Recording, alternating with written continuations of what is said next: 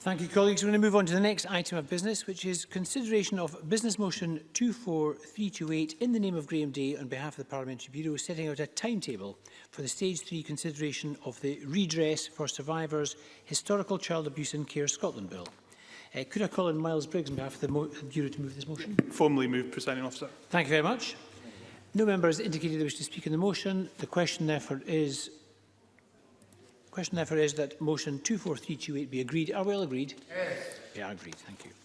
So the next item is Stage 3 proceedings on the Redress for Survivors Historical Child Abuse in Care Scotland Bill. In dealing with amendments, members should have with them the bill as amended at Stage 2, the marshalled list, the grouping of amendments. Just to remind members that I'll sound the division bell for 5 minutes when we have the first vote. The first, or in fact all votes, will last 1 minute. If you wish to speak in a group on in a debate on any of the groups, just press your button as soon as I call the group.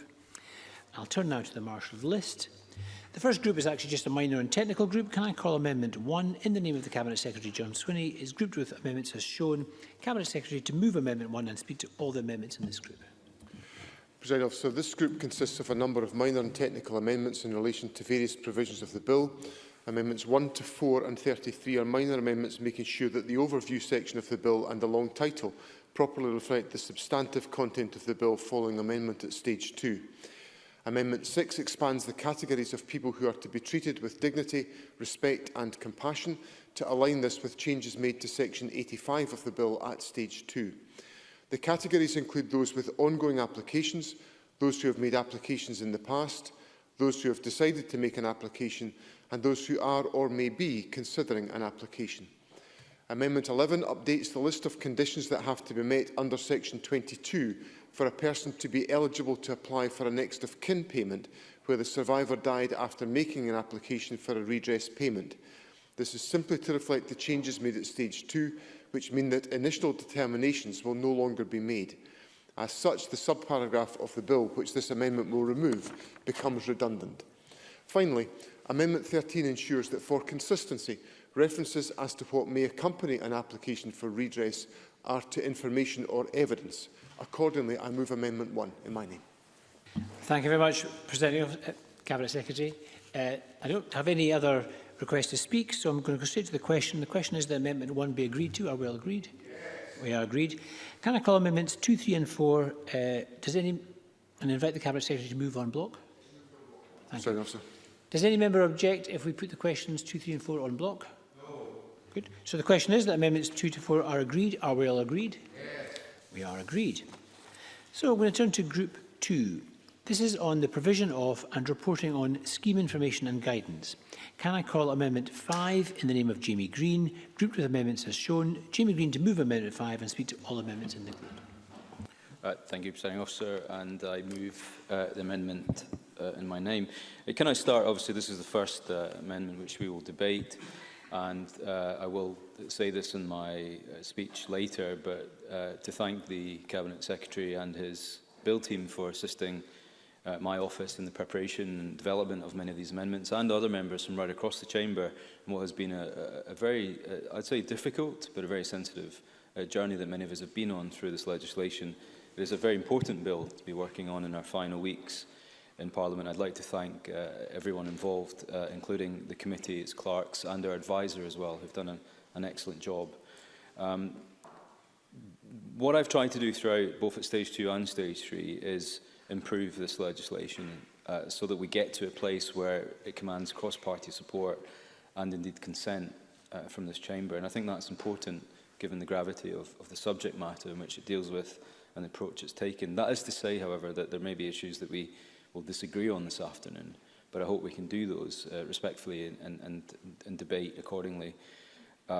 What I've tried to do with this set of amendments in Group 2 is to indeed respond to some of the concerns that I'd raised throughout the process around what information will be available to survivors as they go through this journey. This is a new scheme, starting from scratch. Inevitably, it will have teething problems.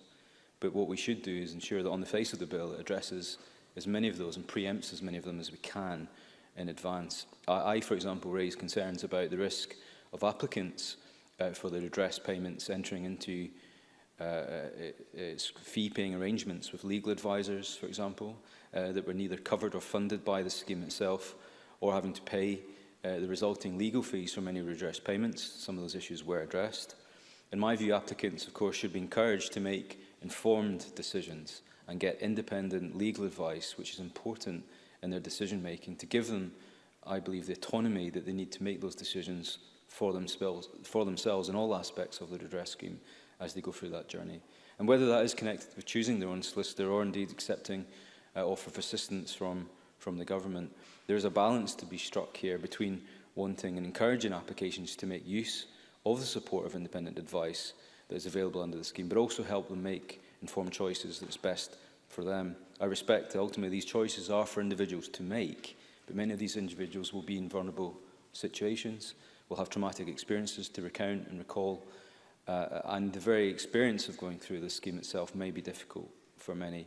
So the amendments in this group, I thought, will place a duty on Scottish ministers to use their best endeavours to ensure that all individuals who are considering to apply for the scheme, or indeed are applying for the scheme, will make informed choices with regards to those applications. The principal amendment in this is Amendment 5. It's fairly lengthy but self-explanatory. What it will require ministers to prepare and publish is a summary of options.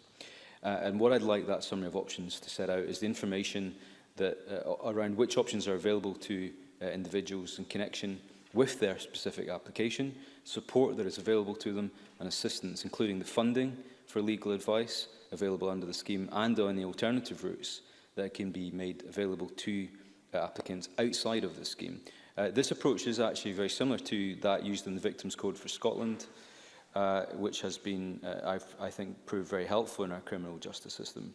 But as well as publishing further amendments in this group, make sure that that information is available to them at each step in the process.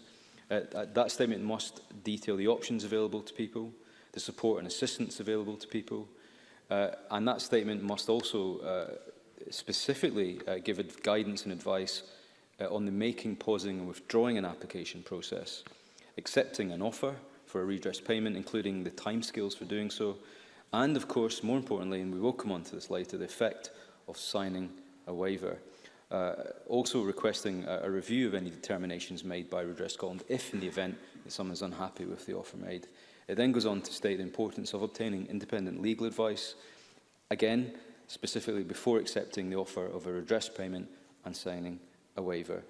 So I'm hoping that these amendments on the whole will improve the choices and support available to applicants.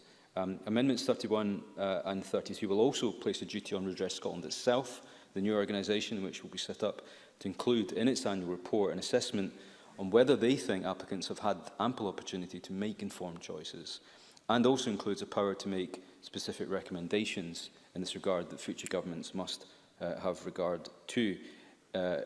Scottish ministers will be under a duty, in fact, when reviewing a summary of options, to have regard to recommendations made by Redress Scotland in its annual report. Amendment 28 also requires Scottish ministers to have regard to such amendments when updating the scheme or amending the scheme, and there are future amendments coming up later in this debate that will talk about how we review the scheme and tidy up as we go.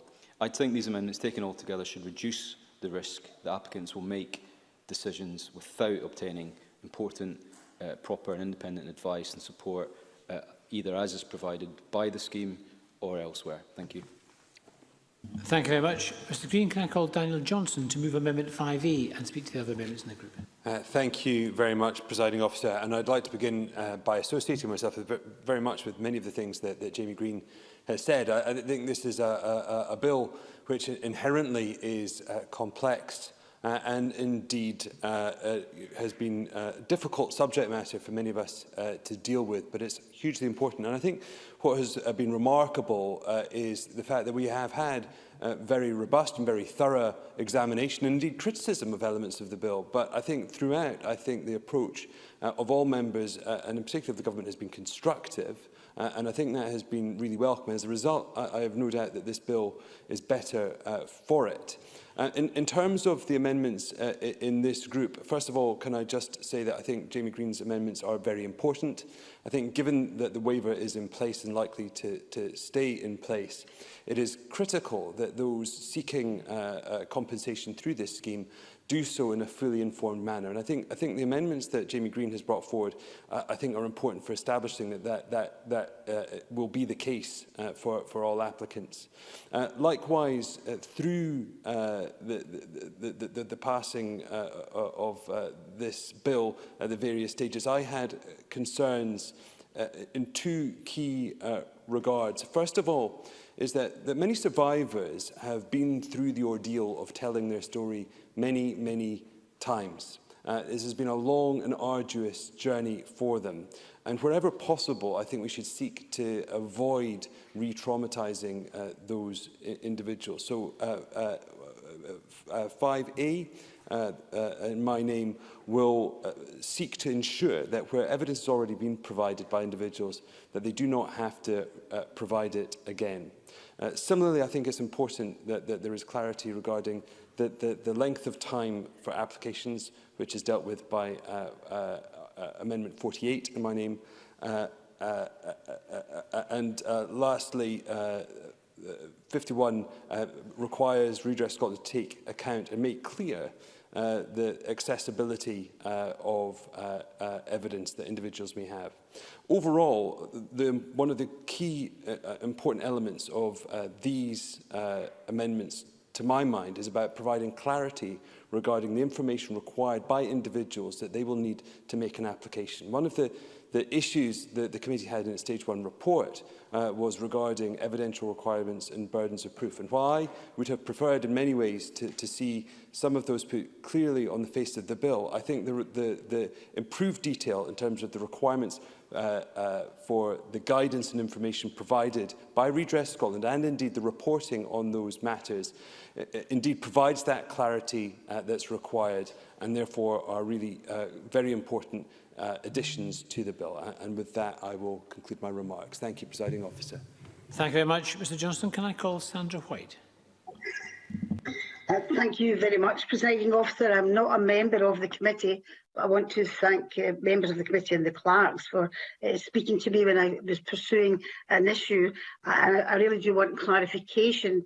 I speak to 5 and 5A amendments, and Daniel Johnson had mentioned about clarification. I'm pleased that Jamie Green has put forward his points in Amendment 5. I think it's really, really important that this is put forward. The clarification I want to seek is the fact that both amendments mention basically, evidence, etc., informed choices and options. And if I can give an example, I'll be as short as I possibly can. An older constituent in process of an application to the advance payment team has obviously it's came to a standstill because he doesn't have the evidence to provide, simply because the Children's Home and the Health Board, the records no longer exist. And I just want a point of clarification in regards to both these amendments. Would this cover my constituent and older people who are affected in this way where their records are not available? And that was what I was wanting to pursue. Thank you, Presiding Officer. Thank you very much, Ms White. And can I invite the Cabinet Secretary to speak? Thank you, Presiding Officer. Can I begin, first of all, by thanking Mr Green for bringing forward the amendments in this group to support informed decision-making, and I am happy to support those amendments.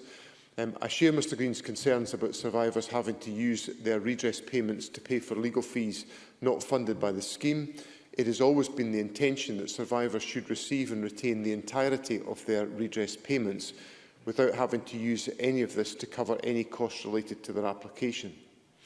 Though we cannot take away a survivor's choice to enter into any such agreements, we can ensure that survivors have all the information available to them to help them make informed choices about this and other decisions to be taken in connection with an application to the scheme. And that's very much the point that Mr Johnson has made fundamentally in his contribution and has made throughout the debates that we've had on this issue.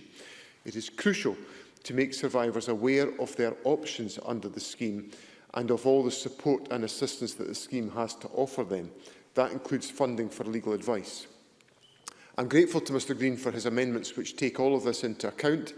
Signposting applicants in a tangible way to all of the available options in connection with their applications will assist survivors in making informed choices without depriving them of the right to make those choices. Placing a duty on the Scottish Ministers to produce and provide this information to applicants, as well as placing a duty on Redress Scotland to assess the practical effects of this, will ensure that this information is routinely given at material points in the application process and that the information provided is both relevant and helpful. Moreover, the Scottish Ministers will also be able to take on board any recommendations Redress Scotland have made when Ministers are reviewing the scheme guidance. These amendments are a practical solution to an important issue. There will be further ways through the operation of the scheme that we can reinforce these messages to applicants and start conversations where there are concerns. I know that Mr Green has already spoken to Scottish Government officials to start a discussion on what mechanisms might be appropriate and taken forward in scheme design. So, Presiding Officer, I fully support the amendments that Mr Green has brought forward in this grouping.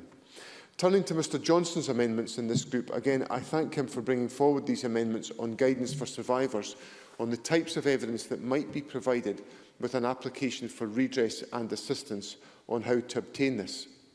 As I said at stage 2, I want to make sure that the design of the redress scheme incorporates practical measures that will support survivors by helping them to access, so far as is possible, any and all available information and evidence to support their application, and I'm happy to support these amendments. The amendments brought forward by Mr Johnson will ensure that the guidance on evidential requirements is fully accessible to applicants, and the reporting requirement on Redress Scotland will help to ensure that it is both relevant and helpful. Furthermore, I am grateful to Mr Johnson for bringing forward his amendment on guidance to be issued on setting out timescales for determinations on redress applications at Amendment 48. This will contribute towards transparency in the scheme, and I'm happy to support it.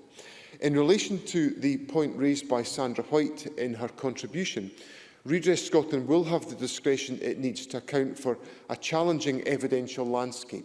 We appreciate, and this is one of the issues the Advanced Payment Scheme has wrestled with, that there is most definitely not a perfect evidential context for all of these decisions to be made. But the reassurance I would give to Sandra White is that the Advanced Payment Scheme to date has not turned down any single application through lack of evidence. So I hope that provides the assurance that a significant approach of the benefit of the doubt is taken in relation to these applications so far in the Advanced Payment Scheme, and my expectation would be that flexibility would also exist for Redress Scotland in pursuing applications in the main scheme, assuming that Parliament legislates for it this afternoon.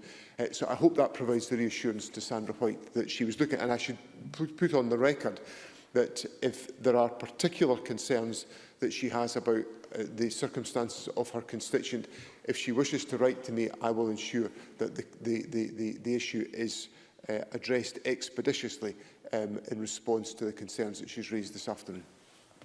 Thank you, Cabinet Secretary. Jamie Green, do you wind up if you've any further comments to make in this section?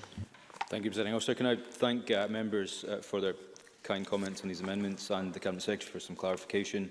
I should have added in my opening that we will support Amendment 5A and 51 in the name of Daniel Johnson. But just a few brief points. I think one of the comments made by the Cabinet Secretary really gets to the heart of this and this series of amendments. And actually, the iterative process that is followed is that the applicant should be making informed choices throughout this process. And that's a very difficult concept when faced with the situation that they're in. But I don't think anyone should be in a position where they feel forced or obliged to either accept an offer of a payment at a certain band or level, or indeed be unhappy with the result and feel there is no recourse for them with what has been offered by the scheme. Everyone should be guided through that process, irrespective of the band they're in or the level of payment, and when they get to that final point, should be confident that the government and the scheme has helped them make an informed choice throughout, wherever that help comes from, whether it's advocacy groups, third sector organisations, members of family, friends, partners, next of kin, or indeed third-party solicitors and external legal counsel, wherever that comes from. And I don't have a problem in principle, I should add, with solicitors or legal advisors helping people throughout this process. What did arise throughout the proceedings, though, was a genuine worry that we would be in a situation where people who were vulnerable would be, if you like, approached by third parties with a view to encourage as many people to come forward and then, in a way, accept legal fees from their payments. In no way should anyone lose any of their payment. And I do believe the government has come a long way on securing that, whilst it has been technically quite difficult to do so, I appreciate. On the point of Sandra White as well, I think that's a very valid anecdote that she shared. There will be people who are elderly coming forward who have no records, no access to records, no idea where to get that information to support their case. But what lies at the heart of this scheme, and we've been keen to stress this as a committee, is what is important is that the balance of doubt is not there. That this concept of putting the victim first must lie at the heart of the redress panel and the awards, and therefore the threshold of evidence required throughout this scheme is much, much lower than that many would face in civil litigation proceedings. And that is important because the design of this scheme, its very nature, is to ensure redress, financial or otherwise, to those who need it most in the most simple and least traumatic way. And I think because that lies at the heart of the scheme, the example of Sandra White's constituents will be met by a sympathetic ear. In fact, we have changed the bill in section 11A to include the principles of dignity, respect and compassion, and they must lie at the heart of this scheme. I'd like to thank members for supporting my amendments. Thank you. And can I call Daniel Johnson to wind up on Amendment 5A, if you wish to add anything, Mr Johnson? I mean, I really don't have anything further to add. Thank you, Presiding Officer. Thanks very much, Mr Johnson. So we'll go straight to the question, and the question is that Amendment 5A be agreed to. Are we all agreed? Yes. We are agreed. Jamie Green to press or withdraw Amendment 5 as amended? To press. Press. The question is that Amendment 5 as amended be agreed to. Are we all agreed? Yes. We are agreed. Can I call Amendment 6 in the name of the Cabinet Secretary? Cabinet Secretary to move? Moved. Thank you. The question is that Amendment 6 be agreed to. Are we all agreed? Yes. We are agreed. Thank you. Turning now to Group 3. This is on scheme contributors, acknowledgement of harm.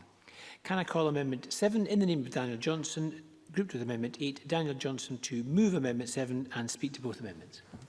Thank you very much, Presiding Officer. I probably should have said this in my comments on the preceding amendments. I'm very grateful to the Scottish Government and the Bill team in particular for their constructive engagement and indeed assistance in drafting a number of the amendments that I'm bringing forward this afternoon, and in particular these two. It's very clear that implied throughout this scheme is the acknowledgement of the very real and indeed devastating harm done to individuals in the name of the state and by organisations. That is fundamentally what this bill seeks to redress. It seeks to correct, or at the very least acknowledge and compensate for those historic wrongs. However, this is not a court process, and explicitly this scheme will not find strict legal liability or legal fault with those individual organisations on the part of those individuals. And while I have no doubt that the overwhelming majority of contributors will be taking part in good faith, acknowledging the role that they played in historic wrongs, I was concerned about, at the very least, the theoretical possibility of contributors taking part in this scheme, making payments, and yet because it doesn't have that element of strict liability, being able to turn around and saying, well, we did nothing wrong. What this amendment seeks to do is provide a general acknowledgement of the historic wrongs, and I think an acknowledgement both contributors, but I think all of us must make about what happened, and so that can't happen. I brought forward amendments to that effect at stage 2, and I recognise the difficulties with them. I'm very grateful that we've been able to come up with a form of words that I think comes to the effect that I have just set out, and acknowledging historic wrongs and making sure that those that contribute make that acknowledgement. And so I therefore move Amendments 7 and 8 in my name. Thank you, Presiding Officer. Thank you, Mr Johnson. Can I call Jamie Green? Thank you. And just briefly, can I commend Mr Johnson for the approach he's taking? I just want to clarify on these two. I do have sympathy with Amendment 8 specifically. I think that helps clarify perhaps any ambiguity that was in Amendment 7, but I still believe that Amendment 7 in its own right may inadvertently attribute liability to a contributing organisation. I think by its very default, anyone who chooses to contribute to the scheme, and bear in mind this is not a mandatory scheme, those who will be financially contributing to it will be invited to, and we will discuss this later. We hope as many who take responsibility for their historic actions will do so, but there's no guarantees that they will. We must therefore make it, I think, as easy as we can for them to do so. And anything that introduces an element of accepting liability out with of the scheme, I think by default, their participation in the scheme is an acceptance of clear wrongdoing in the past. And therefore, I perhaps worry about the wording of 7 itself, but would be happy to support Amendment 8. But I'd be keen to hear what the Cabinet Secretary has to say on this. Thank you. And I call the Cabinet Secretary. Thank you, President Officer. I'm grateful to Mr Johnson for bringing forward these amendments on the acknowledgement of harm. Participation in the redress scheme must be about more than money. It is right that those contributing to the scheme acknowledge the harms of the past, and I am happy to support the amendments today. During the Stage 2 debate, Mr Johnson agreed not to press his amendment on this topic and instead to work with the Government to develop amendments at Stage 3 that provide the appropriate acknowledgement of harm that we seek from contributors, while avoiding the unintended consequence that in making a contribution to redress, the organisation has in some way accepted legal liability.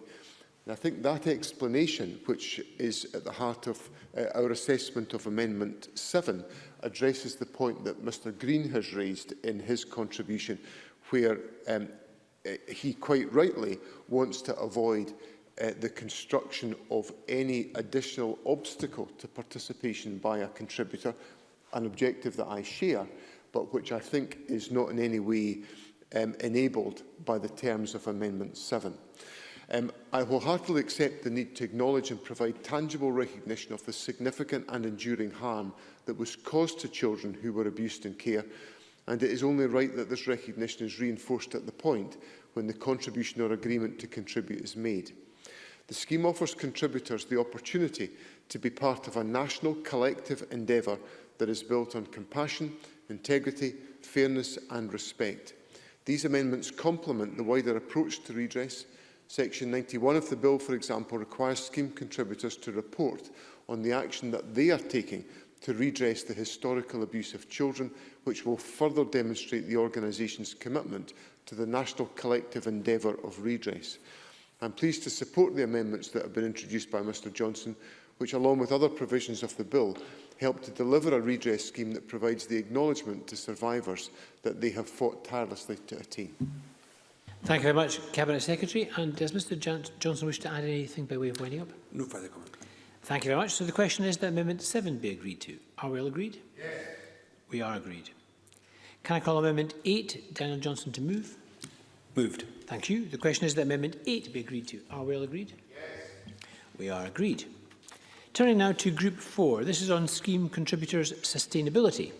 Can I call Amendment 9 in the name of Ian Gray? This is grouped with Amendment 10. Ian Gray to move Amendment 9 and speak to both amendments. Thank you very much, Presiding Officer. I've brought forward these amendments to the bill to ensure that the sustainability of services provided by organisations hoping to participate in the redress scheme will be a factor that is taken into consideration when ministers are assessing what amounts to a fair and meaningful contribution from those organisations. At Stage 2, I brought forward an amendment which stated that the making of a financial contribution must not jeopardise the current services of a charity, but ultimately did not press that amendment.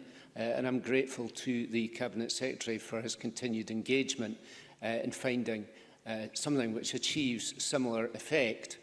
And I hope that the amendments brought forward today do effectively address this issue with which various different types of potential scheme contributors are grappling. Amendment 10 seeks to allay the concerns that have been raised by potential contributors and some survivors, concerns that organisations wanting to do the right thing by participating in the redress scheme would have to make the choice between contributing to the scheme and being able to continue to deliver the services they currently provide. There are fears that organisations making contributions to the scheme might not be able to continue because of the financial implications of that fair and meaningful contribution, and some survivors echoed this view in evidence at stage 1. Now, as I think we'll hear later on when we discuss and debate the waiver, securing contributions is crucially important, ensuring that the scheme functions as a collective response to the wrongs of the past. But it shouldn't be to the detriment of services which are delivered to children and the vulnerable in society today. I think the organisations will be more likely to contribute to the scheme if they know that this factor will be taken into consideration by ministers. Amendment 10 requires that Scottish ministers must take into consideration the sustainability of services then. It's important to say, though, that I don't see these amendments as a way to give organisations a discount on the amount of their contribution simply because they do deliver services today. Rather, it seeks to ensure that the payment of contributions is fair, manageable and sustainable, and that in turn will allow organisations covered by the circumstances set out in the principles in the bill to maintain their current services. I think that is a proportionate approach. Amendment 9 is simply a consequential amendment to the more important Amendment 10, and I would ask that the Chamber supports these amendments in my name. Thank you very much. Can I call the Cabinet Secretary? Thank you, Presiding Officer. Can I thank Mr Gray for bringing forward these amendments? And I think the substantive issue that Mr Gray pursued at stage 2 on this question, and which he's brought into the debate today, is, I think, a very important one. And I am grateful to Mr Gray for highlighting this issue. It aligns very much with the amendment made at stage 2 by Mr Green in relation to the consideration of the affordability of contributions. In his contribution today and also at stage 2, Mr Gray made the point that there had to be an assessment made about the ability to contribute to the scheme whilst trying to maintain current services.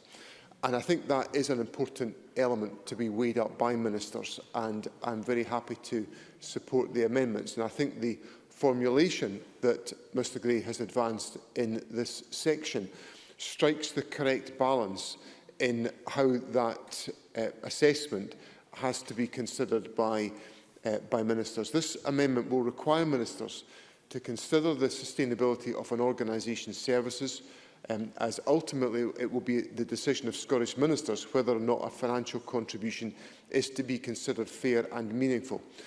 I've spoken often about the need for a collective national endeavour, indeed I did so in the last grouping, and this amendment supports a collective approach to the provision of redress.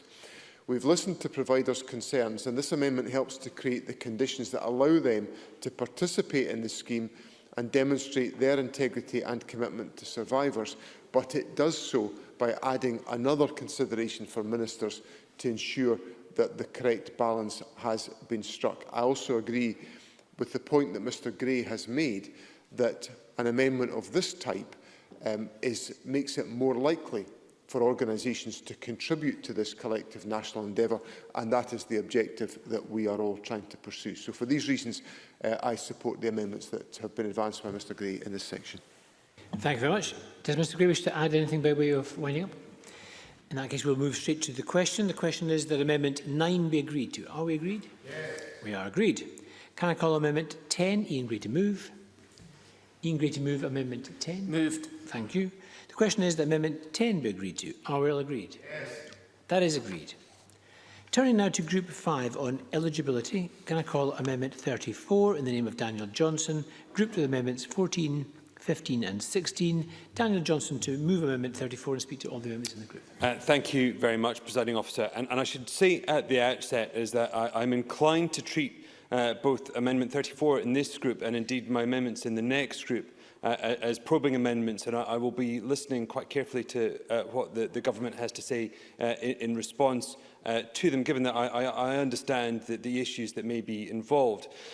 Throughout the passage of this bill, I think there has been a concern about the rights that may be being set aside through the waiver, and indeed the interactions there may be between accepting compensation through this scheme and a person's ability to take a court case forward. And in particular, what I was keen to make explicit, something that I believe is implied, is whether or not in the situation where an individual has previously taken matters through the civil courts but failed, that would not render them ineligible for an application or indeed compensation through this scheme. So Amendment 34 in my name simply seeks to make that clear and explicit within the bill. Now, I recognise the legal technicalities, and so therefore I do feel that a clear statement to that effect in Parliament would most likely satisfy the requirements, given the implications from a legal perspective that such statements in Parliament have. But with that, I will conclude my remarks, Presiding Officer. Thank you very much. And can I invite the Cabinet Secretary to speak to Amendment 14 and the other amendments in this group? Thank you, Presiding Officer. Can I begin, before I come on to Amendment 14, to talk about the issues in Mr Johnson's amendments? I'm grateful to Mr Johnson for submitting his amendment, and it provides me with the opportunity to address any concerns regarding the ability of those who have previously tried to hold organisations responsible for their abuse to account in the civil courts to apply to the redress scheme. Let me stress, and indeed state on the record, that survivors who have previously brought a relevant court action in respect of their abuse and who have been unsuccessful in that litigation will, under the bill as it stands, be able to apply for redress under this scheme. That includes where the litigation was brought against the Scottish Ministers or any scheme contributor. We recognise that success in a court of law is dependent on a number of factors, many of which are out with a survivor's control, such as establishing liability, meeting evidential standards, withstanding challenge and cross-examination of their account. The approach of the redress scheme will be entirely different. It will be more compassionate, trauma-informed, and will support survivors to obtain evidence. It therefore does not follow that failure at court should prohibit an application for redress or provide an indication that such an application would be unsuccessful, and there is nothing in the bill as it currently stands to suggest that that should be the case. Whilst I unreservedly support the principle of the amendment, as I've just outlined, I do think it's an unnecessary amendment to the bill. There are also some technical issues which mean it could be problematic and not actually provide the assurance that is intended. I would therefore ask Mr Johnson not to press his amendment in this group on the basis that he and the other members present are, I hope, reassured by the remarks that I've made in the Chamber today, and obviously I place them on the record as a source of reference at any stage in the future. I also commit to ensure that this principle is reflected in other materials, such as the explanatory notes which will be published to accompany the Act, so that there is absolutely no doubt about the issues that have been raised in this respect. And we will ensure that this is reflected in statutory guidance that will be produced for applicants. Of course. Jamie Green. Thank you. Thank you for taking an intervention. Just for the benefit of clarity, in the scenario where somebody has been made an offer in the scheme, chooses not to accept that, specifically in relation to Amendment 5 that I submitted, then pursues a case outside of the scheme and fails in that case, are they eligible to come back to the scheme and benefit from it at a future date if the scheme is still running?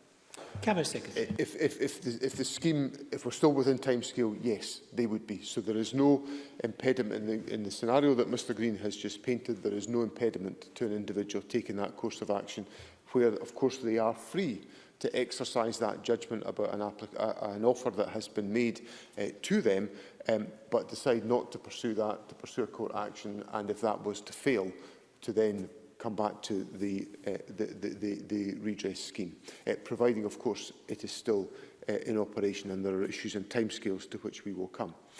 I now turn to the amendments in this group in my own name, Presiding Officer, amendments 14 to 16. These amendments add to the list of circumstances where more than one redress application may be made. The bill already provides that new evidence may allow Redress Scotland to permit a second application. These amendments address the scenario of individuals who have either previously had their redress application rejected or who received a more limited redress payment because a particular institution was not covered at the time of their first application. Where, after their original application has been dealt with, regulations are then made under Section 18 to bring that institution within the relevant care settings covered by this scheme, a further action may be permitted by virtue of Amendments 14 to 16. This is all part of my commitment to ensuring that we take account of any relevant changes which might allow an applicant to receive a higher award. I would therefore ask members to support the amendments in my name. Thank you very much. I don't have any other contributors. Would Daniel Johnson care to wind up on this group? I'd just like to simply thank the Cabinet Secretary for his remarks. I think they both clarified the situation that I sought clarification on, but actually more importantly, I think his points regarding the nature of this scheme needing to have compassion at its heart and be very much more straightforward and an easier process for survivors to navigate, I think are very welcome too. So on that basis, and given I think the fact that those remarks are now in the record, I will withdraw Amendment 34 in my name. Thank you very much. The member wishes to withdraw Amendment 34. Are we all agreed? We are agreed. Can I call Amendment 11 in the name of the Cabinet Secretary? Cabinet Secretary to move formally? Move, Presiding Officer. Thank you. The question is that Amendment 11 be agreed to. Are we agreed? Yes. Thank you. Can I call Amendment 12 in the name of Jamie Green? This was debated earlier. Jamie Green to move. Moved. Thank you. The question is that Amendment 12 be agreed to. Are we all agreed? Yes. We are agreed. Can I call Amendments 13, 14, 15 and 16, all in the name of the Cabinet Secretary, and invite the Cabinet Secretary to move on block? Moved on block, Presiding Officer. Thank you. Does any member object if we put the questions on block? No. Thank you. So the question is that Amendments 13 to 16 are agreed to. Are we all agreed? Yes. We are agreed. We're going to turn now to Group 6. This is on the application period duration of scheme. Can I call Amendment 35 in the name of Daniel Johnson, grouped with Amendments 36, 37 and 38? Daniel Johnson to move Amendment 35 and speak to all the amendments in this group. Thank you, Presiding Officer. The amendments that I've brought forward in this group arise very much from an interaction I had with the Cabinet Secretary at Stage 2 regarding the duration of the scheme, and indeed the reasons as to why it should really be curtailed for any basis. Now, I accept for practical reasons that must be the case. However, the issues that we are dealing with are complex. People's ability to come to terms with the experiences that that happened to them, albeit many years ago, take many people decades, and some people never come to terms with what happened to them. And therefore, given that this scheme is of a strictly limited nature, I have concerns about it closing before many people may have had the opportunity, certainly in terms of their own personal ability to deal with those issues, that it may close before they've had the opportunity to do that. Now, I acknowledge, and I think that the bill is improved by the amendments that were brought forward by the government at Stage 2, and the fact that this scheme will now remain open for 5 years or 2 years after the closure of the inquiry. I think that is an important improvement. What my amendments seek to do is essentially turn the situation by which the scheme is brought to a close on its head very slightly, in terms of, at the moment, by default, the scheme will close unless the government brings forward statutory instruments that will prolong the scheme for a further 2 years. What my amendments seek to do is put the situation round the other way. So by default, the scheme would continue unless instruments are brought forward that would bring it to a close or a conclusion. However, I do recognise that this is complex, and so I will listen carefully to what the Cabinet Secretary has to say. In particular, I would be keen to understand the steps that the Government will take to establish whether survivors have come forward in sufficient number and as expected. I'd be keen to understand what assessment they will make and how they will establish that they are satisfied that the scheme is not closing prematurely. And moreover, just seek assurance that the Government will have a very low threshold for continuing the scheme if that's what it deems is necessary, so that the vast bulk and overwhelming majority of survivors who should be using this scheme for seeking compensation do so. Thank you, Presiding Officer. Thank you very much, Mr Johnson. Can I call Jamie Green?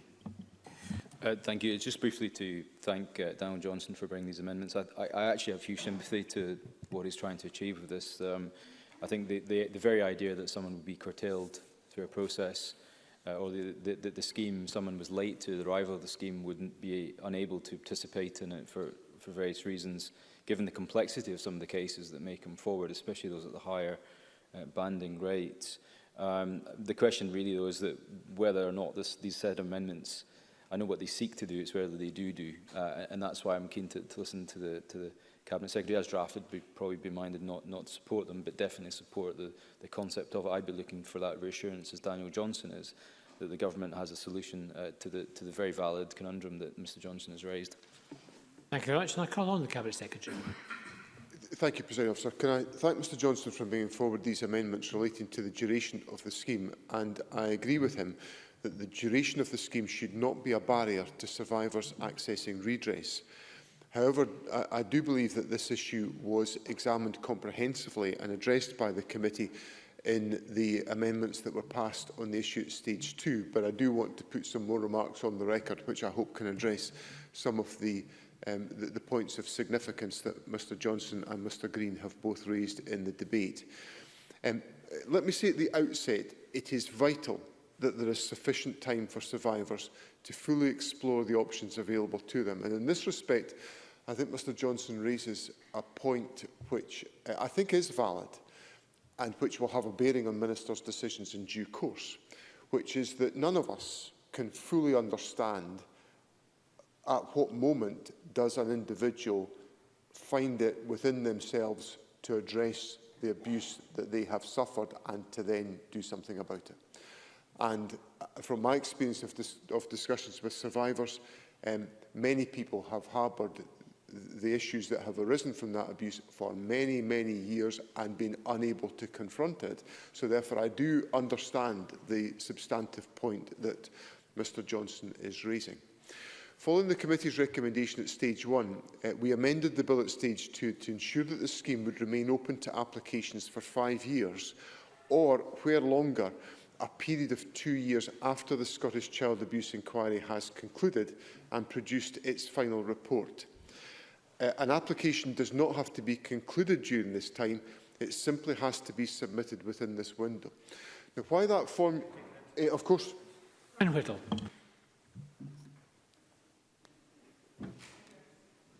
Brian Whittle. Thank you. Thank you. I appreciate the Cabinet Secretary giving me.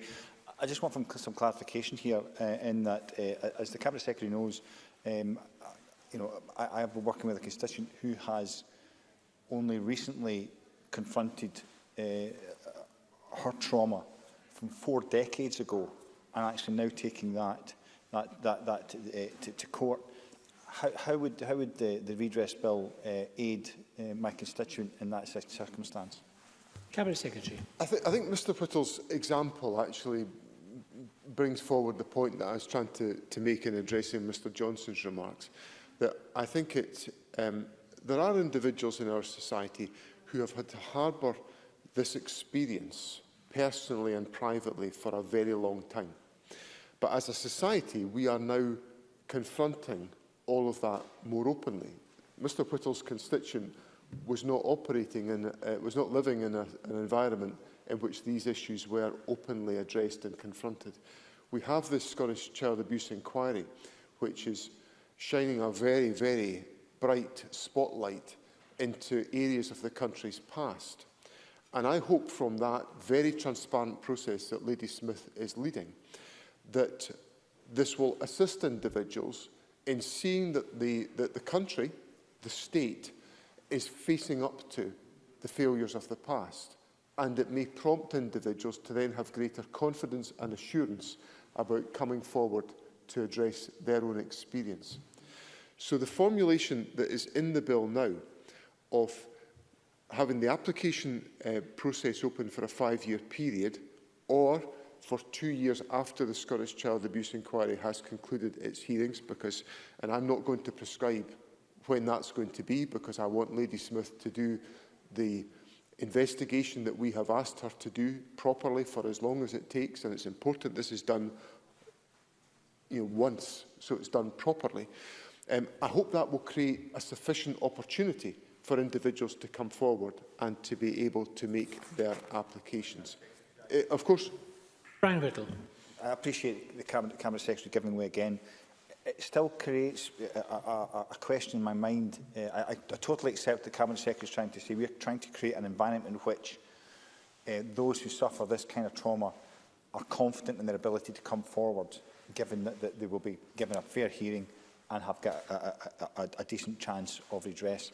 It still doesn't answer the question, what do we do with those who have carried that trauma for the length of time that my constituent has? How do we help them? Cabinet Secretary. I think we help them in one way, which is by openly confronting all of these issues and by having the inquiry, which I think is operating, in my view, very effectively, and is operating on the principle that survivors are the experience. If members, which I know Mr Whittle will have done, look at the case studies that have been published by the Scottish Child Abuse Inquiry, there is a formulation of language in those papers, very thorough and detailed papers, which essentially comes to the conclusion that it is more likely than not for certain abuse to have taken place. So the inquiry is essentially saying to individuals in our society, we believe you. And I hope that is a significant factor in persuading individuals to be able to come forward, and the window has been created for that to happen. However, the alternative to that is, I suppose, that we have to have a scheme which is open forever. And I think Mr Whittle would understand just the fact that I think, well, certainly government feels the need that we have to put some parameters around the application process so that we can try to resolve the issues that are coming forward. Now, in the committee deliberation at stage 1 and stage 2, well, the committee evidence in stage 1, and then we brought forward amendments at stage 2 to place a statutory duty on the face of the bill, requiring the Scottish Government to review whether it should exercise its power to extend the application period unless it had already taken steps to extend it, because there is provision in the bill for extensions to be undertaken. Those amendments imposed a requirement to lay the findings of this review before Parliament for its consideration. The 15-month time period for the review is long enough to ensure the review can be a thorough one and that regulations can be passed by this Parliament which can take account of the specific outcome of that review. In my view, what the bill currently provides for is right and will give people sufficient time to explore which option they wish to pursue. It ensures the scheme will remain open long enough for survivors to pursue a civil action in the first instance, if that is, for example, their preference. It also ensures that those who may be encouraged to come forward by the inquiry's findings will have the opportunity to do so. And it guarantees that there will be a thorough consideration of whether or not the application period should be extended with appropriate transparency around that process. I also want to be clear, and this addresses the point raised by Mr Johnson, that the intention is to set a very low bar when reaching a decision as to whether there are, and I use this word with care, enough potential applications still to come that it's right to extend the application period further. And of course, Parliament will have the final say in approving any proposed exercise of that power. We want to make sure that those entitled to redress have an opportunity to apply, and therefore ministers must take account of that factor in determining what is the right thing to do in relation to potential extensions to the scheme beyond what is already provided for in the arrangements in statute. So I hope those assurances will address the points that have been raised by Mr Johnson, and I would certainly ask Parliament to accept that, as amended at stage 2, the bill achieves what is necessary in this area, and on the basis of that, I'd invite Mr Johnson not to press the amendments that he has tabled in this group. Thank you, Cabinet Secretary. And can I invite Daniel Johnson to wind up in this group? Thank you very much, Presiding Officer, and I'll be brief. And can I just thank the Cabinet Secretary for setting that out so clearly.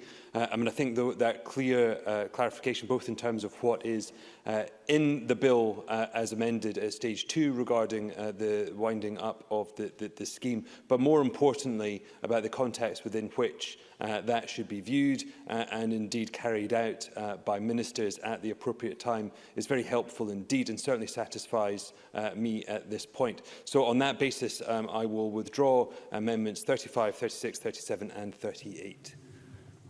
Thank you, Mr Johnson. Can I just ask the Chamber, Mr Johnson wishes to withdraw Amendment 35. Are we all agreed? Yes. We are agreed. And Mr Johnson is not moving Amendments 36, 37 and 38. Our next amendment, I call Amendment 17 in the name of Jamie Green. This was debated earlier with Amendment 5. Jamie Green, to move or not move? Moved. That is moved. The question is that Amendment 17 be agreed to. Are we all agreed? Yes. We are agreed. We're going to turn now to Group 7. This is on the waiver. Can I call Amendment 39 in the name of Neil Findlay? This is grouped with amendments as shown, and Neil Findlay to move Amendment 39 and speak to all the amendments in this group. Thanks, Presiding Officer. I'll only address the amendments in my name. I was approached by constituents and campaigners who explained to me their frustrations about the situation with the waiver and sought me to move these amendments. Previously, on an entirely cross-party basis, the Parliament has over many years taken, I think, brave and very positive steps to support and protect and provide the means of securing justice for survivors of historic abuse, most notably the Limitations Act in 2017. And in doing so, the Parliament has built up, I think, a degree of trust amongst the survivor community. The general principle and intention behind the redress scheme also represents, I think, a very positive step forward, and we've heard that today from members who have been involved in every step of this. I haven't, but it's been very reassuring to listen to the contributions. But I think people feel that that is undermined by the insistence that the redress scheme does include the waiver, a waiver that requires a survivor to make an invidious choice between accepting a redress payment or leaving open the option of pursuing a civil damages claim. I don't think, and they don't think, there should be any waiver at all. And I understand the committee unanimously asked the Scottish Government to consider alternatives at stage 1 in their stage 1 report, but there was no movement on that, and I understand the Government supported in applying the waiver by the Conservatives. And I think it's sad to note that for the first time that the Parliament's approach to supporting survivors may divide down party lines. I think that's very regrettable. Therefore, the only option left to Parliament is to bring forward amendments to ameliorate the worst effects of the waiver, and that is the purpose of the amendments I've brought forward. I hope that members will view these for what they are, and that is an attempt to do the right thing by survivors. If the waiver in its current form remains the bill, that cross-party work that has been done, I think, will be somewhat undermined. And the waiver is viewed by a large number of survivors who, we should never forget, have experienced some of the most heinous abuse as a form of high-pressure sales tactic that serves only to save the government money in the long term and is seen as, in some eyes, as collusion with the institutions where abuse takes place in the first place to save those institutions and organisations money. The waiver, particularly, but other provisions too, have caused distress to survivors. And I have to ask, what legacy the Parliament does the Parliament aim and aspire to deliver in relation to survivors of historic in-care abuse? If the waiver remains unchanged, the legacy will be that of a Parliament to build up a lot of trust and hope amongst the survivor community, only for that to be dashed at the final step. And if the bill is amended, the legacy can be one of progress, empathy and compassion. The amendments to my name seek to treat the two different types of payments differently. The fixed payment is designed to provide the survivor with a quick, simple and efficient way of receiving what is a very modest payment of just £10,000, and it should be recognised that this is very different to the process involved in obtaining an individually assessed payment that could be as much as £100,000. There's no need for a waiver to be signed to receive the fixed payment, given the sums involved. The amendment will allow the survivor to receive a fixed payment, then take the time that they need to fully consider their options in respect of seeking an individually assessed payment or pursuing civil damages. It effectively converts the fixed payment into an interim payment, and I believe that is fair and a reasonable approach. Further amendment looks at introducing payment of a redress as an alternative to a blanket waiver, a redress payment as an alternative to a blanket waiver, and the policy objective is to provide an applicant with greater flexibility in respect of the choice they currently require to make between a redress payment or civil damages. The amendment aims to vary the waiver so that the applicant has three choices if they accept a redress payment: abandon ongoing civil damages claim, or confirm they will not bring a civil damages claim in future, or continue with or bring civil proceedings, but in which circumstances they would repay the redress payment if the civil damages claim is successful. This will prevent the survivor being forced to make an invidious choice. It will also allow the Scottish Government, if they approach the matter fairly, to achieve the purpose that they say the waiver is there to serve. I think these are sensible amendments which give victims choice and, most importantly, the respect they deserve without undermining trust. Thank you, Presiding Officer. Thank you very much, Mr Findlay. Can I call Ross Greer to speak to Amendment 42 and the other amendments in this group? Thank you, Presiding Officer. I move the amendments in my name. I'll be making quite a substantial contribution here due to the number of amendments I have in this group and the substantial change they would represent. I don't intend on making as lengthy a contribution at any other stage in proceedings. There's no element of this bill and the redress scheme more controversial than the waiver. It's been thoroughly considered at stage 1, debated at stage 2. So I won't be rehearsing those fundamental arguments now. I accept with regret that the majority of the committee did not support Ian Gray's efforts to remove the waiver entirely. But it's clear that everyone was concerned. That was the motivation behind the unanimous stage 1 recommendation to remove the waiver that Neil Findlay has just mentioned.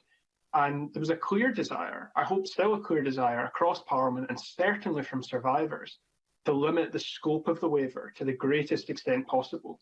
And it's with that in mind that I'm moving Amendment 42. This amendment would remove the waiver requirement for those seeking redress from the state, specifically from either Scottish ministers or local authorities. Legitimate concerns have been raised by the Scottish Human Rights Commission about the waiver's compatibility with the ECHR rights of survivors, given the state is essentially awarding itself immunity.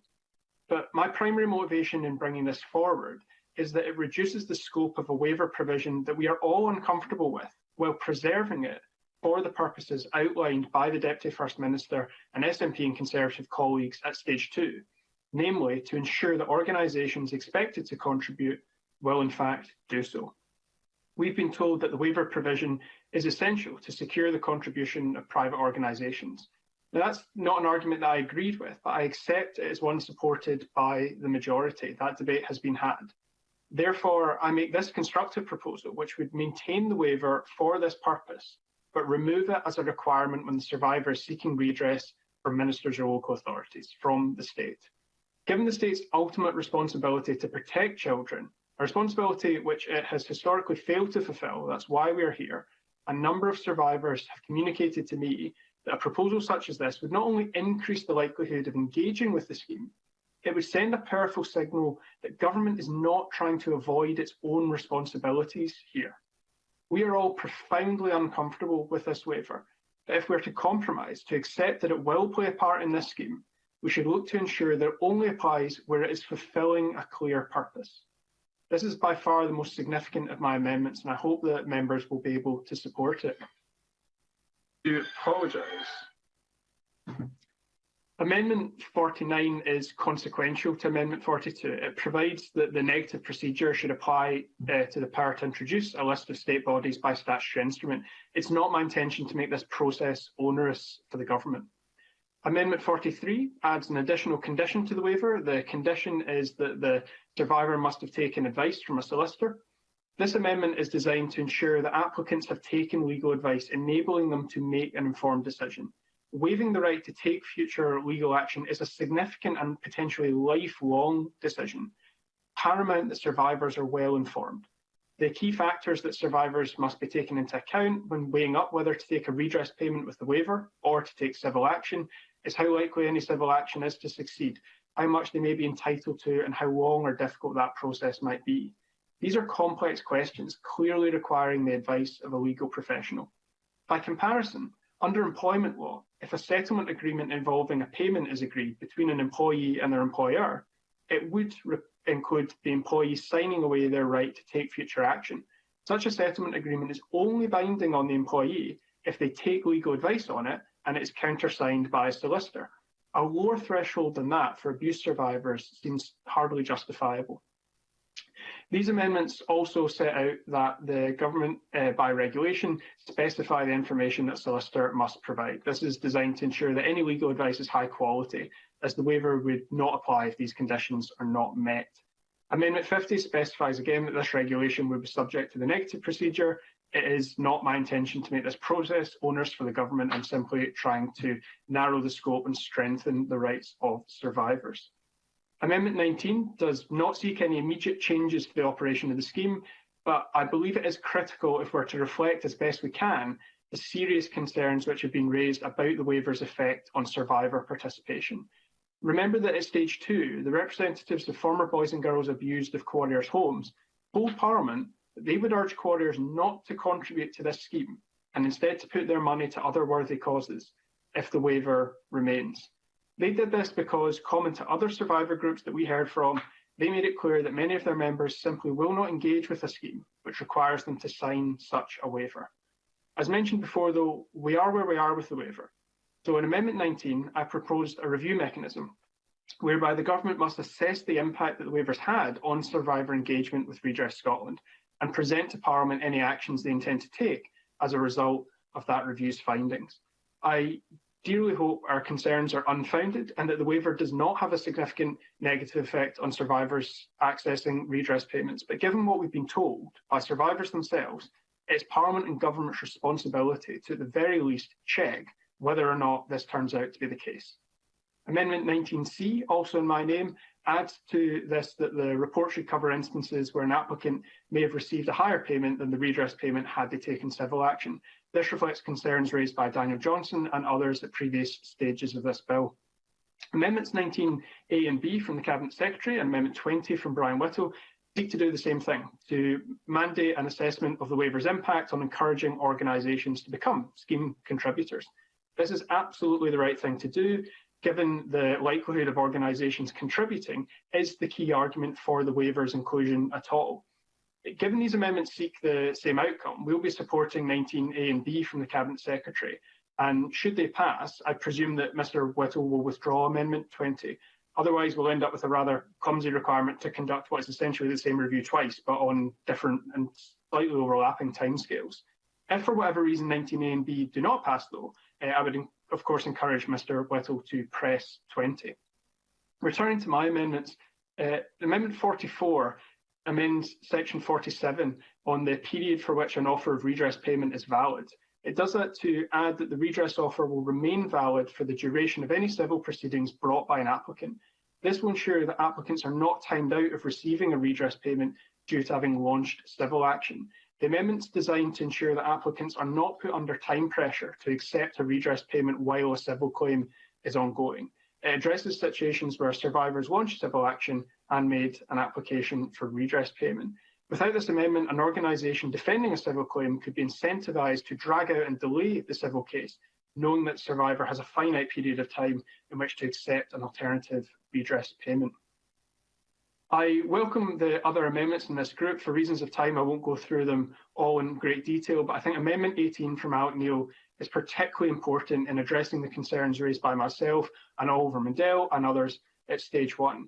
In many cases of institutional child abuse, evidence, witnesses or other survivors may only be identified long after it has taken place.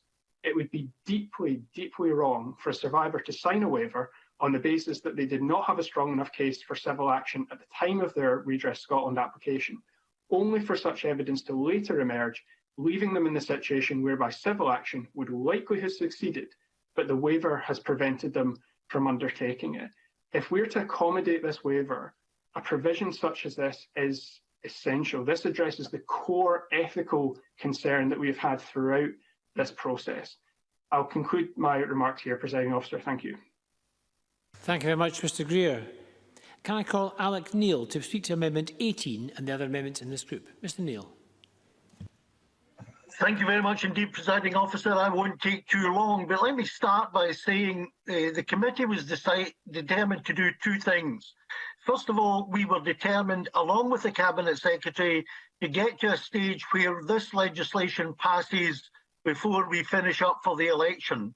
The survivors have waited long enough for this legislation to be passed, and we didn't want to do anything that in any way hampered the timetable through, and doing so before the 25th of March.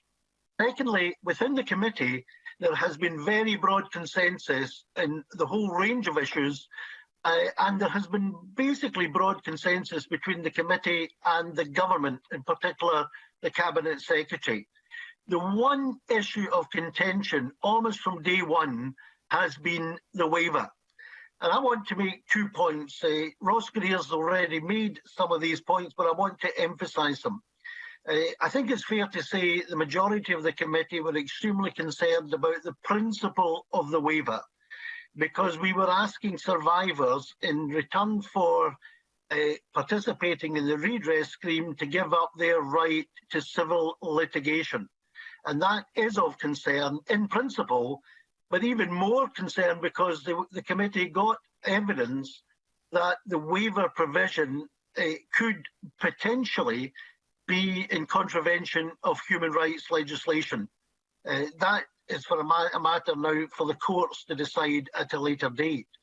But the second issue is, in terms of the evidence the committee got on the waiver, the evidence was overwhelmingly against the waiver.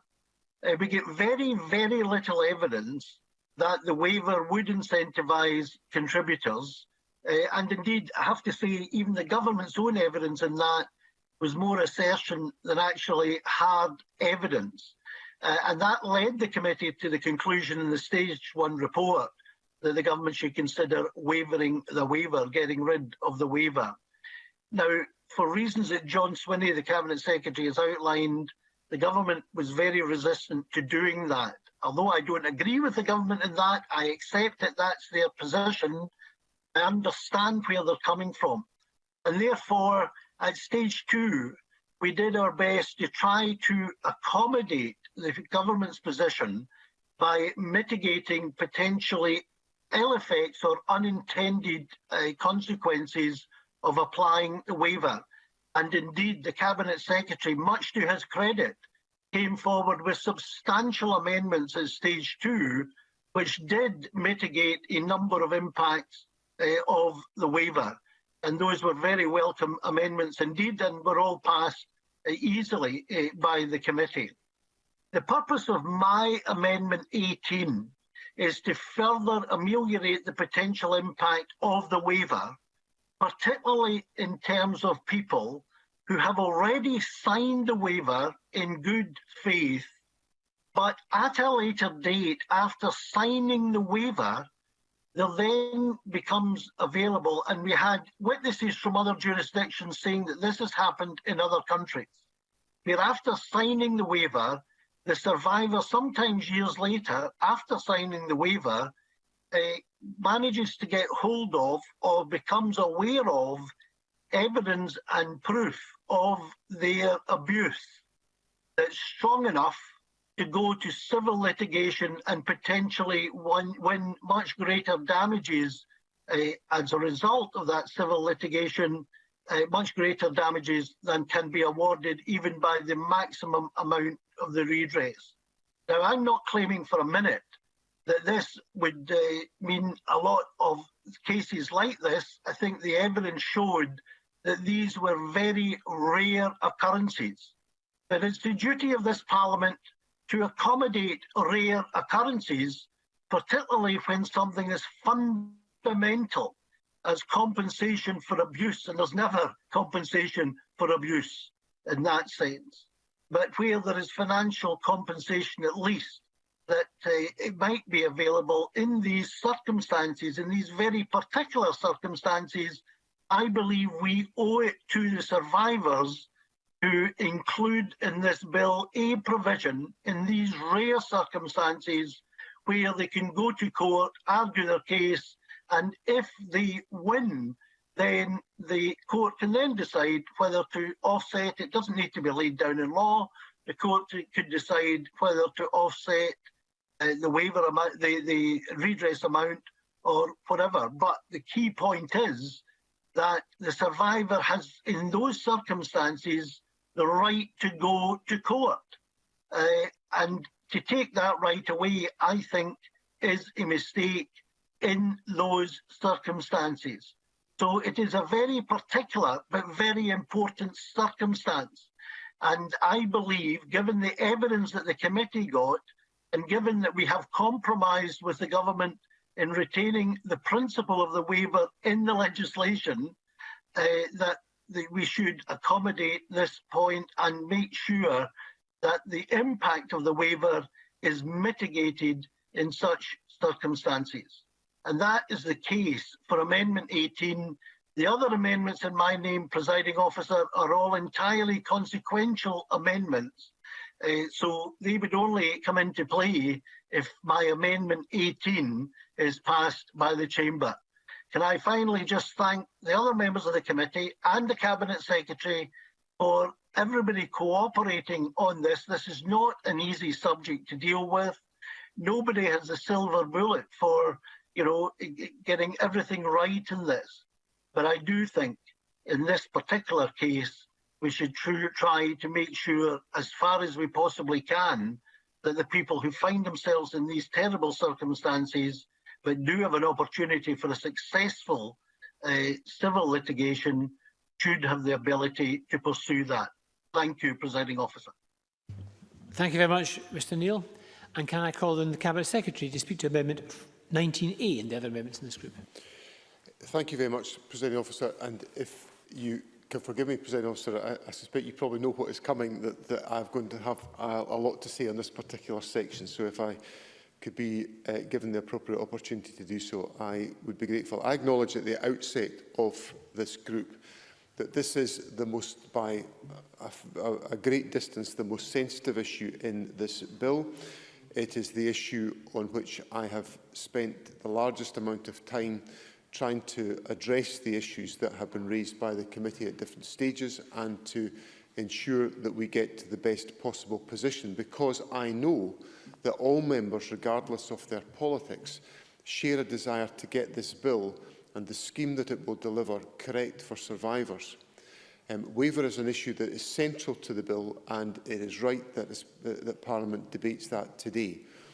Unfortunately, there are different views around about the question of the waiver, and I've tried to navigate a course which puts in place fundamentally a scheme that will be correct for survivors. And one of the points that survivors have made to me is fundamental to the nature and the composition of any redress scheme must be that there must be a contribution by organisations who have been responsible for the unacceptable behaviour and conduct that has been experienced by survivors. So I want to make sure that we deliver contributions that survivors seek, and that organisations are held accountable by the nature of that contribution to address the failures of the past. Those responsible must contribute fairly, and they must contribute at scale. And as I've tried to address this issue at the heart of the bill, I have come to the conclusion that waiver is the only way that that approach can happen. The scheme is designed to secure collective participation, to say to survivors that a range of organisations are facing up to the past. And all of the amendments in this group that come from a number of different perspectives, and I acknowledge the seriousness of the issues that have motivated members to submit their amendments in this group, would, in my view, dilute the collective endeavour that is being put together to ensure that we secure contributions at a meaningful scale from organisations that can address the suffering that has been experienced by survivors. And my concern would be that if a number of the different propositions that come forward, and I'll go through them in detail in my contribution, could lead to a situation that would disadvantage survivors by discouraging the contributions from organisations. Waiver encourages those responsible for the past to actively play their part now for all survivors who apply to the redress scheme. Diminishing the value of the waiver removes that encouragement and may return us to a place where those responsible for care in the past fold their arms, sit back and wait to see how many survivors take them to court. I know this has been a difficult topic for everyone to deal with, but if we are to gather contributions now at the level survivors rightly seek and deserve to deliver a national collective redress scheme, my view is that the waiver needs to be part of that scheme. There are a number of key amendments in this group which fundamentally undermine the waiver provision, and I'll deal with them in turn. But my principal objection applies. If one or all are successful today, it means that redress is not an alternative to court. It endangers contributions and profoundly changes the nature of the redress scheme. And that point is crucial because redress is an alternative to court in the way in which it is designed. If we make the changes to the waiver, I believe that is undermined. And what we are trying to provide here is a scheme that is relevant to all survivors, and they are free to exercise a judgment about whether it works for them or whether they wish to pursue court action. Let me first of all address Mr Finlay's amendments first. Amendment 39 would mean that the waiver only applies to individually assessed redress payments, and under Amendments 40, 41 and 45, only where a survivor chooses for it to apply. Doing even one of those things would severely restrict the level of contributions we can secure, because providers would continue to face litigation and would need to keep reserves to pay for it. Amendments 40, 41 and 45 amount to the same as having no waiver in the scheme at all, as providers will have no way of knowing how many survivors will choose waiver rather than repayment. These amendments create a complex hybrid model that, while potentially offering more choice to those already able and willing to go to civil court, does nothing for survivors who are unwilling or unable to pursue that path. In fact, I consider that it diminishes the effectiveness of their only option available to them. Waiver maximises contribution from organisations, charities, trusts and local government because it allows them to plan their financial affairs and contribute because it allows them to plan their financial affairs and contribute to payments for survivors now rather than waiting for litigation. I'll give way to Mr Finlay.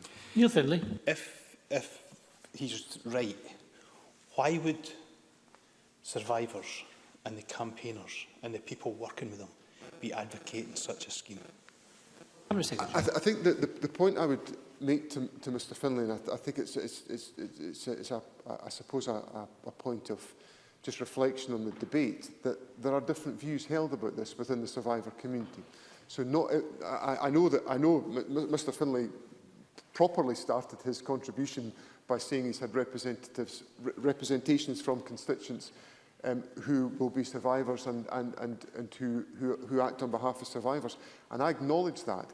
But equally, Mr Finlay will appreciate there are different views within the survivor community on these questions. And I think some of the survivor community have taken a view about the waiver which I think is a pragmatic view. I don't think there's any survivor who's saying it's their first and greatest choice that they would like to see in a bill, but I think they accept the pragmatic argument for it being there to elicit the contributions from survivors. So I think that's the best way I can respond to the point that Mr Finlay fairly makes to me.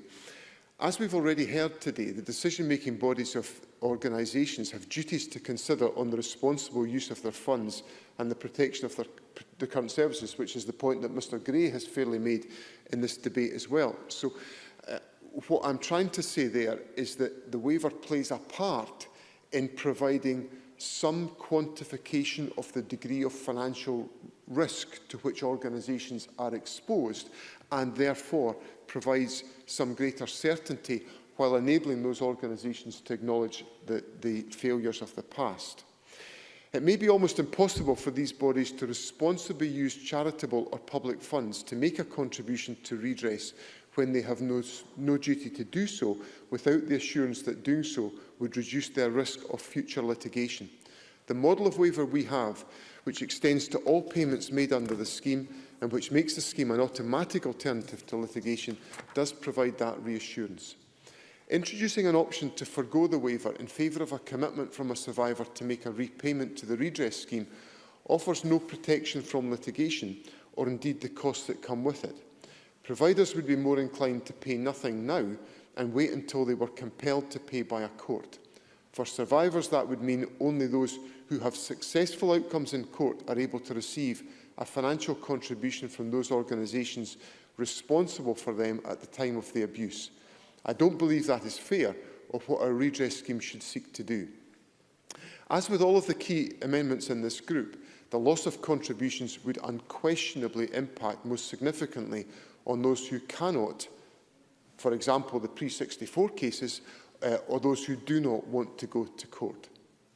Can I now move on to the amendments that Mr Greer has put forward, beginning with Amendment 42, which seeks to remove the effect of the waiver for Scottish and local government. The Scottish Government and our colleagues in local government recognise the need to contribute to this scheme. The Scottish Government has committed to funding all of the set-up and running costs of the scheme, including establishing and staffing Redress Scotland, the division of the government required to support it, fees for applicants to obtain independent legal advice, and the cost of practical, emotional and therapeutic support to survivors. We will also pay a contribution to every redress payment, and where the relevant provider has not contributed, we will pay the costs of the redress payments in full. This is a significant financial commitment from the Government on behalf of the people of Scotland, which sadly reflects the nature and the scale of the abuse that has taken place. As with third-party organisations, it is appropriate that the waiver applies to the Scottish Government to provide assurance around financial probity and accountability of, in this case, public finances. Waiver is the mechanism that delivers responsible use of public money, which allows for recognition and acknowledgement of the harms of the past, whilst appropriately reducing the risk of future litigation against the Government. Local government has been a major provider of care for children in Scotland, whether through direct provision of care or through a role in the placing and safeguarding of children. In the interest of transparency, Presiding Officer, I would like to advise the Chamber that the Convention of Scottish Local Authorities has written to me, making an offer on behalf of Scotland's local authorities of a collective contribution of £100 million to the redress scheme. But the Convention of Scottish Local Authorities have been clear that that offer is made on the basis of the proposals that are contained within the legislation, which includes the waiver. Naturally, any change to the waiver would therefore necessitate a review of that offer, and with the implications that that would involve a substantial reduction in the commitment made. So the removal of the waiver for local government would directly jeopardise that substantial offer which I unreservedly welcome from local government. Finally, on this point, I would remind members that the other steps the Government has taken to respond to survivors of historic abuse. This includes the establishment of the Scottish Child Abuse Inquiry, the passing of the Limitation Childhood Abuse Scotland Act 2017 and the setting up of future pathways. We are absolutely confronting our responsibilities to survivors, and the redress scheme is an example of that commitment. Moving on to Amendment 43 on legal advice, I appreciate what I believe may be the intention behind this amendment, to encourage applicants to obtain independent legal advice before signing the waiver. Indeed, when developing the bill, we considered whether we should make it mandatory for survivors to do so. Ultimately, however, we were not persuaded that compelling survivors in this way was appropriate or trauma-informed. Survivor choice must be empowered and respected, and we cannot force survivors to engage and disclose deeply personal and sensitive matters to a solicitor as a prerequisite for redress. However, what this amendment would mean in practice is that a waiver signed by a survivor would have no effect if legal advice had not been taken by that survivor. Far from ensuring that survivors have had meaningful legal advice before signing the waiver and accepting payment, this amendment provides a strong disincentive for them to do so. Survivors may decide that it is in their best interest not to seek legal advice so as to keep the option of civil litigation open.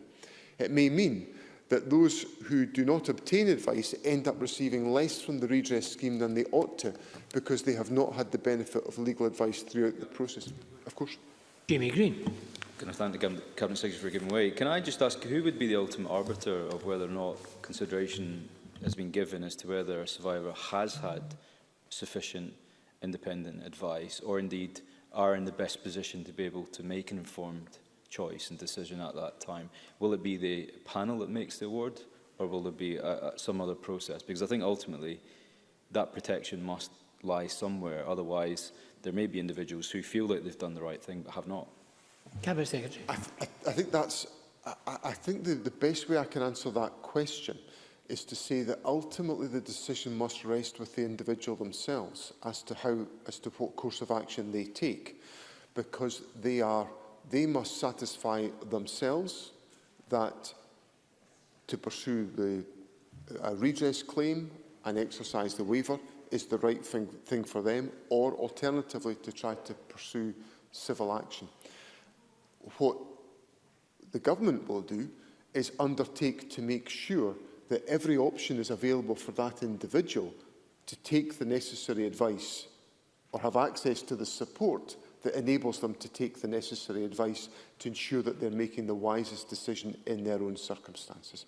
And we would, of course, and I've made that point already, encourage people to take legal advice, because that will help them to formulate a judgment about whether this is whatever course of action they are proposing to take is in fact the right course of action. The amendment that 43 would create an inequality between those who did take legal advice, as they would be bound by the waiver and unable to pursue legal damages, and those who did not. These amendments may also risk survivors being encouraged by others not to seek legal advice and instead make an application for a redress payment as an initial step before they seek damages in the civil court. It raises the possibility of creating an industry of people without legal training offering assistance to survivors with their applications in return for a percentage of their redress payment. These amendments and the uncertainty they bring over which waivers could be relied upon significantly undermines the effectiveness of waiver to organisations considering making a contribution. I therefore cannot support these amendments. I believe wholeheartedly in the importance of funded legal advice for applications, and indeed the amendments that Mr Green has introduced, setting out a requirement for the scheme to provide accessible information on this to applicants at material points is the correct approach in my view. I now move on to those amendments that concern reporting on the effectiveness of the waiver, including those lodged by Brian Whittle. I've brought forward my own amendments to Ross Greer's Amendment 19 to incorporate the crucial element of Brian Whittle's important proposal so that we can create one consolidated reporting requirement. I'm grateful to Mr Whittle for the points that he has brought forward, but I wanted to try to create a consolidated provision that enabled us to strengthen those reporting requirements. It is important that we consider the effectiveness of waiver in relation to the impact it has had on securing contributions from organisations, as this is the key driver for including the waiver as an element of the scheme. I'm very appreciative of Mr Whittle's consideration of this issue. I think it is fundamental that this should be included in any report on the effect of waiver. But I think it makes sense for there to be one report rather than two, considering the factors put forward in both Amendment 19 and Amendment 20, and I felt the shorter timescale in Amendment 19 might be preferred by Parliament. Since I've incorporated this aspect of Mr Whittle's amendment into Ross Greer's, I would ask that Mr Whittle does not press his amendment, but instead supports my amendments 19A and 19B. I support Mr Greer's initial amendment, Amendment 19, but I do not support his proposed Amendment 19C, which seeks to include within the report whether there is evidence to suggest that applicants would have received a higher amount of an award of damages or compensation by a court had they pursued relevant civil proceedings. This could not reasonably be accomplished. We cannot make presumptions about damages that may have been awarded. These would always be inaccurate due to the individual consideration of the facts and circumstances carried out in a court process.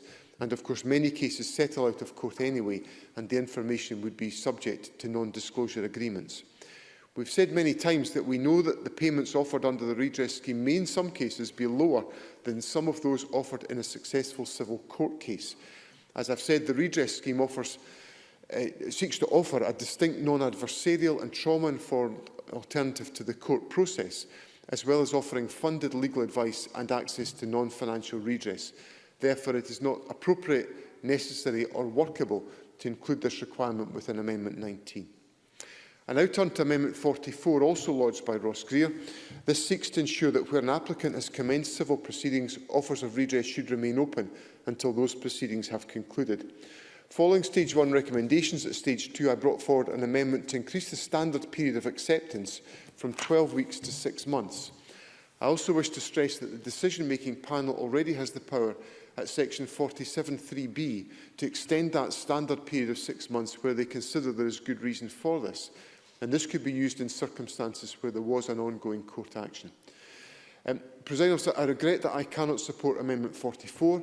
Whilst I wholeheartedly agree that applicants should have the time they need to decide whether to accept an offer or not, I believe that Section 47, combined with duration of the scheme, already achieves this.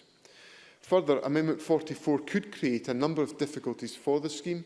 Court proceedings are not clearly defined in the amendment, so this would, on the face of it, apply to matters wholly irrelevant to redress. Moreover, proceedings can last for a long period of time, especially if they are assisted, and if offers of redress had to remain open throughout, this could make it impossible to wind up Redress Scotland at the end of its natural life. Additionally, contributors may not know for many years whether an offer is going to be accepted and what the extent of their liability would be under their commitment to pay a fair and meaningful contribution to the redress scheme.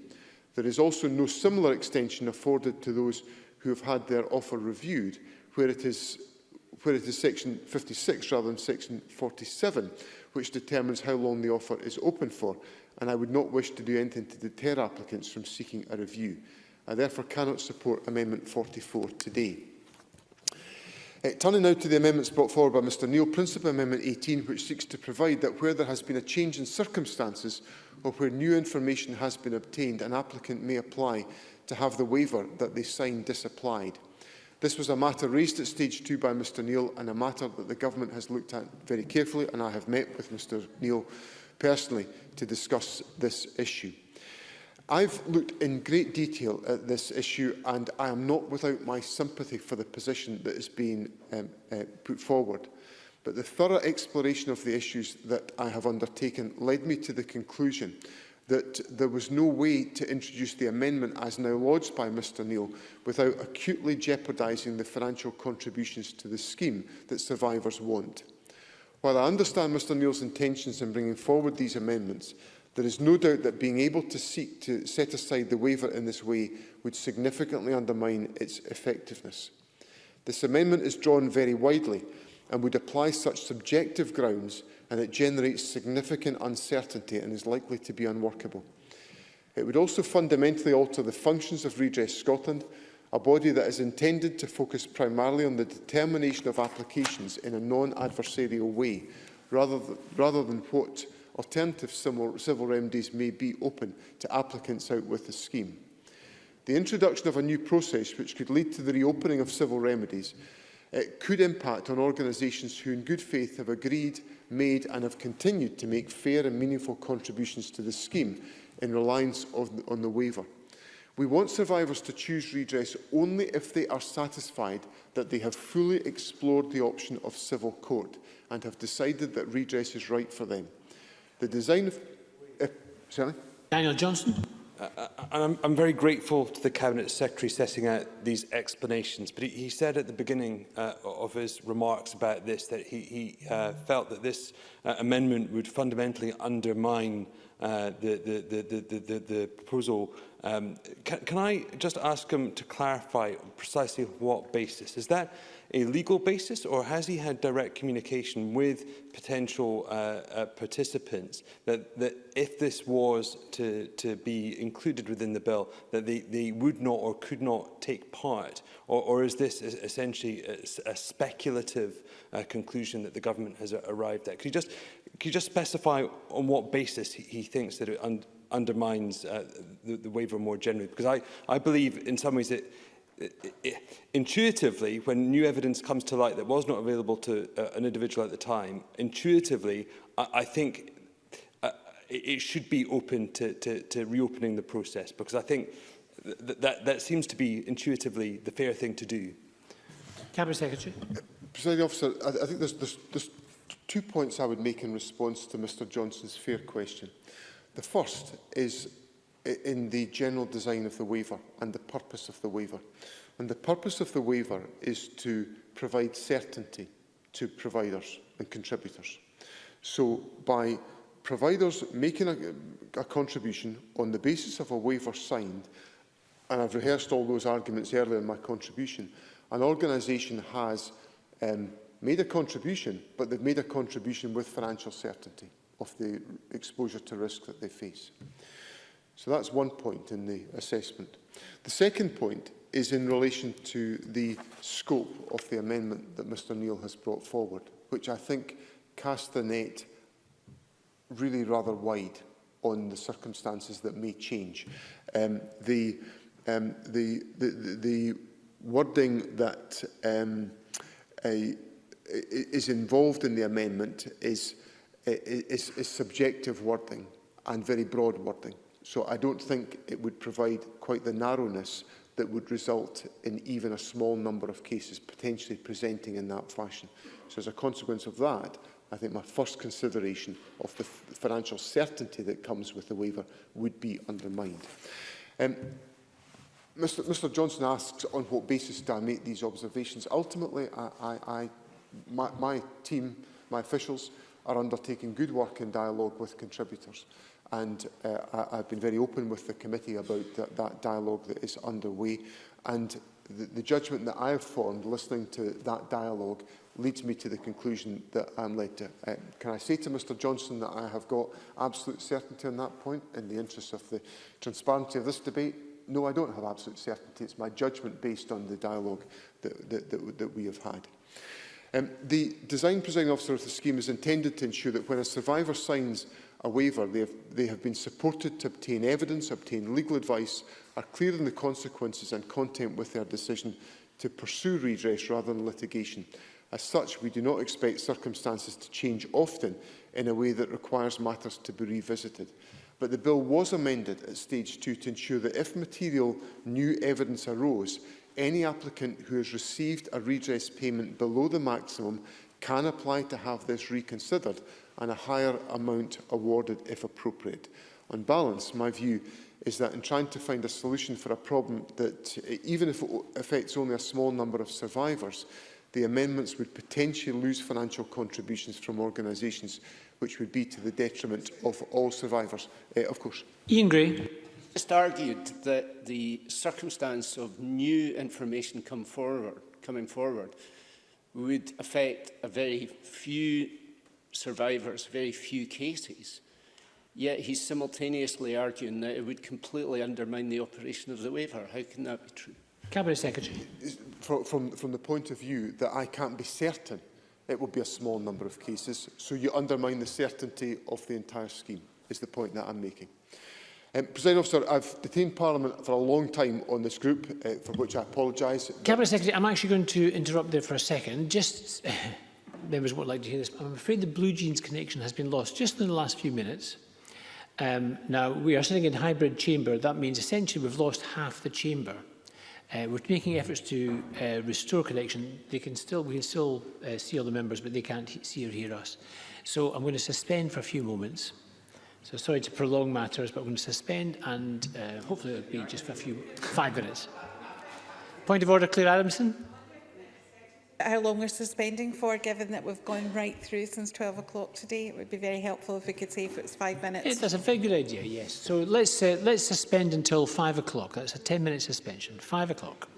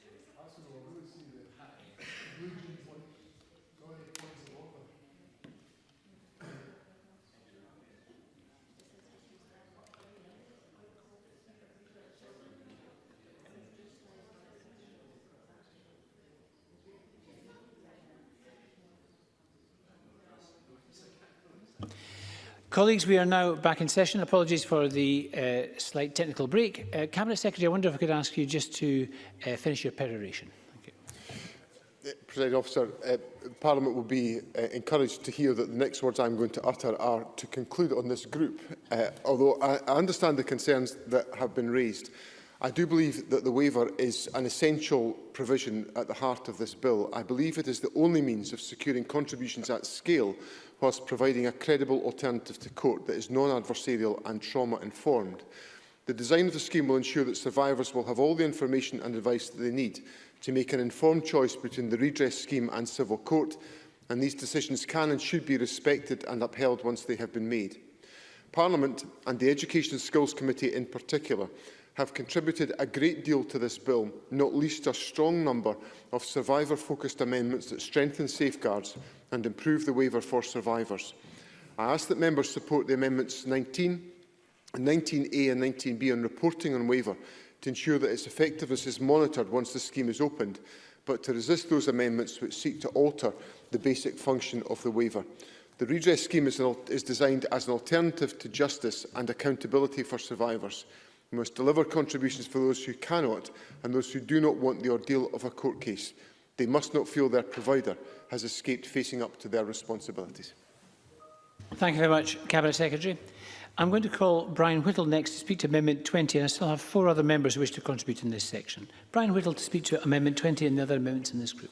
Thank you, Presiding Officer. I think as we have recognised over the past 45 minutes to an hour or so, I think the insistence of the Government throughout this bill to have the waiver retained has caused much debate and much concern, not least of all among some of the surviving communities. We know it's there to try and assure public authorities and voluntary organisations and other persons who may contribute to the redress scheme and ensure that that victim will not be able to take their case against any of the organisations or individuals to the civil court should they accept a redress payment. I think the thing here is, though, that there is a current system in place that allows for a payment to be made by the Criminal Injuries Compensation Authority under a similar situation as the redress scheme, but the law allows the victim to take their case to the civil court at a later date should they so wish. With any compensation awarded in civil court requiring the CIC award be deducted, and I think in listening to Ali Neil, I want to be able to support that amendment. I would like to listen to Neil Findlay. I want to be able to speak up again against the waiver. However, given that I and other members have been unsuccessful in persuading the Scottish Government to remove the waiver, my amendment would require the Scottish Government to assess whether the bill has had the intended result of a voluntary contribution for those organisations and individuals it wants to encourage to participate, which I think is entirely reasonable, because I do think that it will be for the next Parliament. We'll have to have a look at this bill again, and we'll have to amend this bill again accordingly. And so I think it's reasonable to allow for that evaluation of what has been a very contentious part of the bill, and allowing this Parliament to consider amending the bill accordingly should that be required. I don't think this particular ask should be contentious, and I hope our members will consider this and accept the opportunity for a future Parliament to scrutinise the bill's effectiveness. And I was listening to the Cabinet Secretary, and I was pleased to hear him say that he will support Ross Greer's amendment, and I think it's fair to say if that happens, then I wouldn't press my own amendment. So with that, I will keep my comments brief, Presiding Officer, given the length of time this has taken. Thanks very much, Mr Whittle. That's appreciated. Can I call Ian Gray to be followed by Jamie Green? Well, thank you very much. And let me start by agreeing with the Cabinet Secretary. It's certainly true that survivors want contributions to be made to the scheme by those organisations responsible for the abuse they suffered, and that was very clear in the evidence that the committee took. The problem is, though, that the method of doing that, the waiver, is seen by many survivors as an abrogation of their rights, because it takes away, they're required to give up their right to civil justice in order to benefit from the redress scheme. So, in trying to achieve one thing that survivors want, the danger is the Cabinet Secretary undermines the trust of survivors in the scheme itself. That has always been the core of the problem. Now, the Cabinet Secretary's argument, and he's marshalled that argument again today, is that potential contributions will not be made by those providers unless the waiver is in place. But the problem is that in the whole course of consideration of the bill, he has been unable to bring forward evidence from potential contributors, with the exception of COSLA, which I'll come to, who are willing to say that this is the red line, that this is the critical factor in whether or not they will be willing to make a contribution. Indeed, they've said... First Secretary. I'm grateful to Mr Gray for giving me... I think I understand the point that Mr Gray is making, but I think I would invite him to reflect on all of the evidence that the committee heard, because in written evidence, a number of organisations did make the point which I have made in debate, which is the waiver does give them financial certainty around the risk to which the financial risk which they have to manage. Ian Gray. Well, in the evidence which was given to the committee, that is true, but a number of those organisations, when they then gave oral evidence to the committee, said, essentially, if the waiver was there, they were happy to have it, but it was not the thing which they needed in order to ensure that they make a contribution. So that is why I moved amendments at stage 2 to remove the waiver, and those amendments were not supported by the committee. That's certainly the case. So, as Ross Greer said, we are where we are. And where we are is with a group of amendments, all of which, in different ways, mitigate the effect of the waiver. And in my view, for that reason, they are all supportable and they would all improve the bill. Neil Finlay's amendments, and the Cabinet Secretary made this point, I think, fairly, by providing an additional choice to those accessing the redress scheme, essentially do remove the waiver. So I think that's fair.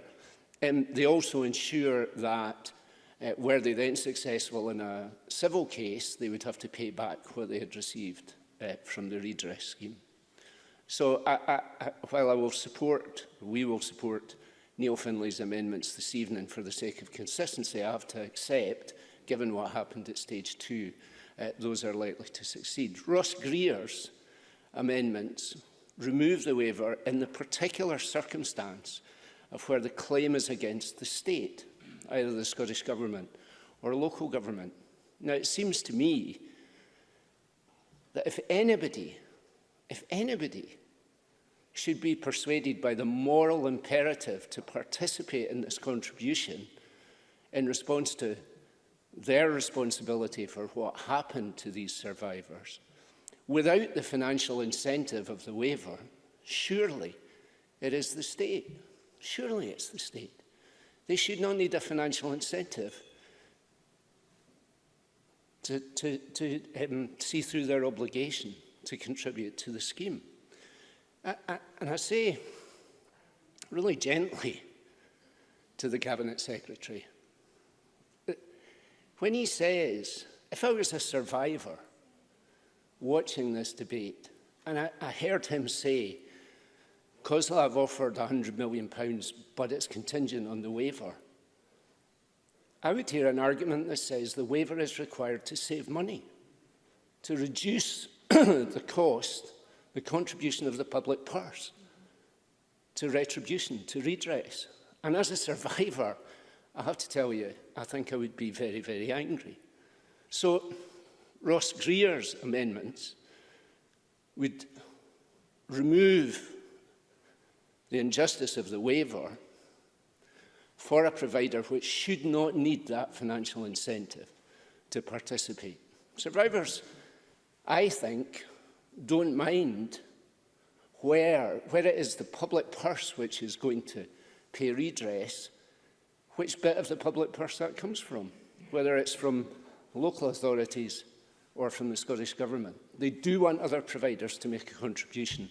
That is absolutely true. So Ross Greer's amendments would accept the core argument the Cabinet Secretary has made with regard to non-state providers, but would remove the waiver for state providers. That would be an improvement.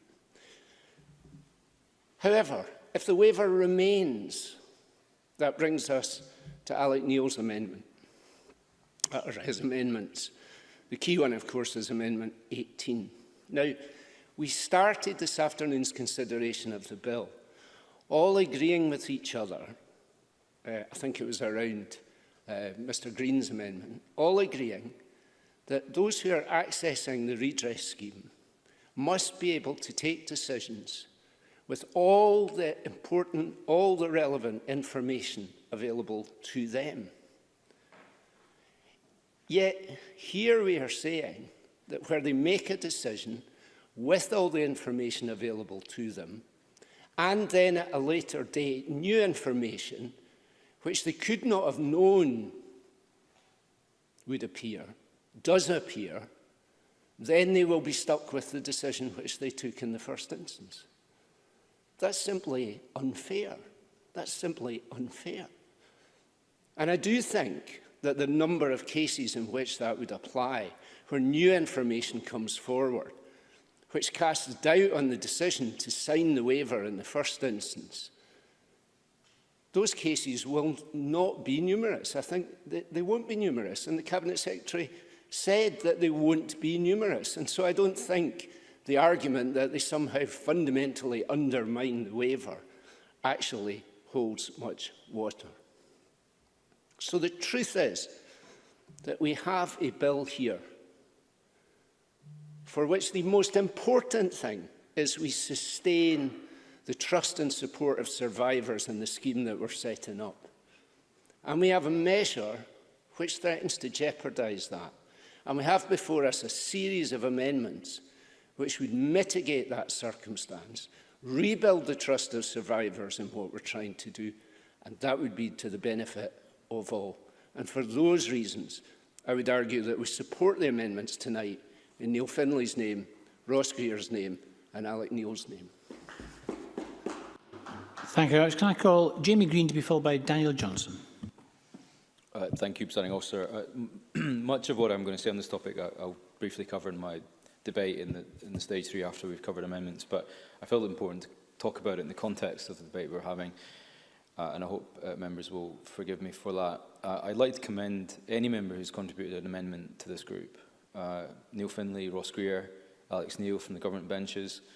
And I should add, I think from the outset, it goes back to something that was mentioned earlier, is that none of the positions that anyone has taken throughout this process, whilst we may have disagreed down party political lines, have been political decisions. And that's an important point I want to make. We've approached this bill collectively as a committee and respectfully, and there's no politics in it whatsoever. But I think members bring these amendments rightly in response to valid concerns that have been raised, very many concerns. I've been no flag waver of the waiver. I've got no ideological attachment or opposition to it, and I've approached this bill and indeed today's amendments based on the merits of the scheme, the technical application of it as drafted, and the amendments accordingly.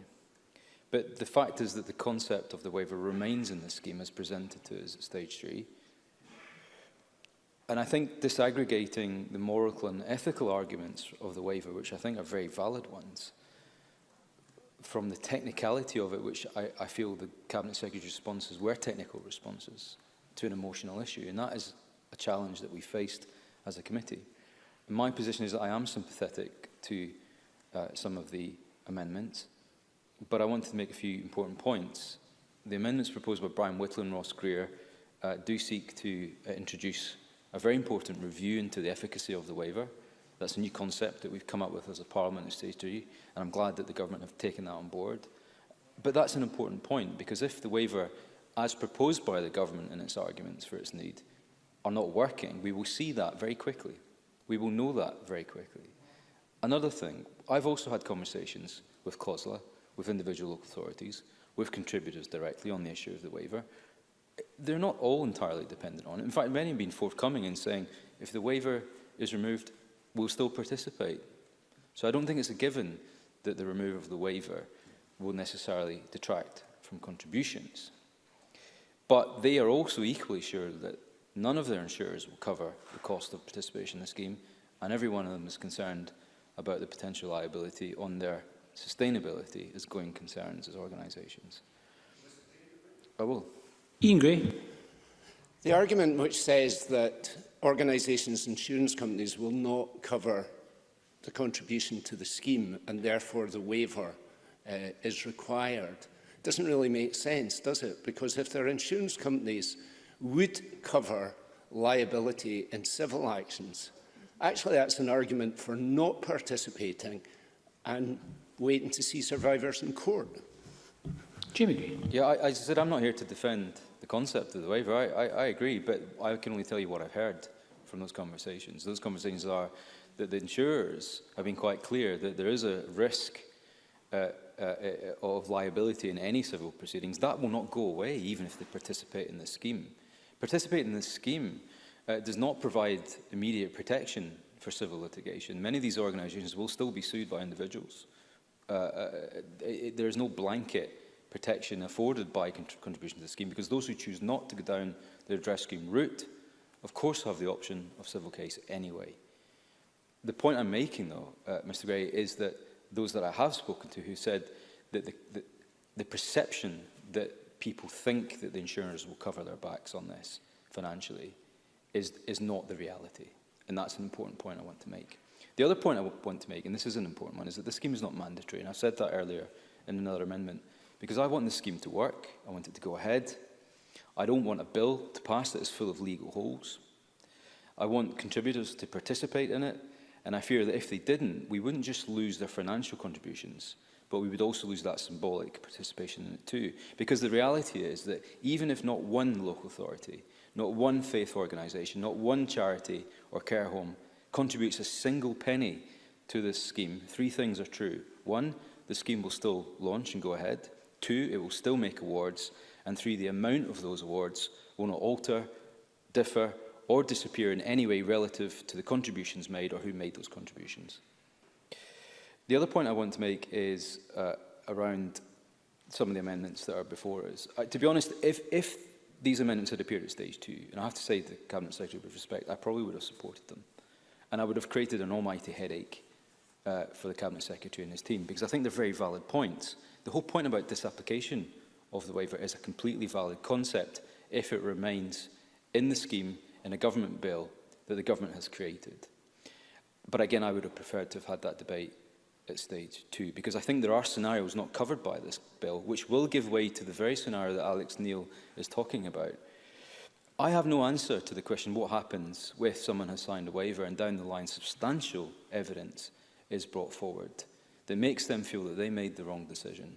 And I don't know what the Cabinet Secretary or the redress scheme will say to those people, and I don't know how to fix that conundrum, but nor do I think that the approach that Alex Neil has taken in the wording of it, in very specific technical wording it's presented to us, enable that to be resolved either. I actually think those most at risk of falling into that category are perhaps those who should not be signing a waiver or indeed accepting payment at all, which underlines the importance of my amendments to ensure that we maximise choice, options and informed decisions. I've never really felt that the waiver is in there for the fun of it. I've never been convinced that those designing the scheme, the bill team, the good people who I think have nothing to gain by keeping in it without good reason, it is with huge reluctance that I accept their informed judgment on this. But if we're happy to remove the waiver and have no contributions from anyone other than the public purse, I'm fine with that too. But I also think that goes against the grain of this scheme. So regrettably, I won't be supporting a number of amendments in this group. Thank you very much, Mr Green. Can I call Daniel Johnson to be followed by Claire Adamson? Thank you very much, Presiding Officer. And I hadn't intended initially to speak to this group at all, but I do feel that Amendment 18 in Alex Neil's name is critically important to this bill. And let me explain why. Like Ian Gray, I completely agree with the Cabinet Secretary that we have to maximise participation by contributors to this, because this is not simply a case of financial contribution or financial imperative. This is about moral imperative, because frankly this scheme, in order to be successful, has to maximise the inclusion of those people who are ultimately responsible for perpetrating the abuse to the individuals who will be seeking redress through it. Without that participation, and regardless of what financial compensation those individuals manage to obtain from it, if those organisations don't participate, there will be many applicants who, despite being given compensation, will feel that justice has not been done because of a lack of acknowledgement by those organisations, a lack of participation. I understand that. I think that is hugely important, and everything that we do must ensure that we maximise that participation. That's why I understand why the waiver is in place. I've never misunderstood why it is there. I have simply questioned two key things: whether or not, in practical terms, it would deliver what was claimed, and that is an argument and a discussion for another time, not in this section.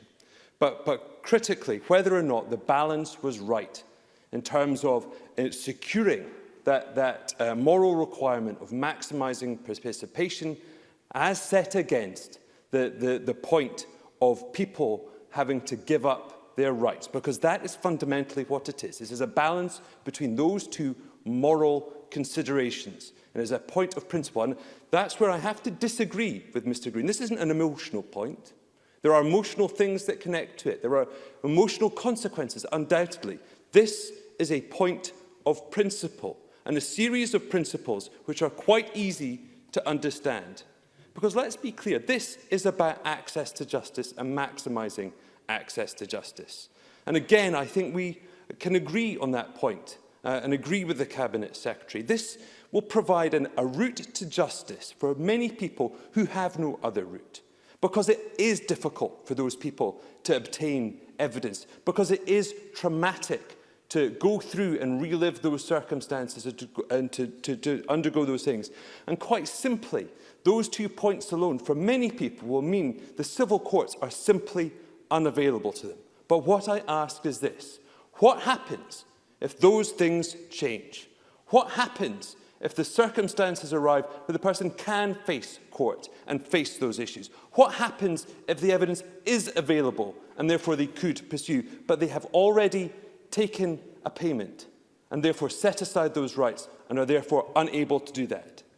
And it's not simply that simple point of principle in terms of change of circumstances, because this is a scheme that is limited in scope, limited in two fundamental and very important ways. First of all, in terms of what the compensation payments will actually compensate for, because this is not all aspects of injury. It is not all aspects that might be covered in a civil court.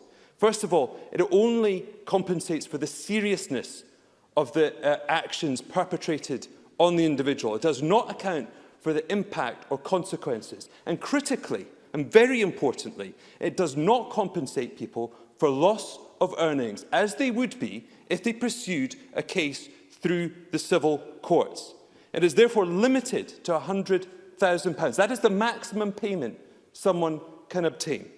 Now, I think it stands to reason there will be circumstances where an individual discovers new evidence.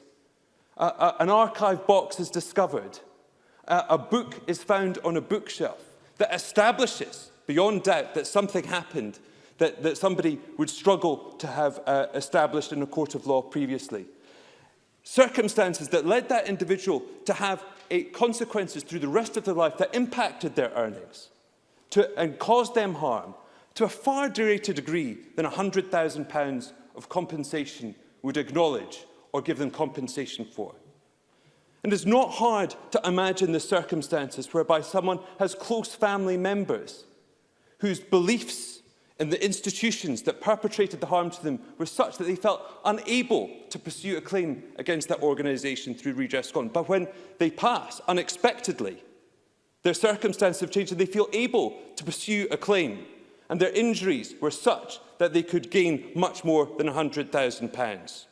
Or indeed, a situation where simply that person whose trauma was such that it only came to full bear on that person, the full consequences later in life, after they had obtained compensation through Redress Scotland. And again, that damage, they were unaware of what it would be later on in their life, was such that if they pursued that claim through the civil courts, they would receive much more than £100,000.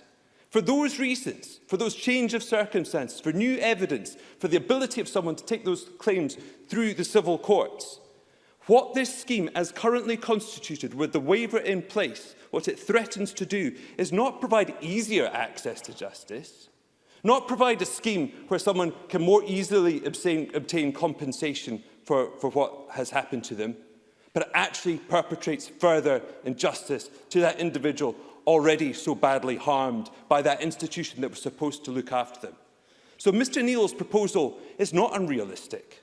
I don't think it is outrageous. I don't think it's too broadly framed. It is a modest proposal that simply seeks, in the narrow circumstances where someone's situation changes, that they can apply through ministers to have that waiver disapplied. And I think it is important to note, subsection 1, that that is what is required. It is not some random thing that no organisation could account for. They will have to apply through ministers, and that the course of action will then have to be approved by Redress Scotland. And as the Cabinet Secretary has already acknowledged, those changes in circumstances will be a limited number of people. And so to the Cabinet Secretary's point about certainty, I understand that point too. It is important that if we're going to seek contributions, that we provide as much certainty to those contributors as possible. But that certainty is never going to be cast iron. It is never going to be absolute, because even within the terms of the scheme, they don't know what level of individually assessed payment each applicant will get. They don't know the number of applicants that will apply, and they don't know how many of those people may be able to reapply. That certainty is simply not there. It does not exist in the way the Cabinet Secretary asserts. So what this bill at the moment potentially does is seriously disadvantage a person when new circumstances or new information comes to them. And in so doing, it runs the very real risk of meeting new harm on that individual. It's the last thing any of us wants to do. And that is my real concern. And ultimately, my concern is this, and alluded to by Mr Whittle, that if those circumstances do obtain, if there are even a limited number of people, even a handful, whereby they find themselves in such a situation, where they, in different circumstances, would have made a different decision, where they have new evidence, new information, or a new set of circumstances, that this Parliament will have to revisit this decision. It will have to pass new legislation to remove that waiver for those individuals, which is why I think we should be passing this amendment today, because this should be about improving access to justice, not meting out new injustices to people already so badly harmed. Thank you. Thank you. And can I call Claire Adamson followed by Neil Findlay? Thank you, Presiding Officer. And I'm afraid my contributions would have been interventions against two of the earlier speeches, but unfortunately we couldn't do that because the people were remote. So I just wanted to actually, and I apologise to Ross Greer if I misheard him in this, because I think he said that the committee was unanimous in asking that the waiver be removed at stage 1. And I just wanted to clarify that we did have, obviously a lot of discussion around the waiver, but the stage 1 report at no point recommended that it be removed. We sought further clarification from the Cabinet Secretary as to how the mechanisms as intended would work, and I believe that the extensive work and the executive movement in this at stage 2 and now at stage 3 is really important. And so it comes down to the principle of whether the waiver should be there or not. And I look to the international comparators across the world, with one exception in Western Australia, every other redress system put in place by legislature has had the waiver in place. And I believe that the work that has been done and the amendments today, particularly about, at the point at which someone makes that informed decision as to whether to take the redress payment on offer or to pursue the civil courts, and the duty on providers and on the state to help them find the evidence that they need for their case at that point absolutely makes this an informed choice for the survivors. So, and I'll leave it there, Presiding Officer. Thank you. Thanks very much, Ms Adamson. Can I ask Neil Findlay to wind up on this group and then to press or withdraw his amendment? Thanks, Presiding Officer. I actually think it shouldn't be me that's winding up in this personally, because I have not been invested in this like other people, and I think it would be more appropriate if they did, but I understand protocol.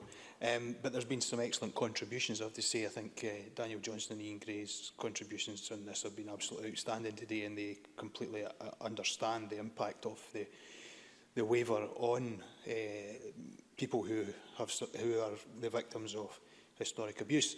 I was been listening to the contributions from Brian Whittle and Jamie Green, and they sound very remorseful. I think they actually do not believe the position that their party's taken, and I think if they were true to themselves, they would be voting for all of the amendments in this group, and I hope they will consider that when we come to voting them.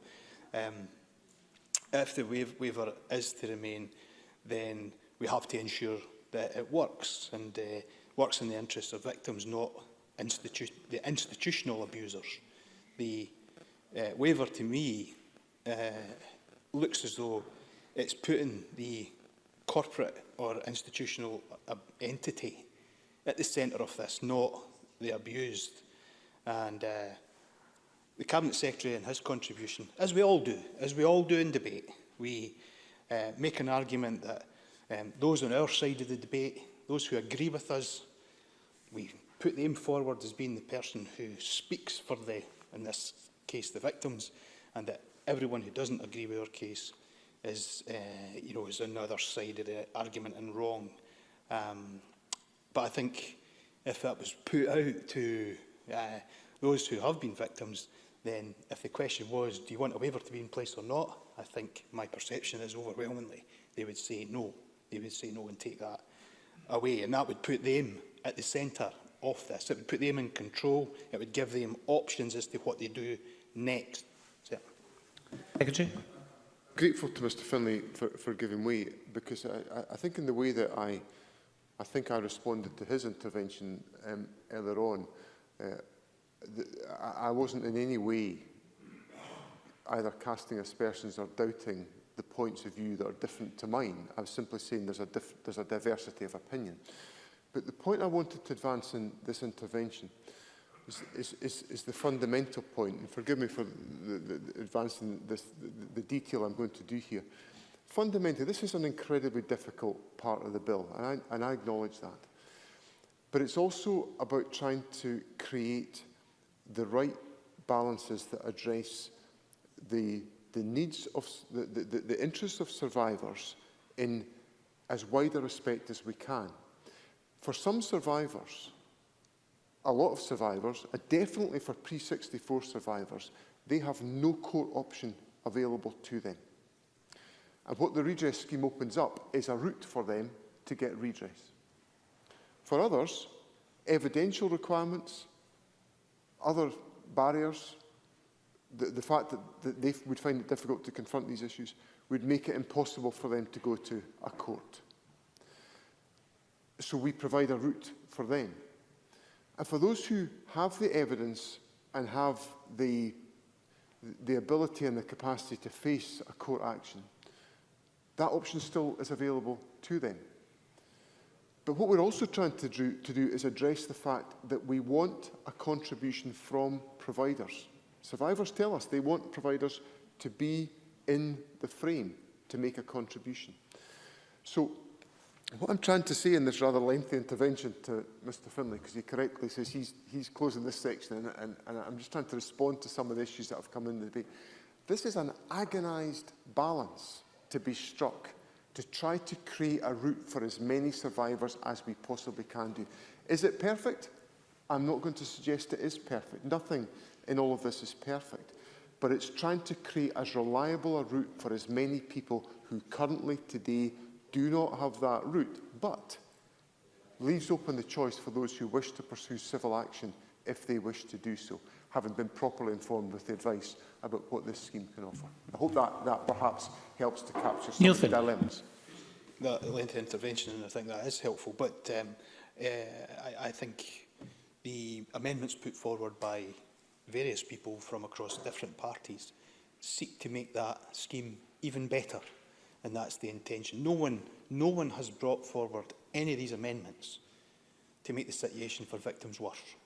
They have all been brought forward with the absolute best of motivations and intentions, and in consultation with those who have been wronged, with an aim to make it better for them. Yep. Secretary. I'm grateful once again to Mr Finlay, and let me unreservedly put on the record that I accept the point he's just made, that members are bringing forward amendments in a difficult area to try to enhance the scheme as they consider it. And equally, I would say that what the government is trying to do, what we've tried to do at stage 2, is to do exactly the same thing, but in different ways to the ways put forward by members. Neil Findlay. Question the sincerity or the motivations of the Cabinet Secretary. I just disagree, and I disagree, and others who've brought forward amendments disagree. And I actually believe, in a quiet moment, that if all members reflect on what's on offer, many of them would disagree. Many of them would disagree. Mr Whittle. And Whittle. I thank Neil Findlay for letting me speak out here. This is an unbelievably difficult concept to get around, an unbelievably difficult bill to understand. I think what strikes me here is we are talking about a redress scheme for financial compensation that will prevent, that means that there's a waiver there that will prevent people then going for a civil action. We're talking about this in terms of finance. I wonder if the member agrees with me, it's not just about financial compensation. And receiving financial compensation, the person who suffered this abuse, it might not satisfy the emotional redress that is required. And to do that, they may need to seek a later date, some sort of civil, some civil court case to get the emotional redress that's required. This is not just about finance. Neil Findlay. Absolutely. Much of my time in here has been dealing with campaigners who are seeking justice in different campaigns. Money has no relevance to them. The overwhelming majority, it's about getting recognition for their lives being wronged and their lives being wasted and destroyed by whether that be corporations, whether that be government, whichever institution that might be. It's about justice first. Financial elements come much later. I have to say, and I'll say this lately to the Cabinet Secretary, he was on his weakest territory when he started to talk about the government having to be careful with public money, particularly today when we've just poured another £4.5 million down the drain on delays to the ferries contract again. Now, I only make that as a small barb, because we look at the amount of public money that's being wasted on a whole range of policy areas, whether that be delayed discharge in hospitals, whether that be on... I wonder if the member could draw his remarks to a conclusion. So he's on a bit shaky territory there. Presiding Officer, on this, I hope members, when we come to make decisions, think very carefully about this. This is fundamental, and I hope they make the right decision when we vote these amendments through.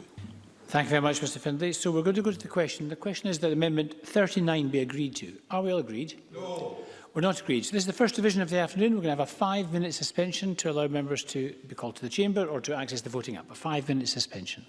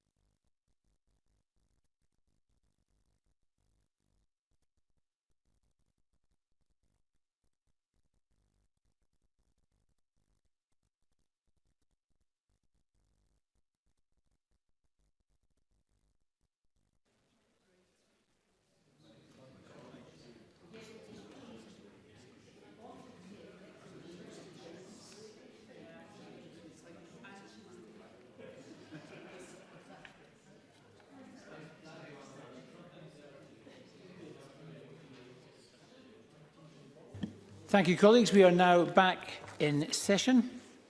So we're going to go straight to the vote. And the question is that Amendment 39 be agreed to. So this is a vote, a 1-minute vote on Amendment 39 in the name of Neil Findlay. Members may vote now. A 1-minute vote.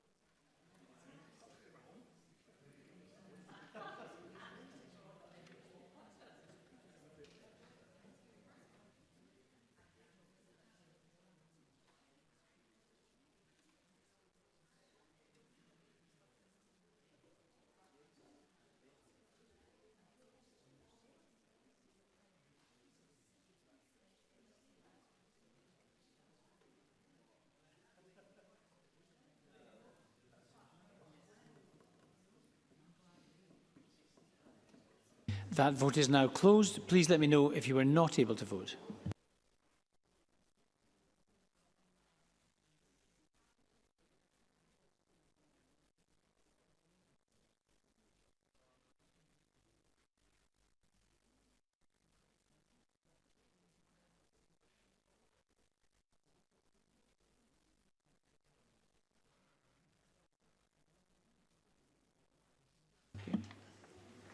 Thank you. The result of the vote on amendment number 39 in the name of Neil Findlay was yes 29, no 89. There were no abstentions. The amendment is not agreed.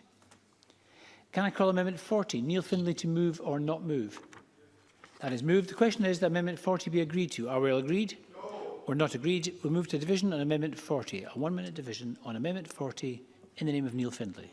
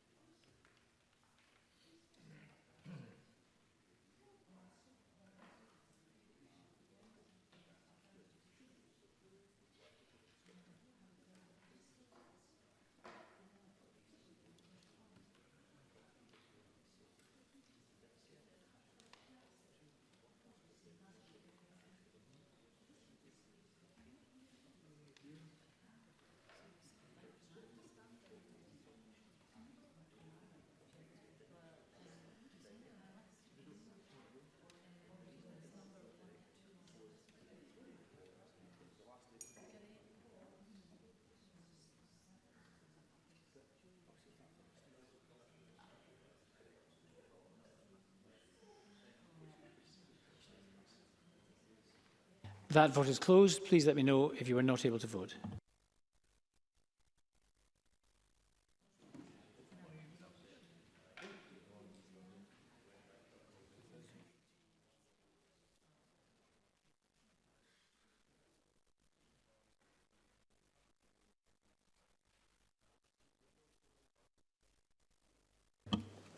The result of that vote on Amendment 40 in the name of Neil Findlay is yes 29, no 89. There were no abstentions. The amendment is therefore not agreed.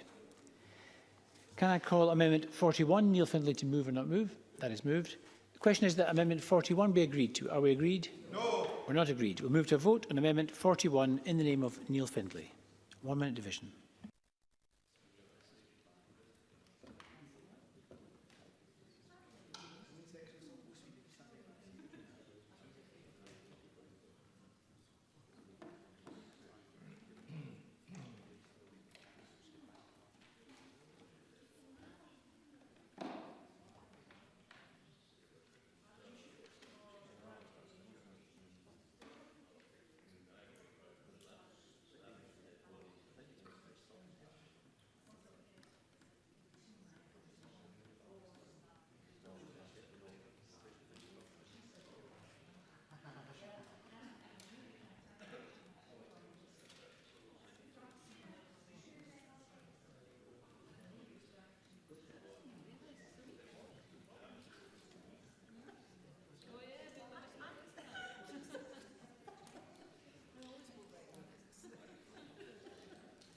That vote is closed. Please let me know if you were not able to vote.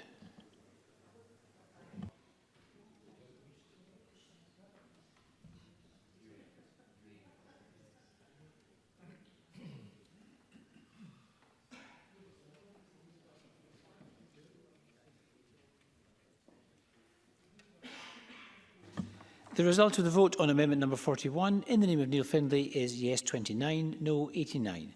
There were no abstentions. The amendment is therefore not agreed. Can I call amendment 42 in the name of Ross Greer? Ross Greer to move.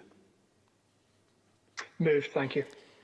Thank you. The question is that amendment 42 be agreed to. Are we all agreed? No. Or not agreed? We'll move to a division on amendment 42, a 1 minute vote.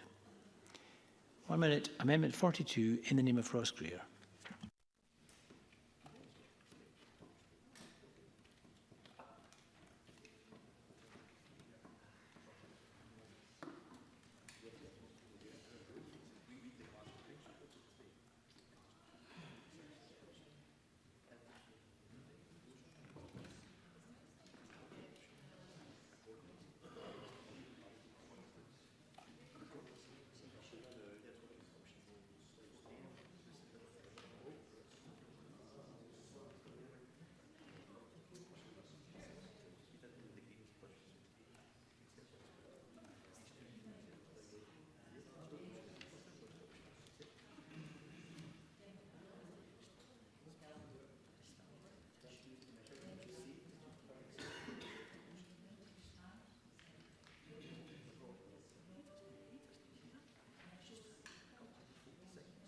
Thank you. That vote is closed. Please let me know if you did not vote, if you were not able to vote.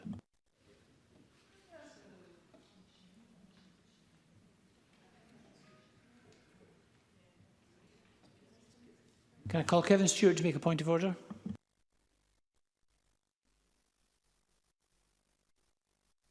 Thank you, Presiding Officer. I could not connect to this and I would have voted no. Thank you, Mr. Stewart. You would have voted no. I'll make sure that vote is added. Thank you.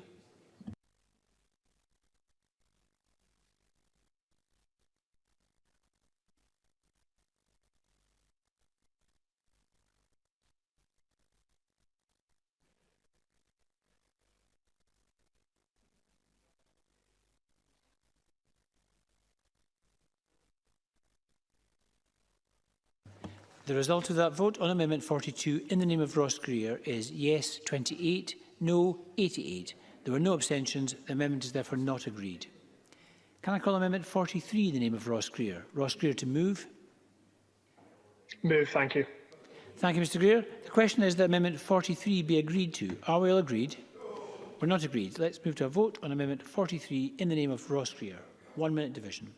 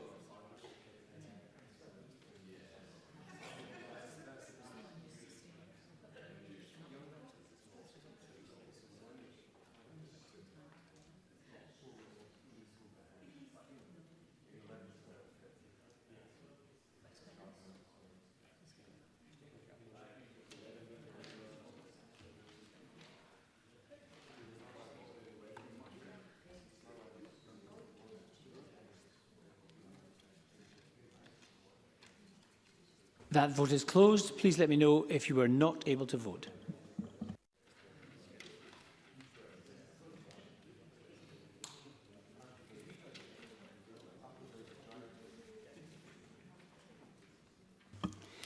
The result of the vote on amendment number 43 in the name of Ross Greer is yes 29, no 89. There were no abstentions. The amendment is therefore not agreed. Can I call amendment 18 in the name of Alex Neil? Mr. Neil to move or not move? Move, Presiding Officer. Thank you very much. The question is that amendment 18 be agreed to. Are we all agreed? No. We're not agreed. We'll move to a division. This is a 1 minute division on amendment 18 in the name of Alex Neil.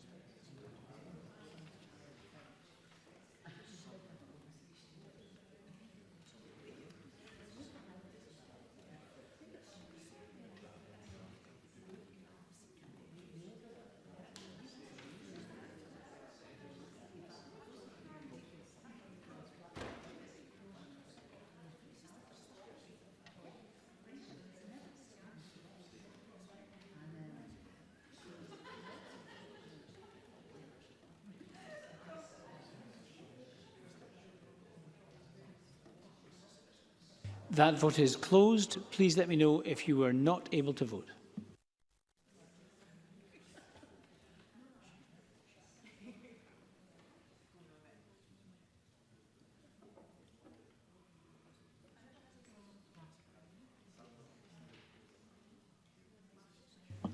The result of the vote on amendment number 18 in the name of Alex Neil is yes 31, no 87. There were no abstentions. The amendment is therefore not agreed. Can I call amendment 19 in the name of Ross Greer? Ross Greer to move. Move, thank you. Thank you very much. I'm now going to call amendment 19A in the name of the Cabinet Secretary. Cabinet Secretary to move. Move, Presiding Officer. Thank you. So the question is that amendment 19A be agreed to. Are we all agreed? Yes. We are agreed. Can I call amendment 19B in the name of the Cabinet Secretary? Move, Presiding Officer. Thank you very much. The question is that amendment 19B be agreed to. Are we all agreed? Yes. We are agreed. Can I call amendment 19C, Ross Greer, to move or not move? Moved. Thank you very much. The question is that amendment 19C be agreed to. Are we all agreed? No. Or not agreed? We'll move to a division on amendment 19C in the name of Ross Greer, a 1-minute division. This is amendment 19C.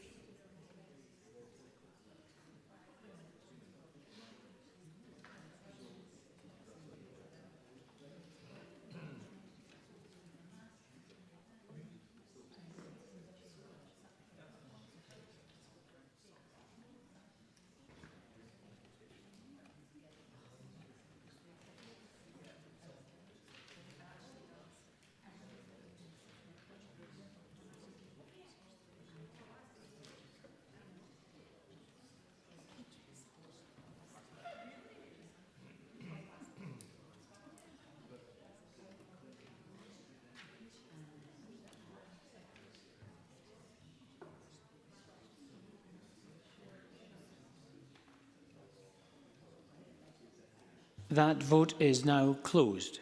Can I call Rachel Hamilton to make a point of order? Presiding Officer, I didn't hear you, but I think you said 19C and it didn't come up on my voting app. I would have voted no. Thank you, Ms Hamilton. You would have voted no. I'll make sure that vote is added. Thank you. Alexander Burnett to make a point of order. Thank you, Presiding Officer. No vote appeared on my device. I would have voted no. Thank you very much. You would also voted no to 19C. Thank you very much, Mr Burnett. That will be added.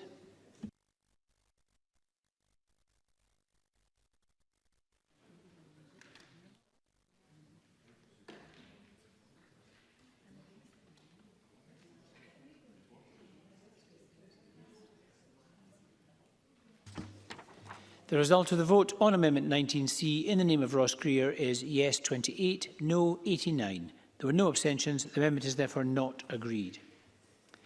So can I ask Ross Greer to press or withdraw Amendment 19 as it has now been amended? Ross Greer to move or not move?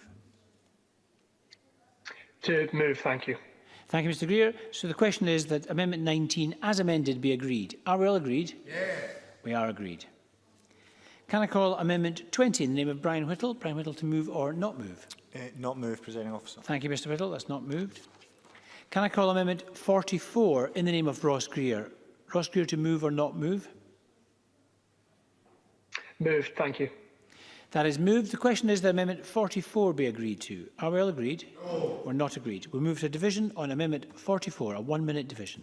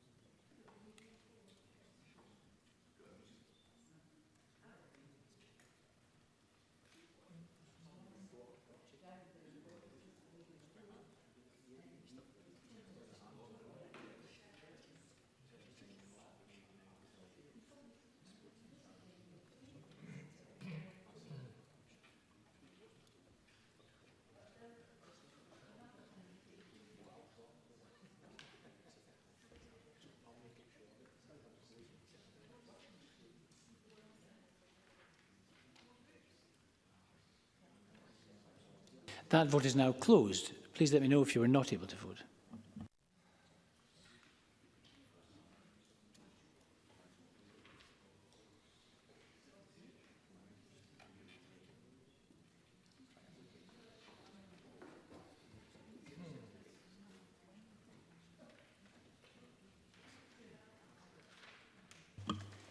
The result of the vote on amendment number 44 in the name of Ross Greer is yes 29, no 89. There were no abstentions. The amendment is therefore not agreed.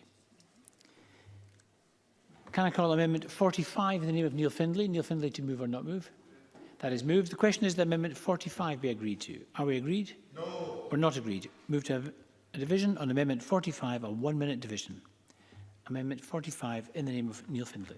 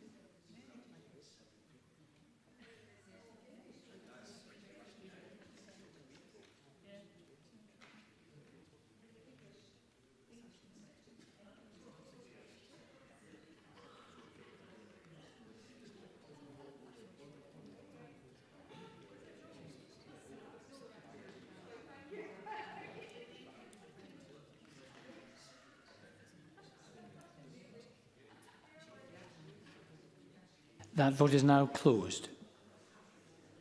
Please let me know if you were not able to vote.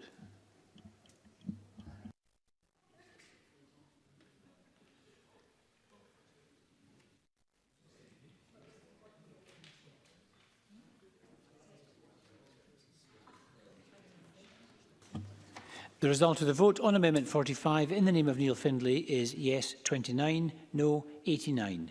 There were no abstentions. The amendment is therefore not agreed. Can I call Amendment 46 in the name of Alec Neil? Alec Neil to move or not move? Not move, Presiding Officer. Thank you. And Amendment 47? Not moved. Thank you very much, Mr Neil. And on that, we're going to move now to Group 8. This is on information access by applicant. Could I call Amendment 21 in the name of Daniel Johnson? And this is grouped with Amendments 22, 23, 24 and 25. Daniel Johnson to move Amendment 21 and speak to all the amendments in this group. Thank you very much, Presiding Officer. I move Amendment 21 in my name, and I will attempt to be brief, as I'm sure that will be welcome to members. Essentially, the amendments in this group relate to a very simple and understandable idea, which is this, that for many survivors, they simply do not know what happened to them, why it happened, or even by whom. And what this seeks to do is that where information is obtained by Redress Scotland, that is made available to applicants so that they know as much information as they can, and so that there's not information held by Redress Scotland that's not available to the individual applicant. And this is born from situations reported to me by survivors where information has been obtained by the inquiry, and that has been useful. And this just seeks to ensure that any such information obtained by Redress Scotland is provided to survivors. That is obviously subject to information laws that exist. None of this supersedes any of that pre-existing legislation. But I think it's a simple and important idea. And I would also just like to note my thanks to the Government and the Bill team in terms of their cooperation and help in drafting these amendments. Thank you very much. Thank you very much, Mr Johnson. Can I call the Cabinet Secretary?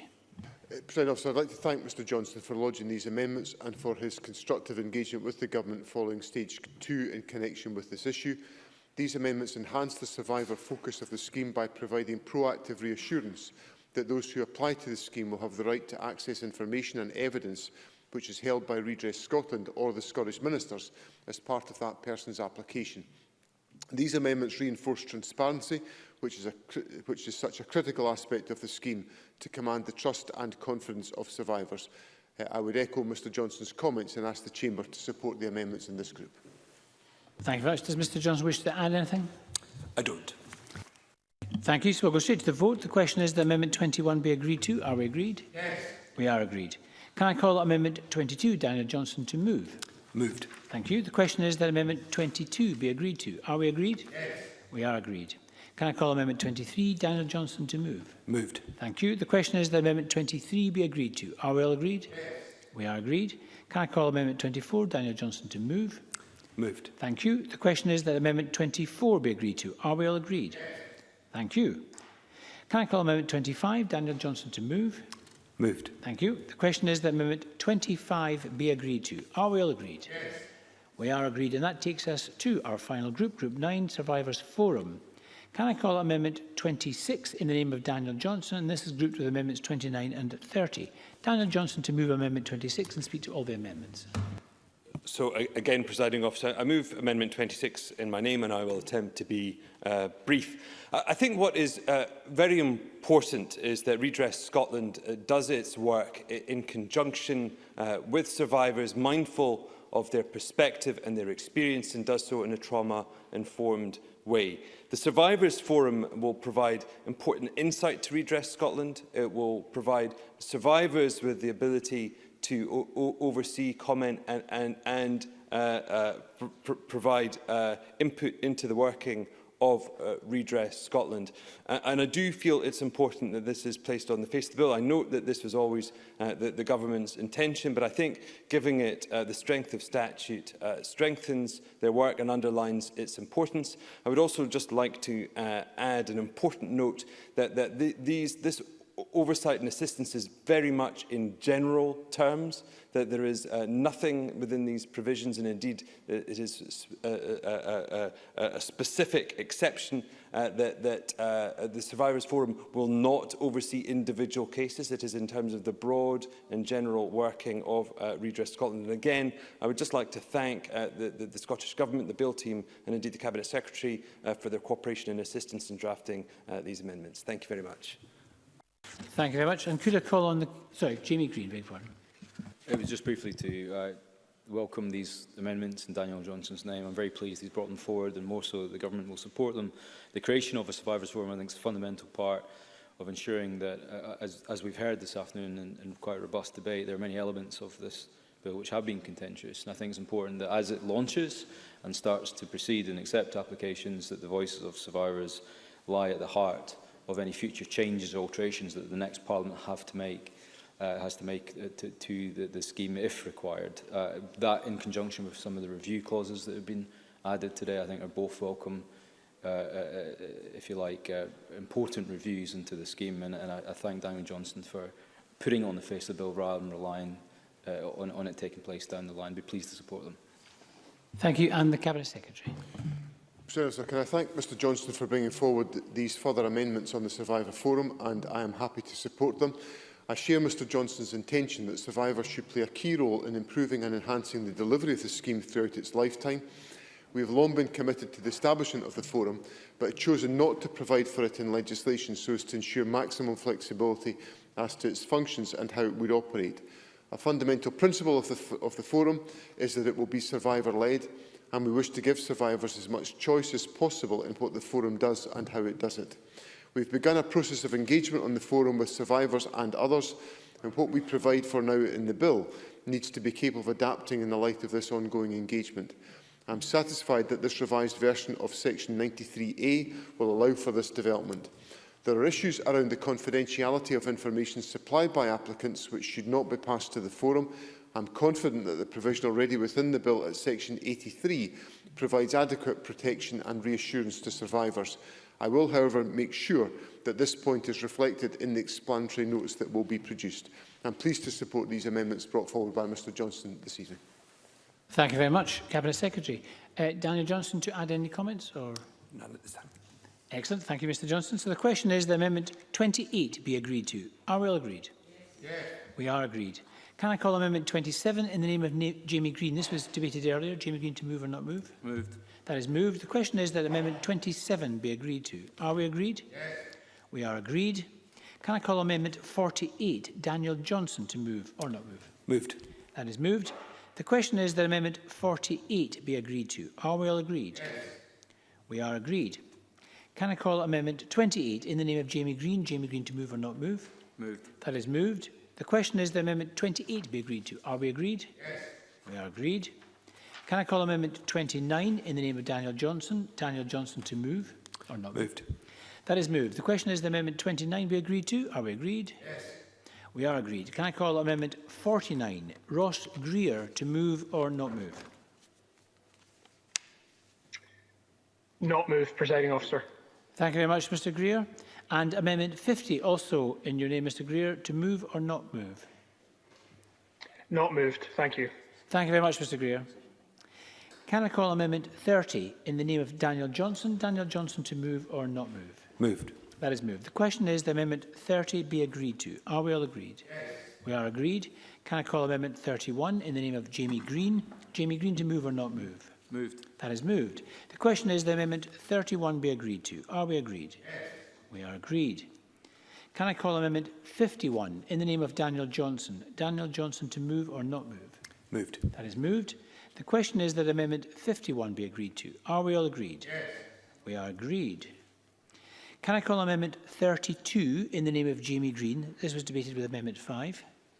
Moved. That is moved by Jamie Green. Can I call Amendment 32A in the name of Daniel Johnson? Daniel Johnson to move or not move? Moved.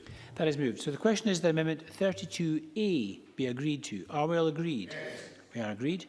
Jamie Green to press Amendment 32 as amended. Pressed. The question is that Amendment 32 as amended be agreed to. Are we all agreed? Yes. We are agreed. Can I call Amendment 33 in the name of the Cabinet Secretary? Cabinet Secretary to move. Move, President. Thank you. The question is that Amendment 33 be agreed to. Are we all agreed? Yes. We are agreed, and that ends consideration of amendments. So at this stage, I'm going to make a determination.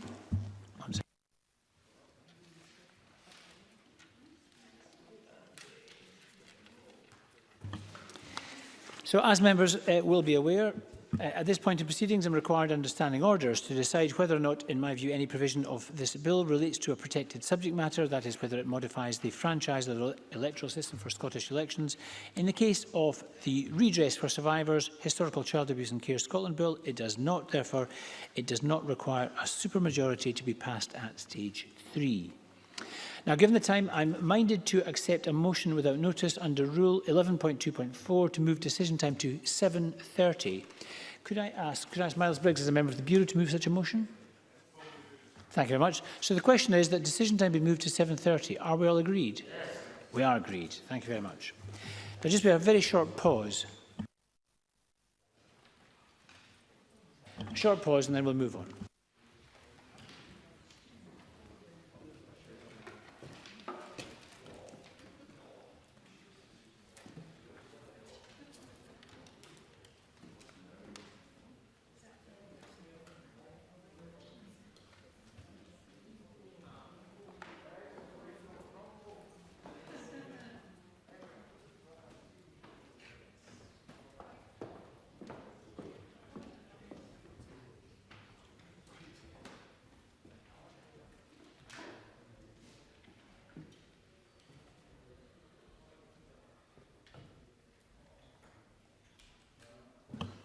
The next item of business is debate on motion 24338 in the name of John Swinney on the Redress for Survivors, Historical Child Abuse and Care Scotland Bill. Would those members who wish to speak in the debate press the request to speak buttons, please, or put an R in the chat box if they're online. And I call on John Swinney to speak to and move the motion for up to 7 minutes, please, Cabinet Secretary. Presiding Officer, it is my privilege to open the debate this evening on the Redress Bill. This has been a very challenging bill on an immensely painful and difficult subject for all of us within Scotland, and particularly for the survivors of historical child abuse, whose courage, tenacity and determination to seek justice has brought us to our National Parliament today. I would like to thank the committee, the Education and Skills Committee and its members for the careful and thoughtful scrutiny that the bill has received. I thank all of those who gave evidence to the committee to inform and to improve the contents of this bill, and the scrutiny by Parliament by all members has undoubtedly strengthened the bill that I introduced to Parliament in the first place. Principal in that group are survivors, and I want to address survivors directly at the outset of my remarks this evening. When I became Education Secretary in 2016, I promised survivors that I would listen with care to all that they said to me. As I listened, I began to understand the depth of pain and hurt that they had endured. I use the word began because I doubt I will ever truly be able to comprehend their anguish. But what I can do is fulfil the commitment that I gave to survivors that day I met them in the summer of 2016. I promised survivors that the government would establish an effective inquiry with judicial leadership that would forensically investigate the awful experiences of children in the care of the state. That is now happening. I promised that this government would legislate for a redress scheme, and we now find ourselves at the moment that that redress scheme is going to pass into law. A redress scheme enhanced and improved by the engagement of members of Parliament from across the political spectrum. I am immensely proud that we have reached this moment, and I thank survivors for their tenacious effort to make this moment possible.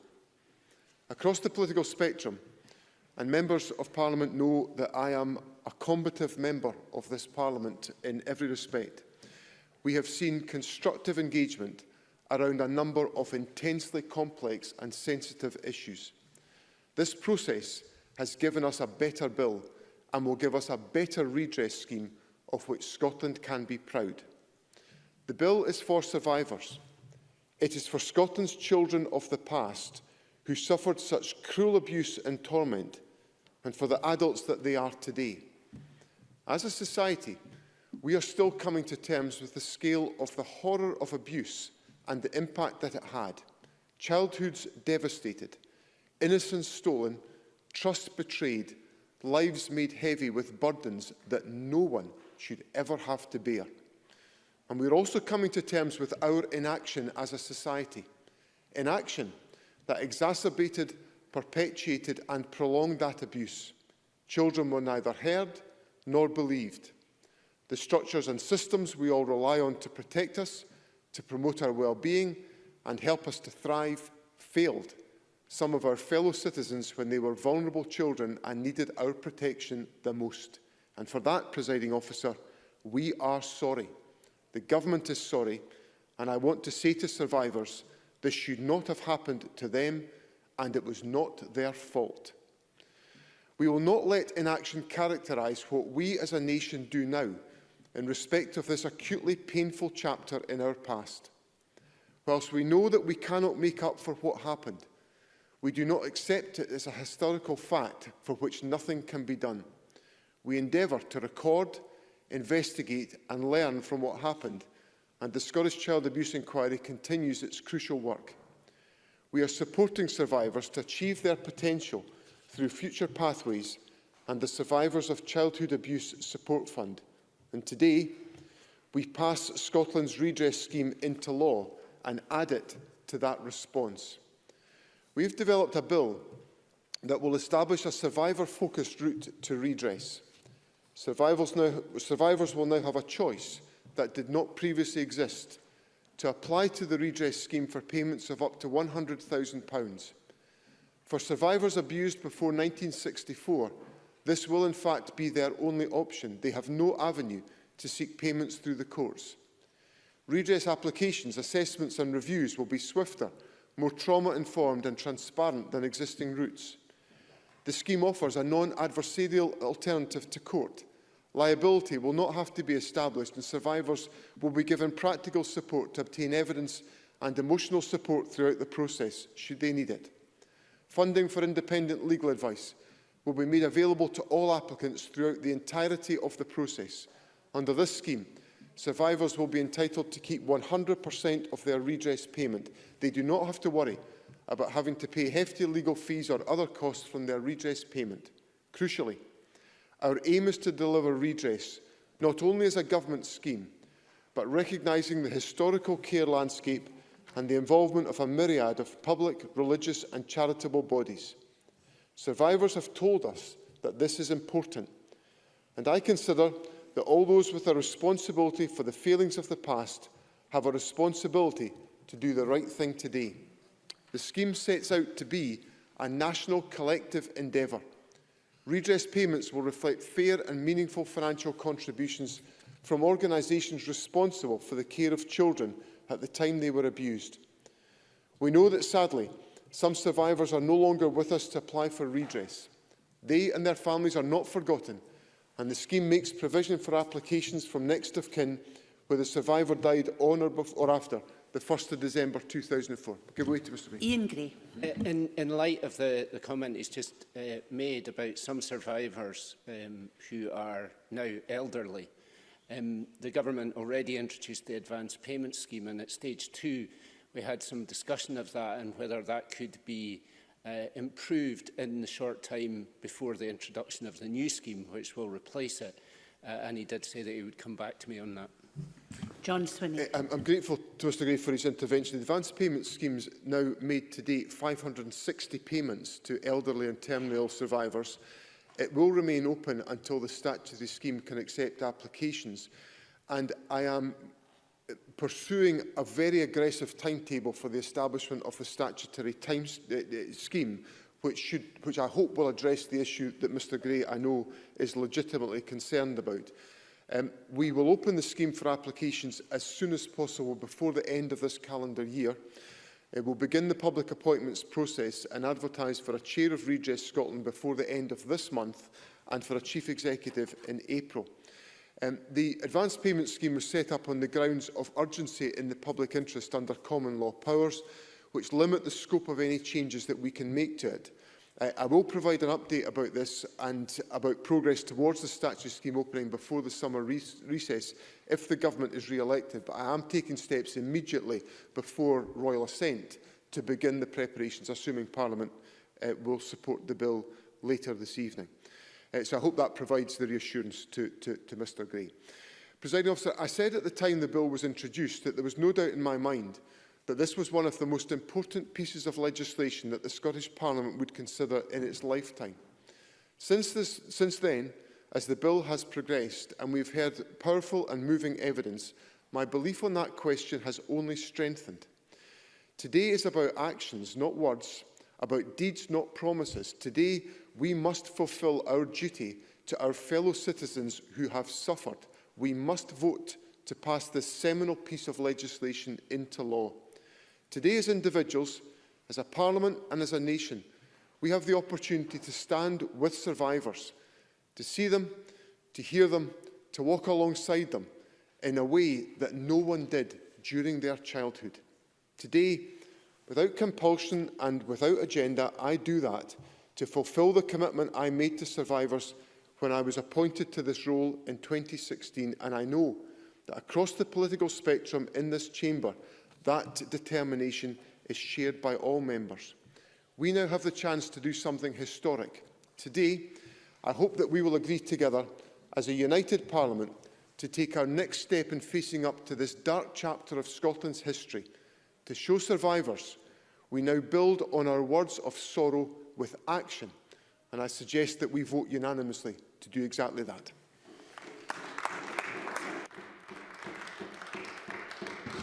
I call Jamie Green for up to 6 minutes, please. Thank you, Deputy Presiding Officer. Can I start by paying tribute to members of the Education and Skills Committee, which I only joined last year, its convener, our clerks, and of course our advisor who helped us, but also to the Deputy First Minister and his officials for their work in bringing what is an immensely difficult and sensitive piece of legislation together, and of course the respectful, I think, and constructive way in which we conclude that journey together.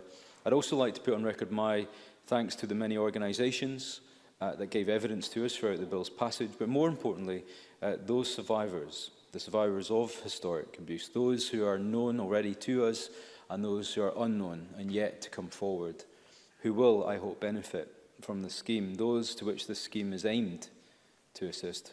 To be honest, I've always had concerns about many of the aspects of the redress scheme, but I do believe that the bill has come on a long journey. As it stands here before us, and even as amended after today's debate, is it perfect? I don't believe so. But is that a reason not to support it? I don't believe so either. I also understand that Mr. Swinney, as he said, we've had very robust exchanges in this place. We spar on many issues. But I do respect that he has spearheaded this bill throughout and kept his commitment to those survivors. And I'm thankful for that. I'm also would like to take this opportunity, if the Chamber will permit me, to pay tribute to a member of the Education and Skills Committee, Mr. Ian Gray. I believe this may be one of his last contributions to the Chamber. I know he's given many years of service to his Parliament, to his party and to politics. He entered this place when I was only 19, but I know that I sit here in the Parliament. I hope I don't make you feel old, Mr. Gray. But earnestly, I've sat there in committee and listened to his forensic analysis and his fair contributions and his effortless contributions. And I look at them in awe, and I think it's something we can all learn from and aspire to. And I wish Mr. Gray all the best in the future. So thank you.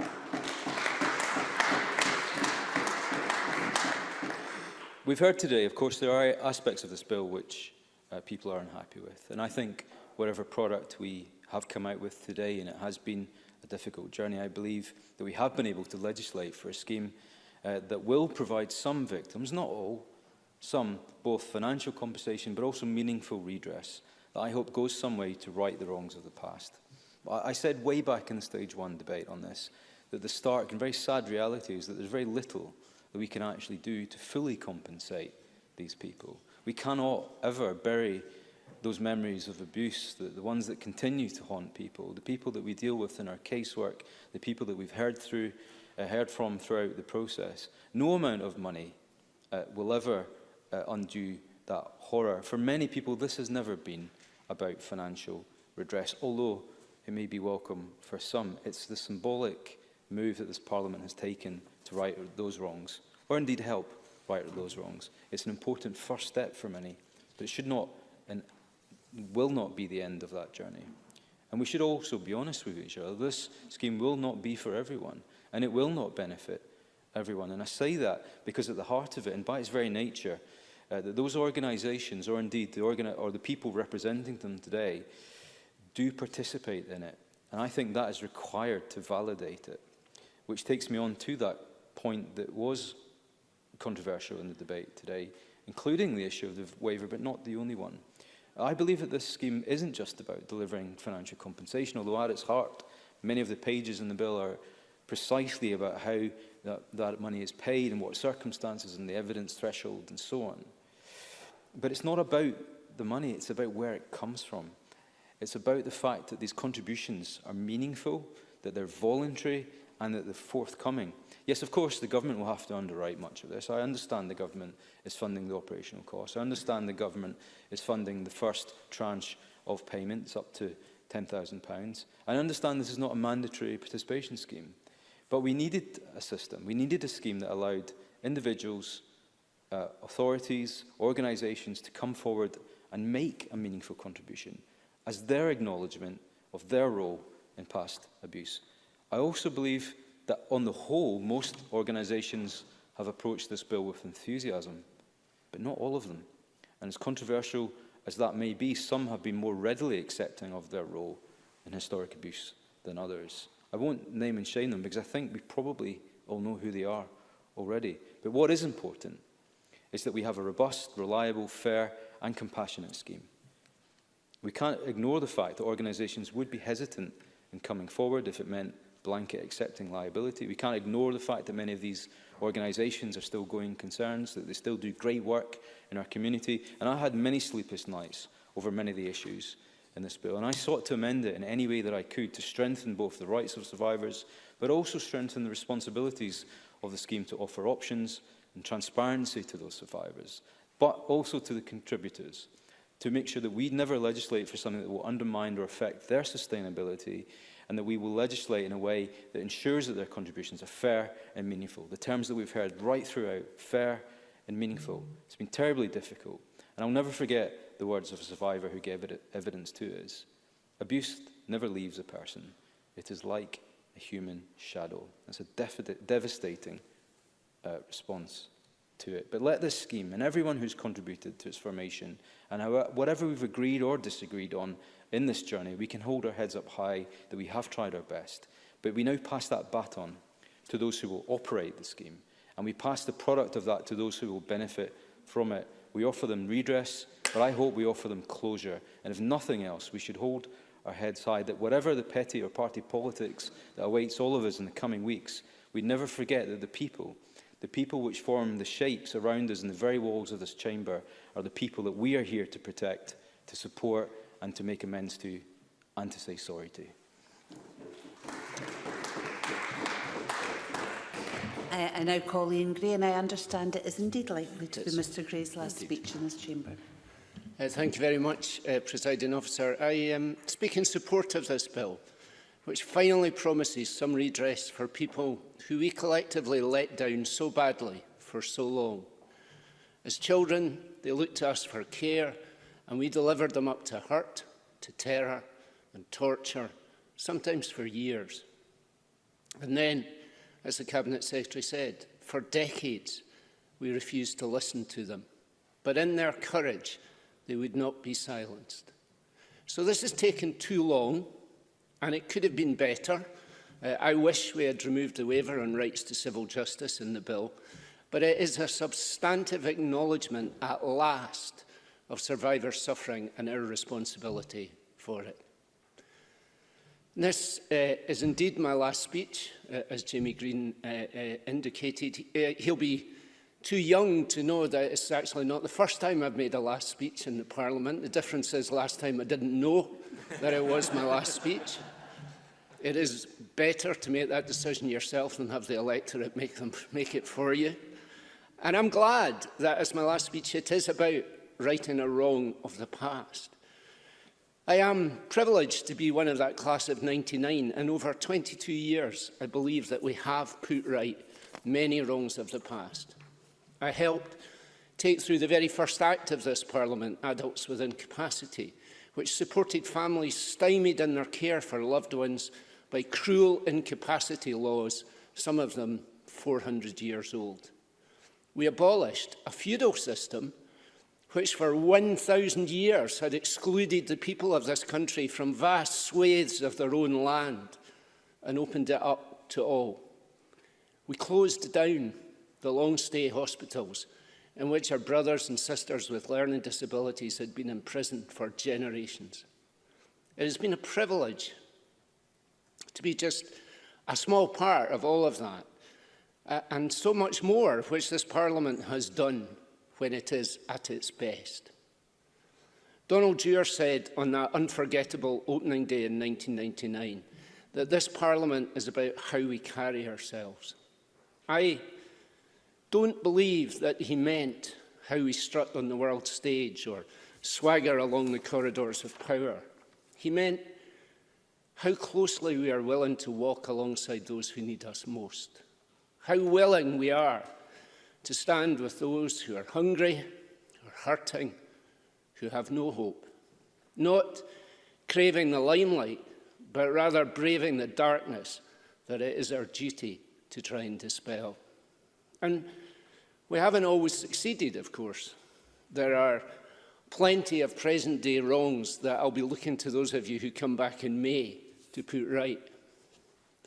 After all, we opened up access to our land, but it's still owned by a tiny, wealthy, powerful elite.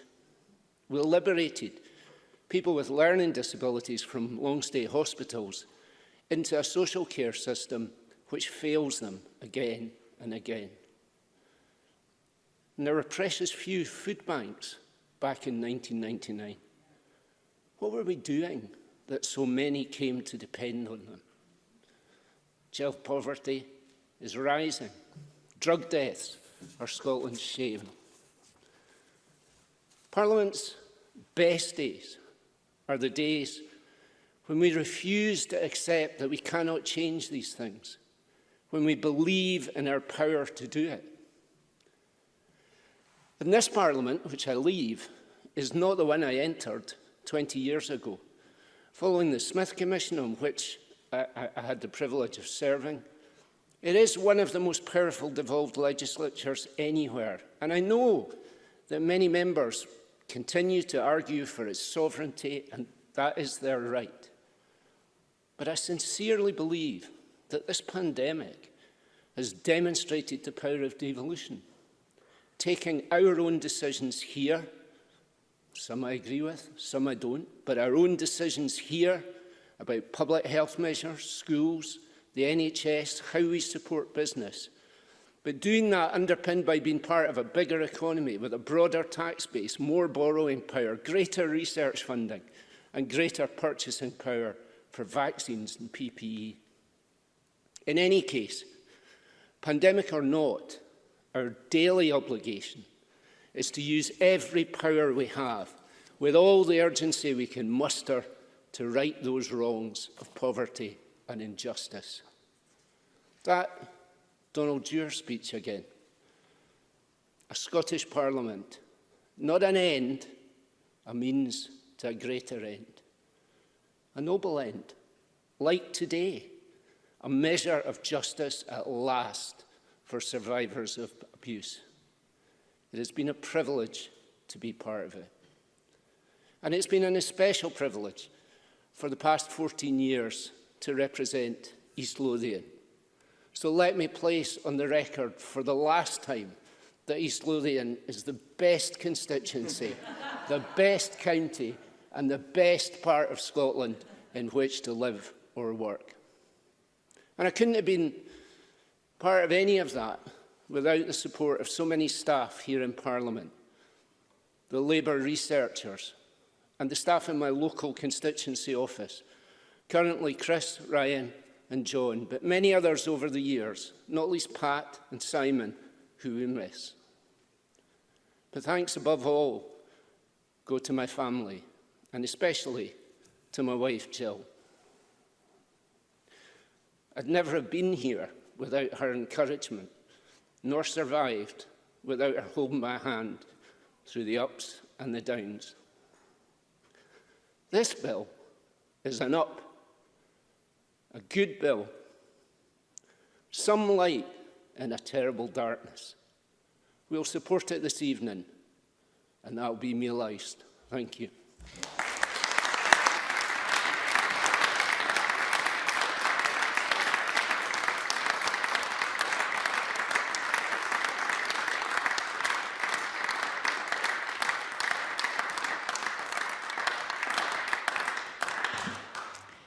Call Beatrice Wishart for up to 4 minutes, please.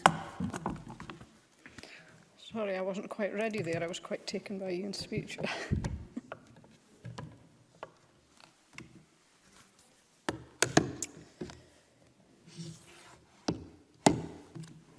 Presiding officer, this bill has been a long time coming.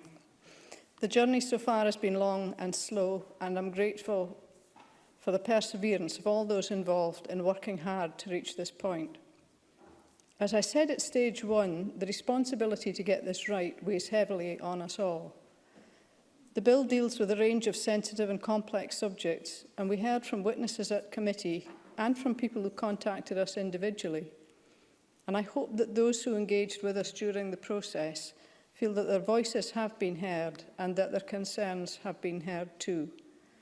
This is something that I and others on the Education Committee care deeply about, that applicants are treated and considered with respect and dignity.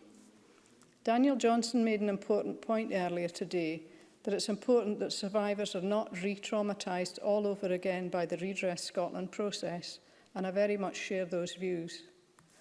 Looking ahead to the processes that will now begin, it's vital to ensure that all those who engage with the non-adversarial redress scheme are able to make informed choices to make sure that their voices can stay strong moving forward.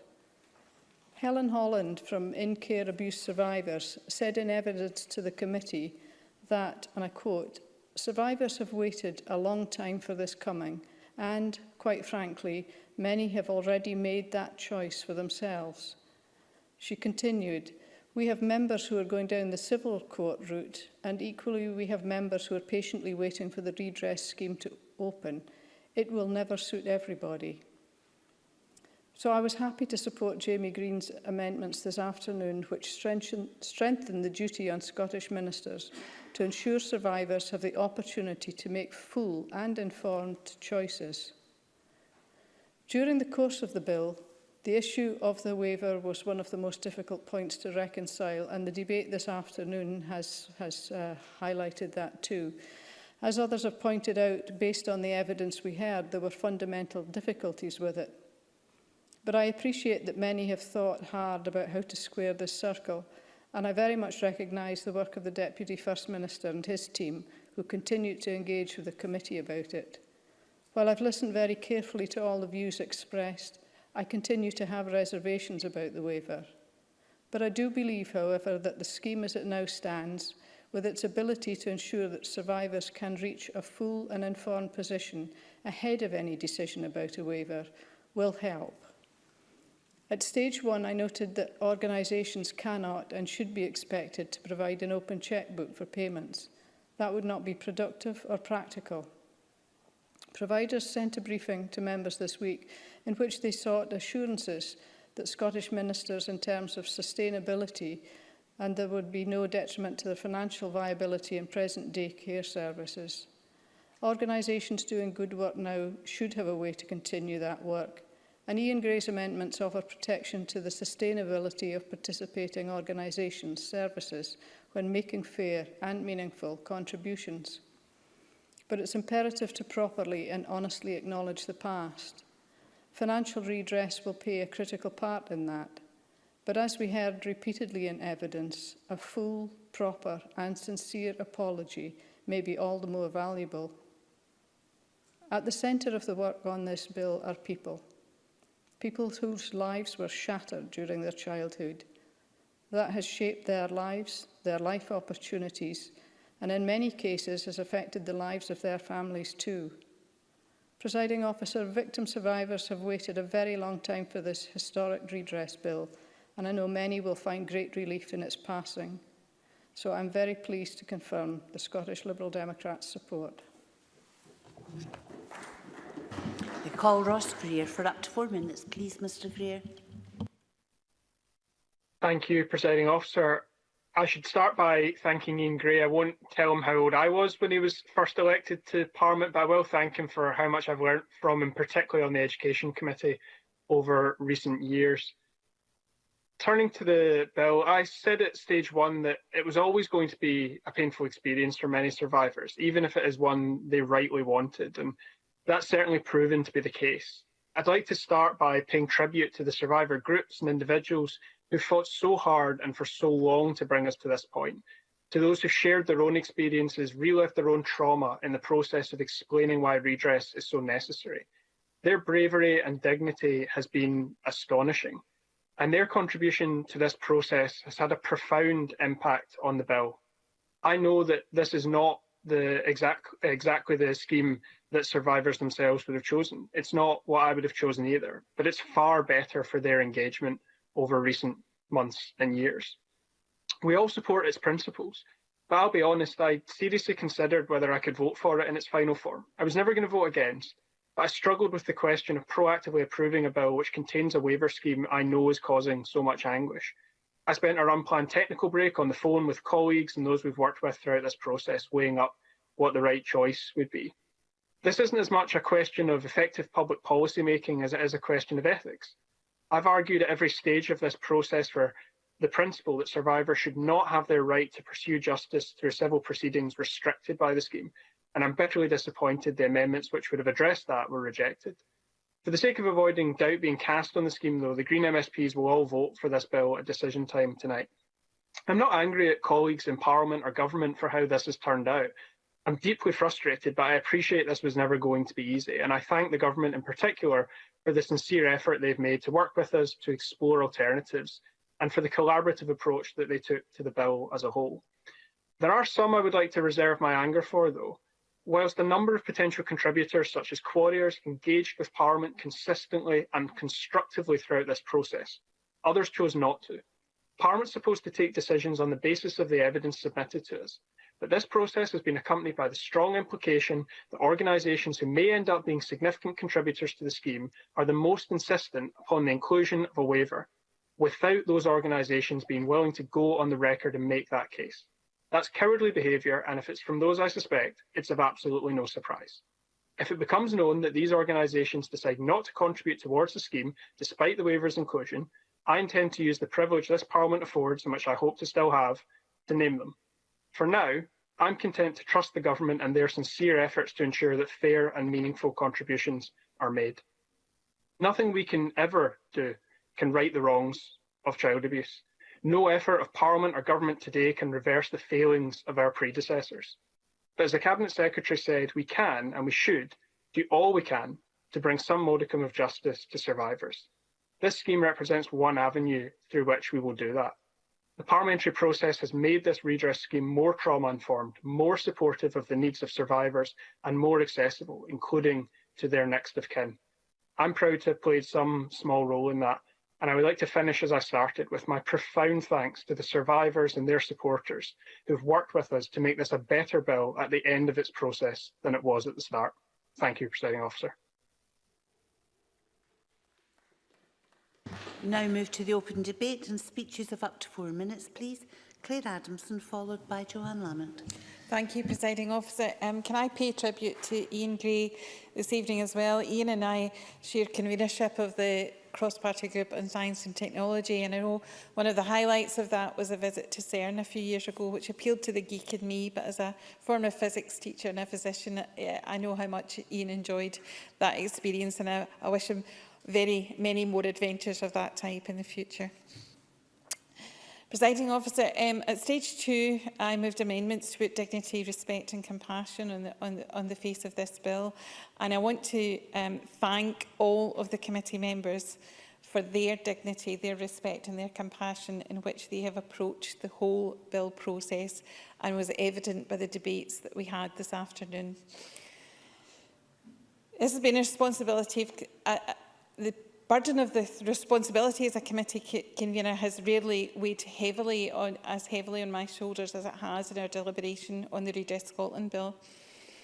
And quite rightly so, because as MSPs, as committee members, as citizens, the duty to do right by those affected by childhood abuse at the hands of those who should have been their protectors, should have been their nurturers, and should have been the ones to care for them, is just of paramount importance, not just to the Government, not just to the Parliament today, but to our whole country.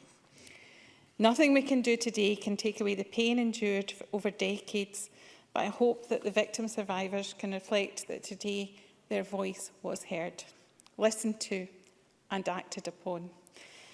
As members have said, this has been a long time coming, from the acknowledgement and apology by the then First Minister Jack McConnell to the establishment of the Scottish Child Abuse Inquiry set up by Angela Constance and with the involvement of the Cabinet Secretary. And Presiding Officer, the committee convener, I want to extend my thanks also to the victim survivors who, as individuals and as victim survivor groups, engaged with the committee. Their submissions and evidence was absolutely incredibly brave, compelling and vital to the considerations of the bill. I also want to extend my thanks to Professor Andy Kendrick, who was experienced and in this area was insightful, and he was direct and informative of our deliberations throughout this process, and we really do appreciate his involvement in that. I know that not everyone will be content with all the elements of the bill.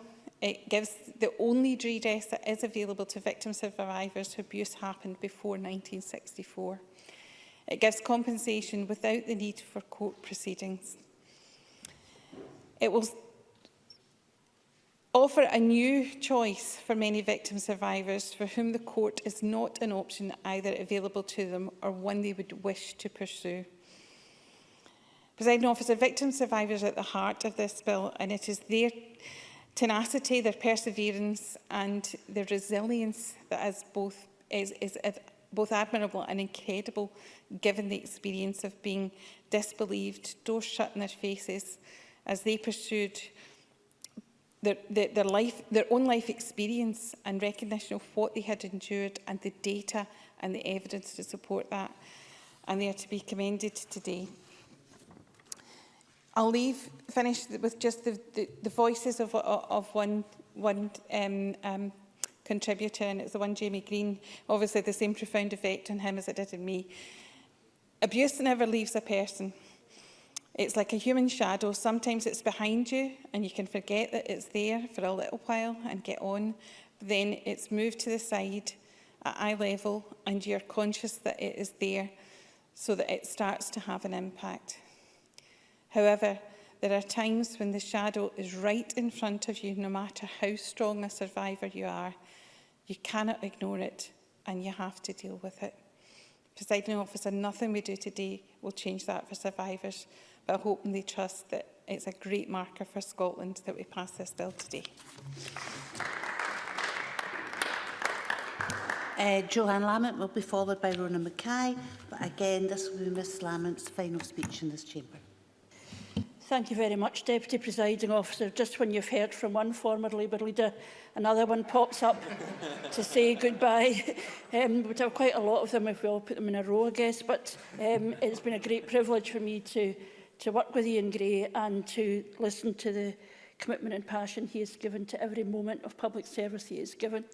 And I don't aspire to a speech of that quality, but I recognise that we should all aspire to that scale of commitment to tackling the injustice in our communities. This is an important piece of legislation, and I would have to say that I'm very disappointed it falls short of what it might have been, but there is some progress, and that should be welcomed. And I do note the commitment of John Swinney to us. I'm not like John Swinney, I'm not combative, but I do recognise in this particular area he has tried as hard as he can to work with people across the Parliament who want to make a difference. And of course, in this debate, we should remember the suffering, abuse, neglect and fear that lie behind it. This bill represents historic failure. Failure to understand the vulnerability of young people put into care. Failure to understand the predatory nature of some adults. Failure to understand the lengths to which predatory adults would go and still go to access vulnerable children. And failure over many, many years to listen and understand. But the bill also represents hope, for it reflects another stage in this Parliament and our country's journey in understanding the nature of abuse, its prevalence, its impact, its lifelong consequences. And it also represents a challenge to us as a country to be alert, to be determined, to do all we can to protect young people and to expose those who would do them harm. And while this bill focuses on the horrors of in-care abuse, where the state delivered into the hands of abusers, young vulnerable people unable to challenge those who stole their childhood from them, and then refused to listen to those who dared to speak up. While that is this bill's focus, we must also understand the scale of abuse visited upon young people in their own homes and in their own communities, and the adults who live with the consequences right now, and for whom the support they need is still under pressure. If this Parliament, if politics is about anything, it must be about giving a voice to those who are denied it. It must be about understanding the truth and reality of the barriers placed in front of people that denies them their potential. It is about understanding inequality in all its forms and seeing that as the main purpose and focus of politics. And in considering this legislation, we do see that process in action. It was in 2000 that Anne MacDonald, on behalf of the Kingdom Abuse Survivors Project, brought a petition to Parliament asking that we understand the psychological and health needs of adult survivors of child sexual abuse and that there be a national strategy for survivors that recognise the importance of raising awareness and ensuring that services were provided. That followed with a cross-party group on adult survivors being established, and my friend Marilyn Livingston, an MSP at that time, showed a great passion in driving the work of that forward, along with Anne MacDonald and others. And of course, in 2002, a petition was brought by Chris Daly, seeking a public inquiry, raising the issues of survivors in care, which revealed the horror of realising how poorly served and poorly understood in-care survivors were. And of course, we have seen progress in legislative terms and in policy terms and investment terms following on from that, not least the public inquiry itself, which still shocks with the testimony that we hear. So there is progress and that should be celebrated, but none of it would have happened without survivors finding their voices, without this Parliament having a route through the Public Petitions Committee to have real access. So we owe a debt of thanks to those survivors and those who have made it their life's work to support them. And we should celebrate the work of the Public Petitions Committee, of which I've been privileged this term to be convener, where the people of this country determine the agenda of the committee, no one else. And it was powerful what was done through that work, and I know will continue to be done. And always and critically, these voices were challenging, were difficult. Those who from direct experience demanded more from all of us, and that is a lesson too. We should celebrate the difficult voices rather than circumvent and silence them, even if it makes life easier. And now, as I face the final period in my time as a politician, I recall the aims that the Labour Party, my own party, had for this place. To bring power closer to people, to protect people, to see a real sharing of power and ensuring that the priorities of people in our communities were then reflected in the work of this Parliament. And I speak as a Glaswegian and as a Glasgow Islander, and I say that I do recognise that centralisation of power, as I think we have seen in the last period, is not our friend, and that needs to change. This will be my last speech here, unless something winds me up before the 23rd of March, and it feels fitting to be in a debate, regardless of reservations, that reflects what I feel is at the very root of good politics and at the very heart of the purpose of politics. Politics should be about the heavy lifting of understanding problems and then addressing them. I was so proud of my party in legislating for this Parliament and to be strong for women's representation that allowed me to be a candidate. And I know I would not have been here otherwise. I'm proud beyond measure as a Labour and Cooperative member to represent Pollock and my city and to play my part in speaking up for my constituents, for Labour values and cooperative solutions. I'm proud of the work of my staff, in particular Celine Laughter, who has worked with me from the very beginning, for all they have done to connect our politics directly to what has happened to people and constituents in our communities. And I want, in conclusion, to thank my party, my colleagues, my staff, my friends, colleagues across the chamber, and those with whom I agree and disagree. And please believe that I do not reserve my argumentative nature for the opposition. I want to thank my husband for all his support, despite his continued belief as a councillor that all of us in here are equally culpable for the decisions that have been made to see council stripped of the funding they need to deliver the services people need and have to have. I want to thank my children, who I think feel more than a little duped by my persuading them as children that attending surgeries at the labour rooms in Cardonald was actually a treat. And I'm grateful to all of my family members who have kept my feet on the ground. But it is different now. We are now in terrible times and fearful for the future, and the consequences, while largely unknown, will be, I'm sure, will also amplify the inequality that people in our communities already suffer. And the survivors and others who seek support are often told we cannot afford it. These people will often say there is always money for some things. And my plea is that in the next Parliament, that those with the privilege to make decisions understand that and will match the exhortation of the American politician who said, "Don't tell me what you care about, show me your budget." Now more than ever, politicians must not settle for signals. This Parliament must be the place to test all the good choices and not just settle for the one that will look best on a leaflet, but choices that will match in people's lives the aspirations that brought me and my fellow 99ers to this place. That would be wonderful. It has been a privilege. Thank you.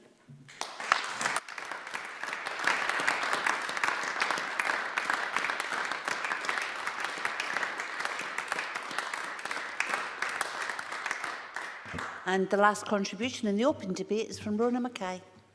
Thank you, Presiding Officer. Can I congratulate Joanne Lamont and Ian Gray on their very moving speeches. I think titans of the labour movement isn't an exaggeration when it comes to them, and I wish them very well. Presiding Officer, the bill we're debating today is life-changing for those who were abused in childhood. Those of us who've not experienced vile abuse will probably never understand what this bill means to those who have. The Redress Scotland Bill is not just about money. It's much more than that to survivors of abuse. It's recognition that the institutions in which they were abused owe them a debt, that for many their childhood innocence was taken from them violently and their future prospects and their relationships were ruined, that their lives were ruined. The bill is a result of the brave and tireless advocacy of survivors of historical child abuse and care, and a reflection of the Government and the Cabinet Secretary's absolute commitment to properly address what they've experienced. Presiding Officer, as a member of the Education Committee, the evidence we heard was harrowing and emotional. Every brave survivor who spoke out somehow found the strength to speak up for themselves, and for those who could not, to ensure that this wouldn't happen to anyone else. Of course, there were contentious issues, as we've heard, in particular the waiver, and there's been a good debate on this today, which I won't attempt to repeat, other than to say that I was sceptical of the waiver at first, but now associate myself with Jamie Green's and the Cabinet Secretary's comments on this. Presiding Officer, I'm going to cut my speech short because I appreciate it's been a long day, so I'll just cut it quite short. The amendments submitted by my colleagues that we passed today are very helpful and add considerably to the bill. My own amendment at stage 2 ensured that anyone who had suffered corporal punishment, albeit it was legal at the time, would be eligible if excessive force was used, as it often was, and each case would be judged individually. So in conclusion, Presiding Officer, the Scottish Government committed to introduce legislation to be passed by the end of this parliamentary session, and with the support of Parliament tonight at decision time, that's what we'll do. As others have said, redress is not a magic bullet, but if it gives survivors some comfort by way of an apology and recognition from the institutions that violated them, then we should all be pleased to vote for this bill tonight. Thank you. Thank you, Ms Mackay. I now move to the closing speeches, and Daniel Johnson, please, for up to 4 minutes. Thank you very much, Presiding Officer. In summing up this debate, I think we can all start from the place I think that was well outlined by the Cabinet Secretary, Jamie Green, Ian Gray, Joanne Lamont and others, and that this bill is motivated and indeed driven by a profound sense of need for justice, but also an extreme and I think indeed an emotional connection to the very real harm and abuse that was done to so many. When I spoke in the Stage 1 debate, I made remarks which I'd like to broadly repeat. We were dealing with a situation where there were children needing care, families needing help. The state had to step in, but rather than delivering that help and that care, the state delivered them into the hands of abusers who tortured them. And in many cases, those children were delivered into the hands of the state by parents doing so willingly because they felt the state could do a better job than they did, only, I think, making that horrific set of circumstances worse. The state let them down, and we as a parliament have a duty to provide, albeit, I think, it can never be a truly adequate form, but some form of justice for those people who suffered in that horrific way. And this bill undoubtedly is an important step forward towards that. And again, I associate myself with the Cabinet Secretary's remarks and his aims, which I think are delivered largely by this bill, in terms of providing people with a straightforward, flexible route to gaining that justice that they would not otherwise have. And indeed, for many people, that justice would be unobtainable to them. That's not to say that this bill is perfect. I believe that there are a number of issues that continue with it, but it is undoubtedly improved by the work of this Parliament. I would note the remarks of many, including Ian Gray and Ross Greer, that I am not entirely convinced by the waiver, either in terms of whether it will achieve what it set out. I think that in previous stage of this debate, we set out whether or not actually it provides the financial certainty and assurances that may be required because of the way that insurance may work for many organisations. But I do also believe that the caveats and the reporting mechanisms that have been put in place do improve it. I think that the clarity provided for applicants makes this better. I believe the requirements to inform applicants of the nature of what they're undertaking make this bill better. And ultimately, I believe the improved oversight and accountability, both in terms of the separation of the Chief Executive and the Chair, but also in terms of putting the Survivors Forum on a statutory footing, undoubtedly improve this bill. But we cannot treat this as finished business. We must continue to listen to survivors and respond to their needs as and when they identify them. And we must also recognise that there is limited scope for this bill. It merely deals with the state. There are many situations where there were other institutions which encouraged or indeed coerced children into care and then abuse was done. Those situations are not covered. And likewise, there are situations where parents voluntarily offered their children to institutions such as mental institutions, in situations where those children would be considered as simply having additional support needs today, and they suffered for years. And I speak, and I wish I could go into more detail, informed by the experiences of a close family member. And that is an injustice that this bill cannot address today, but hopefully future parliaments will. Ultimately, this has been, I think, a case of Parliament doing its job as it should. There has been robust scrutiny, the government has responded, and we have done our job well. But I would question whether or not that will always be the case. We are about to have a new Parliament. Elections will bring in a new composition to this chamber. And I think we must question whether or not this place is well structured and well delivered to provide that robust scrutiny for providing better legislation. And I realise I'm slightly over time, but I must acknowledge the contributions of my colleagues Ian Gray and Joanne Lamont, both of whom I think spoke very well for themselves, both of whom I've known for a very long time, but I came to know them as a young Labour activist. Ian Gray in particular was my MSP when I was the Youth and Student Officer for Edinburgh Pentlands CLP. I think Joanne Lamont I got to know subsequently, but I think there's a great many things which make becoming an MSP I think fulfilling and a great thing. But actually one of the things I didn't expect was that you come to know people that you've regarded as political figures, and you come to know them as colleagues and friends. And that is undoubtedly the case in both Ian and Joanne's case. And I just hope that, despite the fact that we may no longer be colleagues, and hopefully I'm re-elected, but even if I'm not, I hope that just simply because we no longer have offices on the same corridor, that they continue to offer their good guidance and counsel.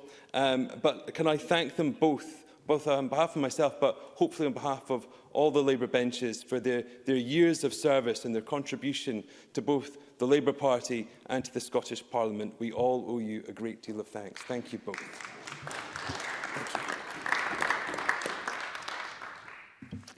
I've been very lax with the timings tonight. Please don't take advantage, Mr Whittle. Up to 5 minutes, please. Thank you, Deputy Presiding Officer. I am pleased to have the opportunity to speak in this debate, on which is a very important bill. And I think, looking back over the last couple of days, we have tackled some extremely difficult topics. And I think in the lifetime of this Parliament, looking at, for example, the last couple of days in the hate crime bill, the forensic medicine bill was a recent one where we looked at the medical examination of those suffering sexual abuse, and now the redress bill. And that's not to say that I think these bills are not without flaws, but it is a credit to this Parliament that we have not shied away from debating and tackling these issues very passionately. Now, I'm going to say from the outset, Deputy Presiding Officer, just for the record, I really struggled with some of the votes today. It struck me that we were debating about financial redress and not paying enough attention to emotional redress. that maybe require a civil action after accepting redress payment. We get marshalled lists, and again, I sometimes was uneasy with the way in which we were considering voting. And I think today's debate was not political at all. I think the real recognising that the Chamber's desire to absolutely get this incredibly important bill right.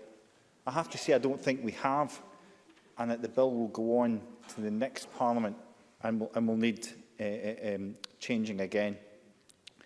The sexual abuse, and specifically child sexual abuse, has been swept under the carpet for far too long, with victims left without the support they so desperately need.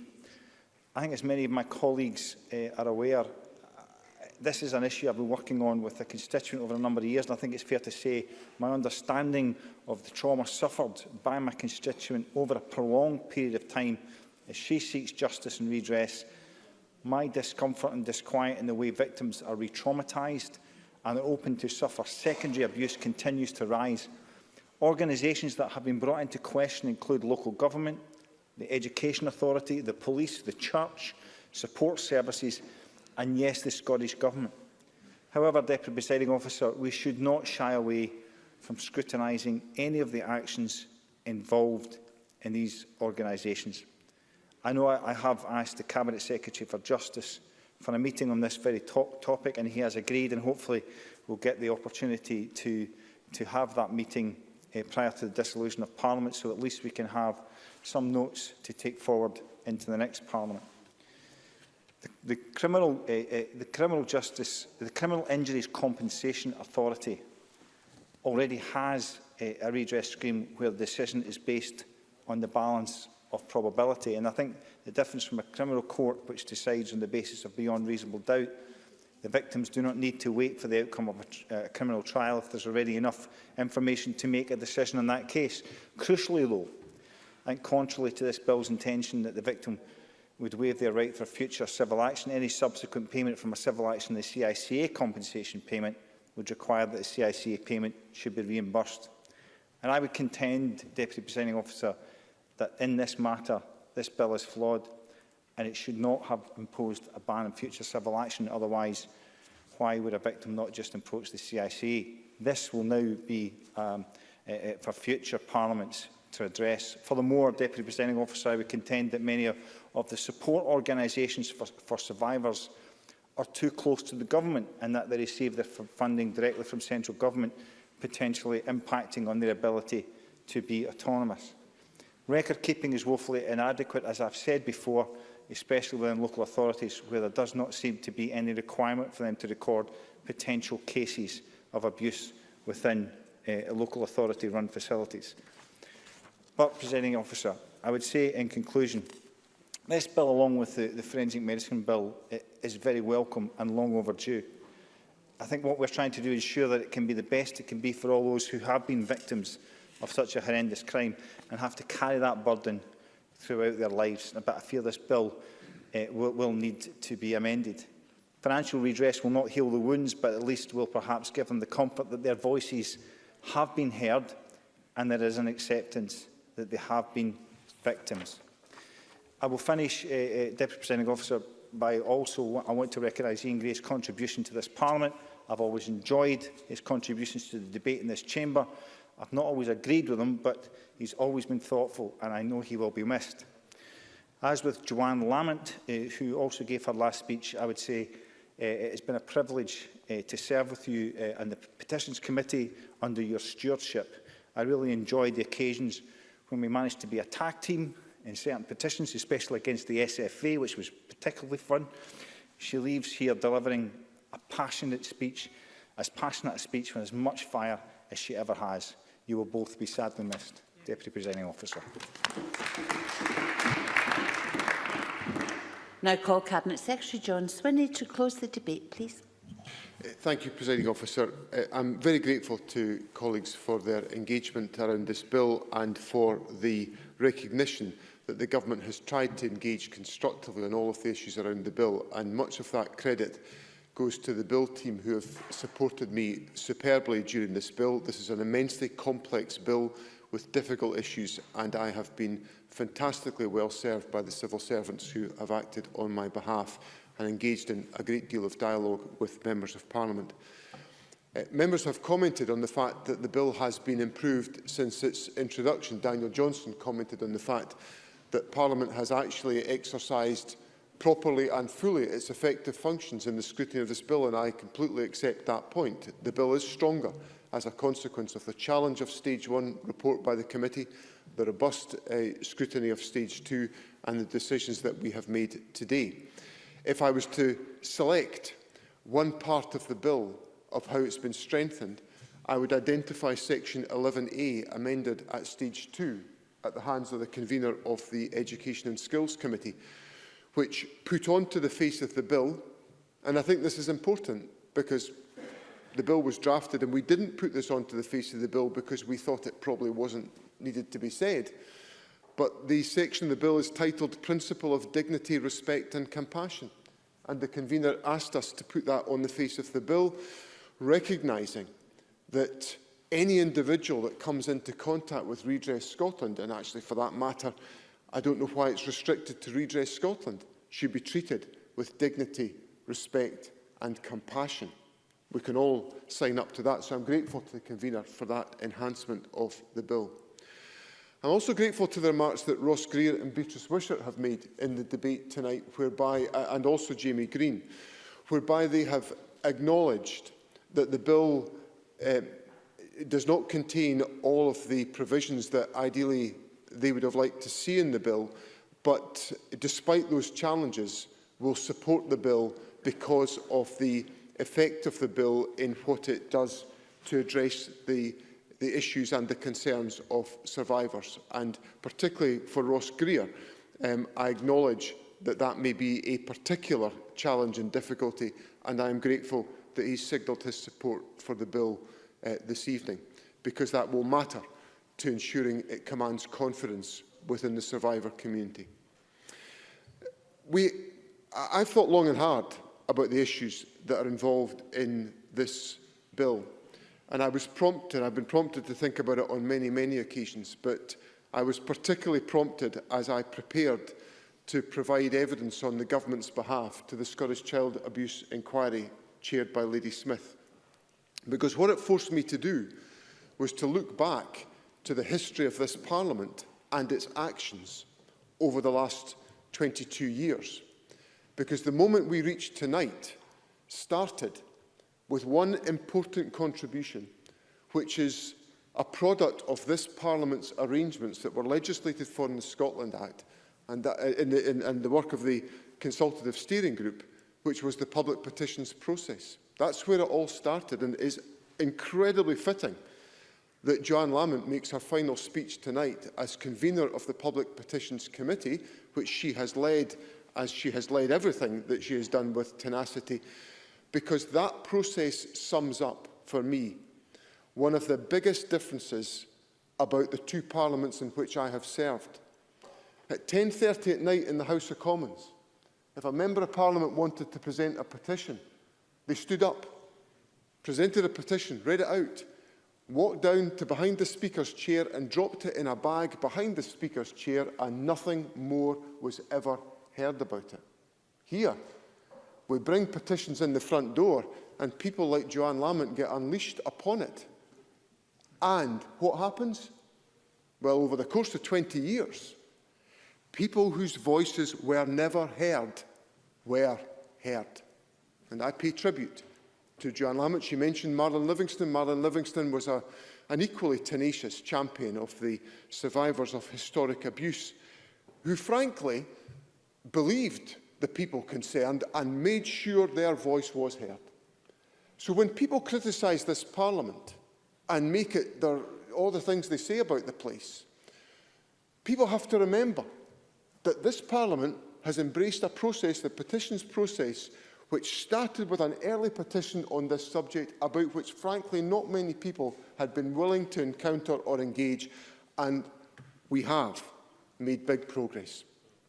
Former First Minister Jack McConnell stood where I'm standing just now and gave a remarkable apology on behalf of the people of Scotland to recognise the suffering of individuals.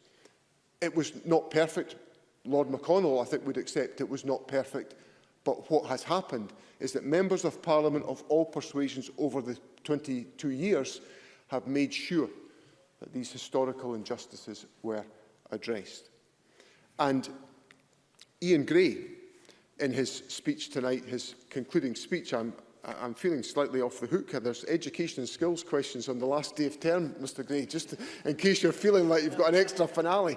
I wouldn't like you to pass over any opportunity to challenge me on any of these issues.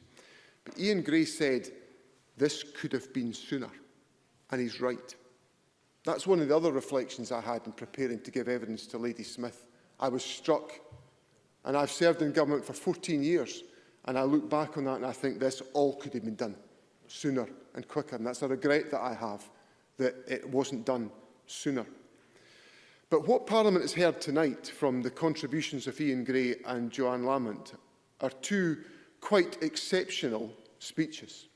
Not surprising, but exceptional speeches in the contribution to Parliament. Not surprising because they are both long-serving, experienced and distinguished members of Parliament who have served the people that they represent with distinction throughout their times in this Parliament. And as a member who was elected with them in those heady young days of 1999 together, it's a particular pleasure for me to pay tribute to their service this evening and to commend them for all that they have done in their long and distinguished service in this Parliament.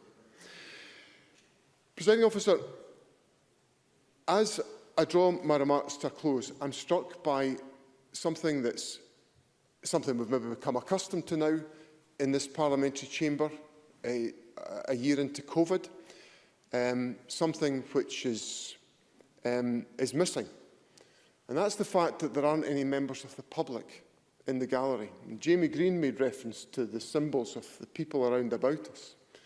But tonight, that gallery should have been full of members of the public who have suffered.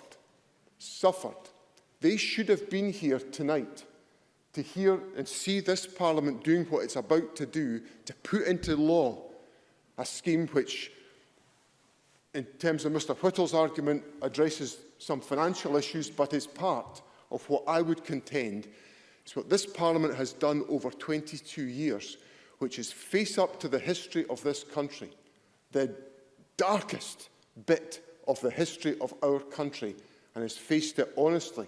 And it's been faced honestly by members of all political persuasions to say we have to rectify this wrong.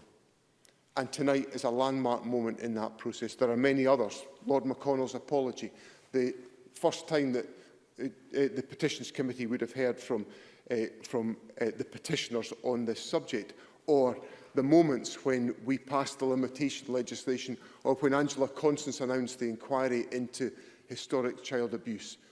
These are all landmark moments, but they are happened because this Parliament, for all its critics, was prepared to face the darkness of this country's past.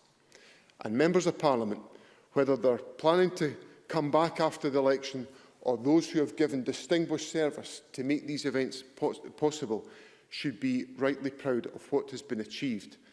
But the people that should be proud, I hope, are watching online, survivors in their homes, understanding that this moment has only happened because of their bravery, their courage, their tenacity and their determination to say to their democratic Parliament, we need you to shine a light into the darkness of this country's past and confront it.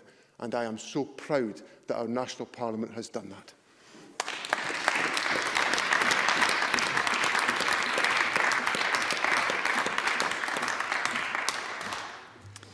Thank you very much, colleagues. And that concludes our debate on the Redress for Survivors Historical Child Abuse in Care Scotland Bill.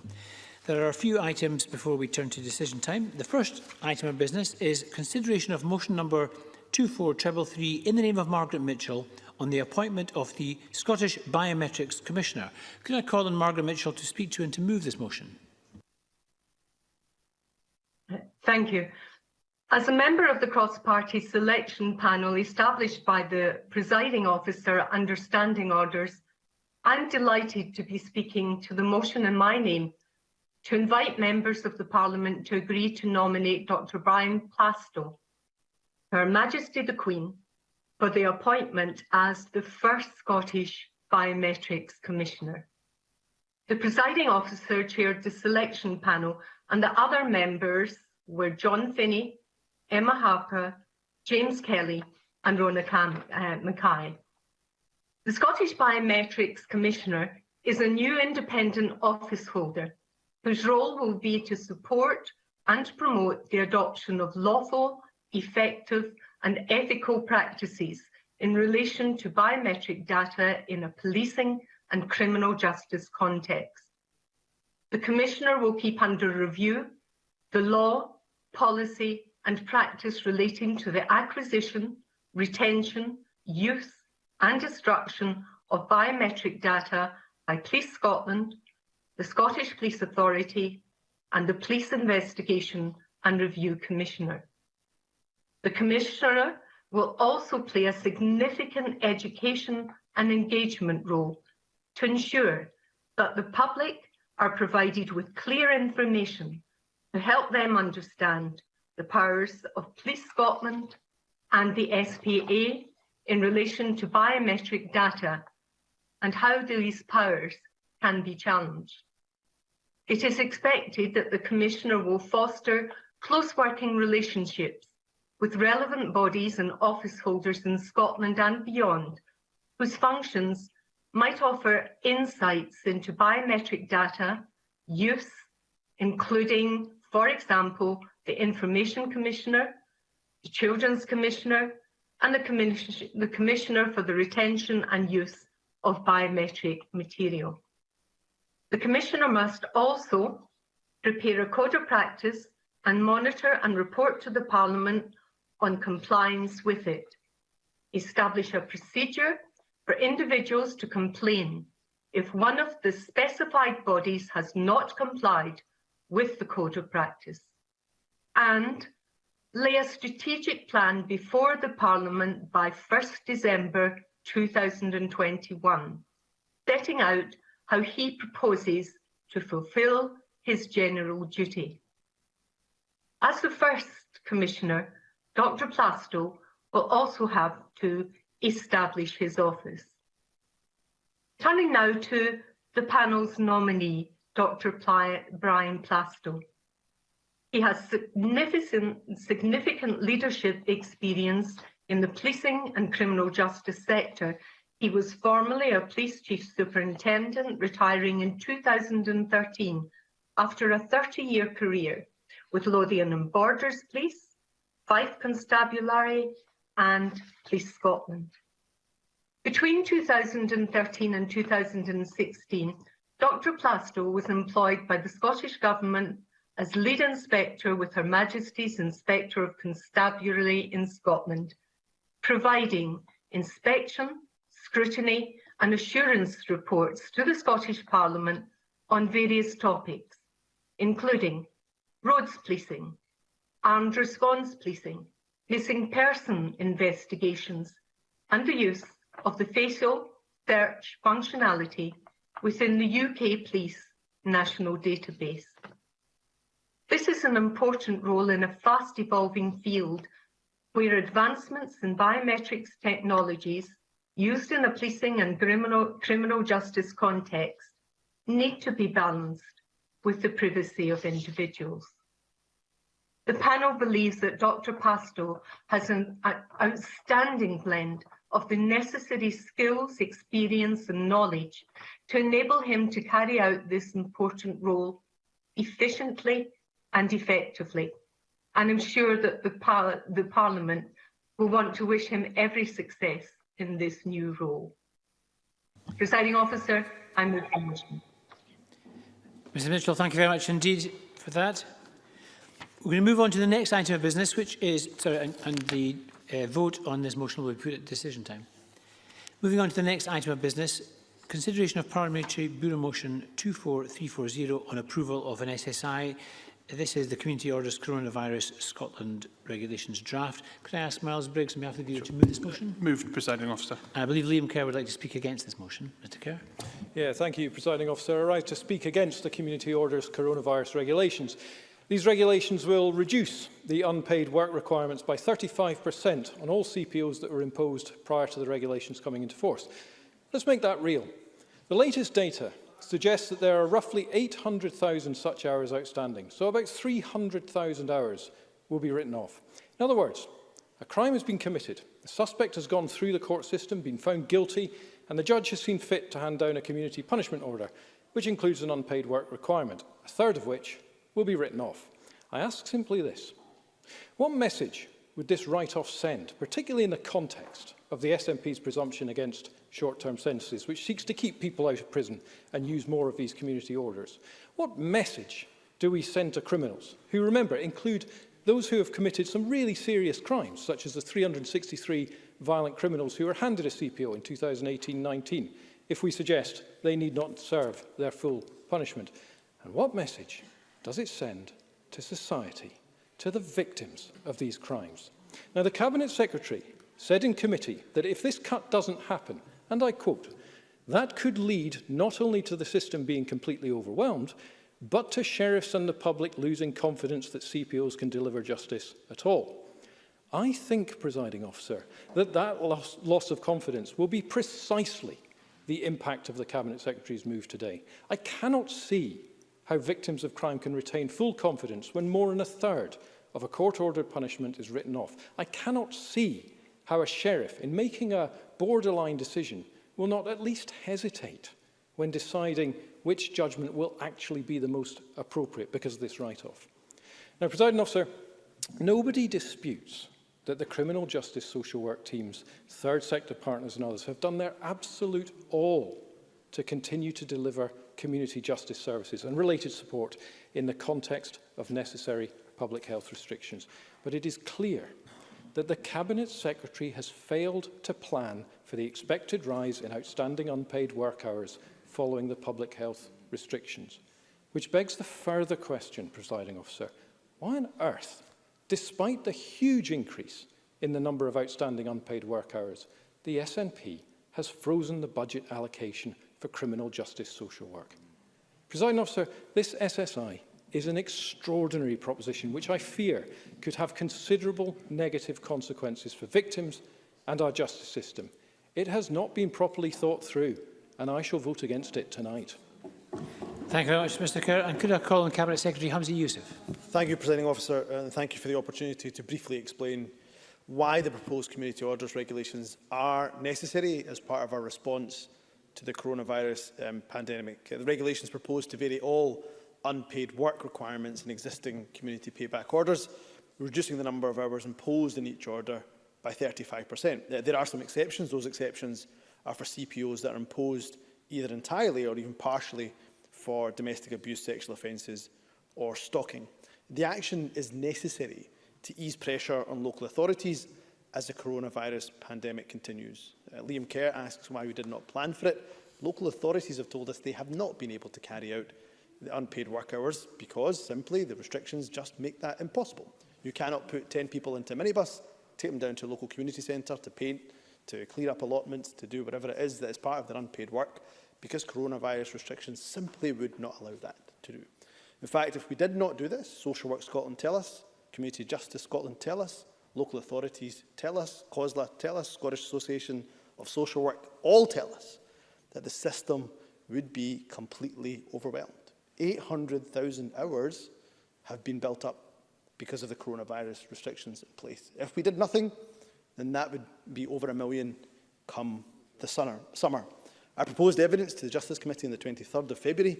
The committee voted 7-2 in support of the regulations being approved. The two, of course, that voted against it were the two Conservative members. I acknowledge that these are extraordinary powers. Liam Kerr is right. We wouldn't plan to do this in normal times, but these are not normal times. And he talks about judicial confidence. I can tell him because I have spoken to members of the judiciary. I don't know if he has, but I've spoken to members of the judiciary. And they tell us that if the system was to collapse, they would have no choice but to send people to prison. That is maybe what the Conservatives would like to do. The proposed regulations focus specifically on unpaid work, or indeed other activity requirements only, with all other requirements remaining in place. I can assure victims of crime and others that the justice system continues to hold those who commit offences to account and to keep our community safe. I am disappointed, not surprised, but disappointed that the Tories are contesting these regulations. If we took their position, as I say, Presiding Officer, the entire system, community justice system, would collapse. They throw them in jail and chuck away. The key approach would make us less safe. It would increase reoffending. It would increase the number of victims. So we will follow the evidence. We will make the hard but right decisions, and I'm proud to follow a smart justice approach as opposed to a populist, arcane justice policy that would make us less safe as a country. So I'd encourage all members to support these regulations, which strike an appropriate balance between removing enough hours to assist local justice social work services and ensuring that individuals complete the majority of their unpaid work requirements as imposed by the court. Thank you very much, Cabinet Secretary. And the question on this motion will be put at decision time, to which we now turn. And the first question this evening is that motion 24322 in the name of Humza Yousaf on the Hate Crime and Public Order Scotland Bill be agreed.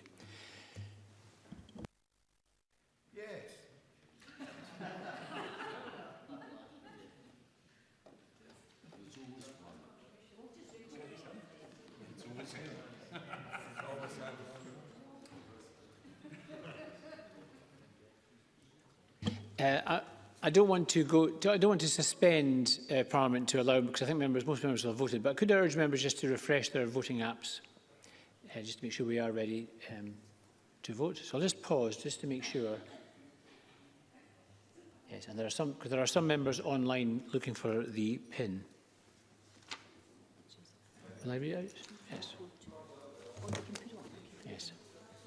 Yes. I was going to read it out, but I wasn't sure how high security this is, but it's online.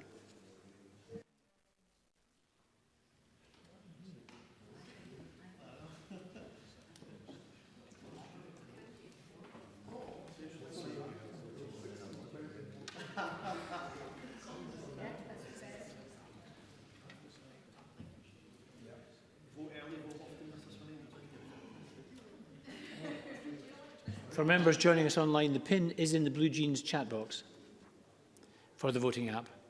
And any member who's not able to access or hasn't accessed the voting app, please let me know.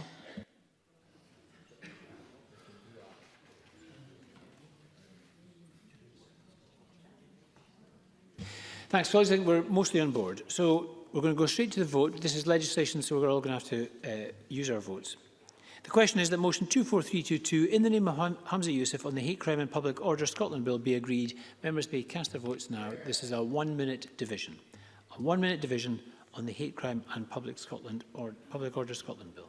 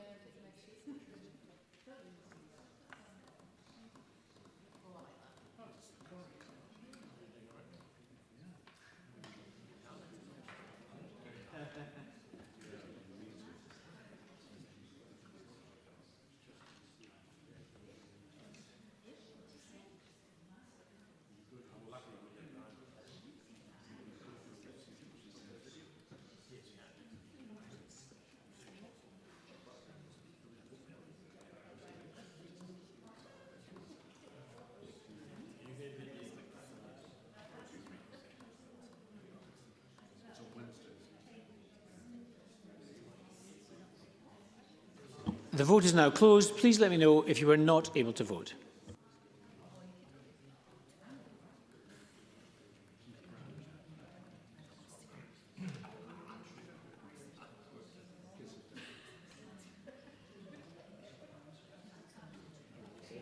Can I call Gil Patterson to make a point of order? Gil Patterson.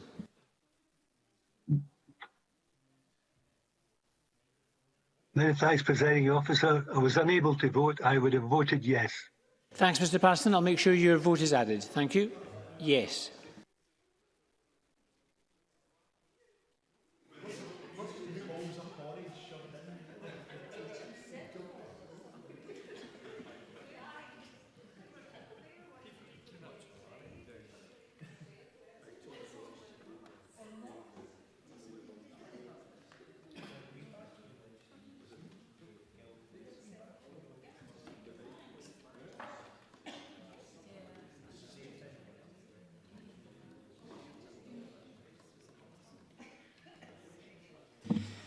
Thank you. The result of the vote on motion 24322 in the name of Humza Yousaf is yes 82, no 32. There were 4 abstentions. The motion is agreed and the Hate Crime and Public Order Scotland Bill is passed.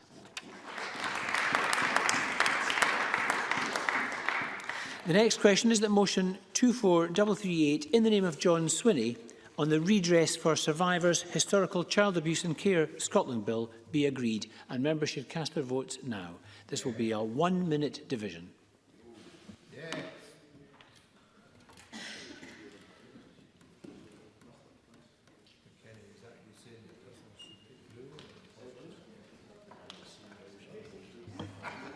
This is a 1-minute division on the Redress for Survivors Historical Child Abuse in Care Scotland Bill.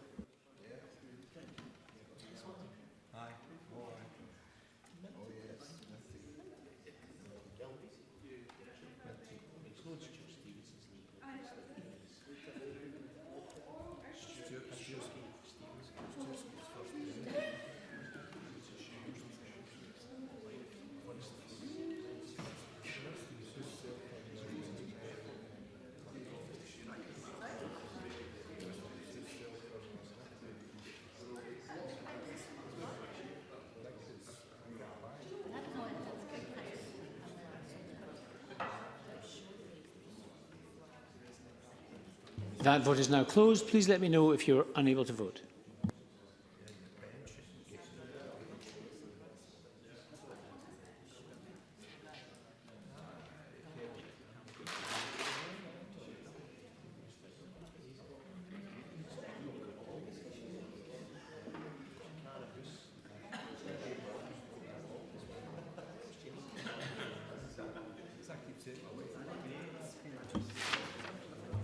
The result of the vote on motion 24338 in the name of John Swinney is yes 118. There were no votes against. There were no abstentions. The motion is agreed and the Redress for Survivors Historical Child Abuse and Care Scotland Bill is passed.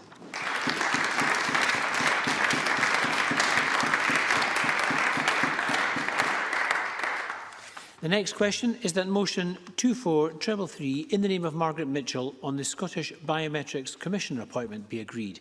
Are we all agreed? Yes. We are agreed, and may I congratulate Dr Brian Plastow on his appointment. Our next question is that motion 24340 in the name of Graham Day on approval of an SSI, and this is the Community Orders Coronavirus Scotland Regulations 2021. Approval of an SSI be agreed. Are we agreed? Yes. We're not agreed. We'll move to a vote and members may cast their votes now. This is a 1-minute division on motion 24340, approval of the Community Orders Scotland Coronavirus Regulations.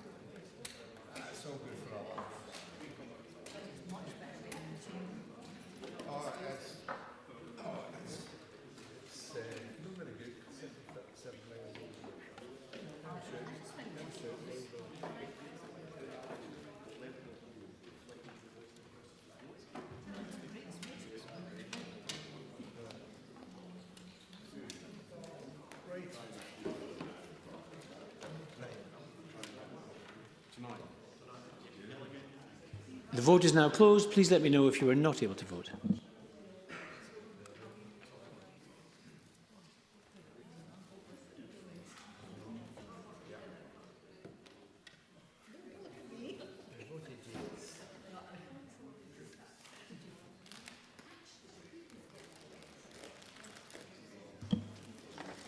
The result of the vote on motion 24340 in the name of Graham Day is yes 88, no 30. There were no abstentions. The motion is therefore agreed. And that concludes decision time. Thank you very much, colleagues. I close this meeting. Well done, Presiding Officer.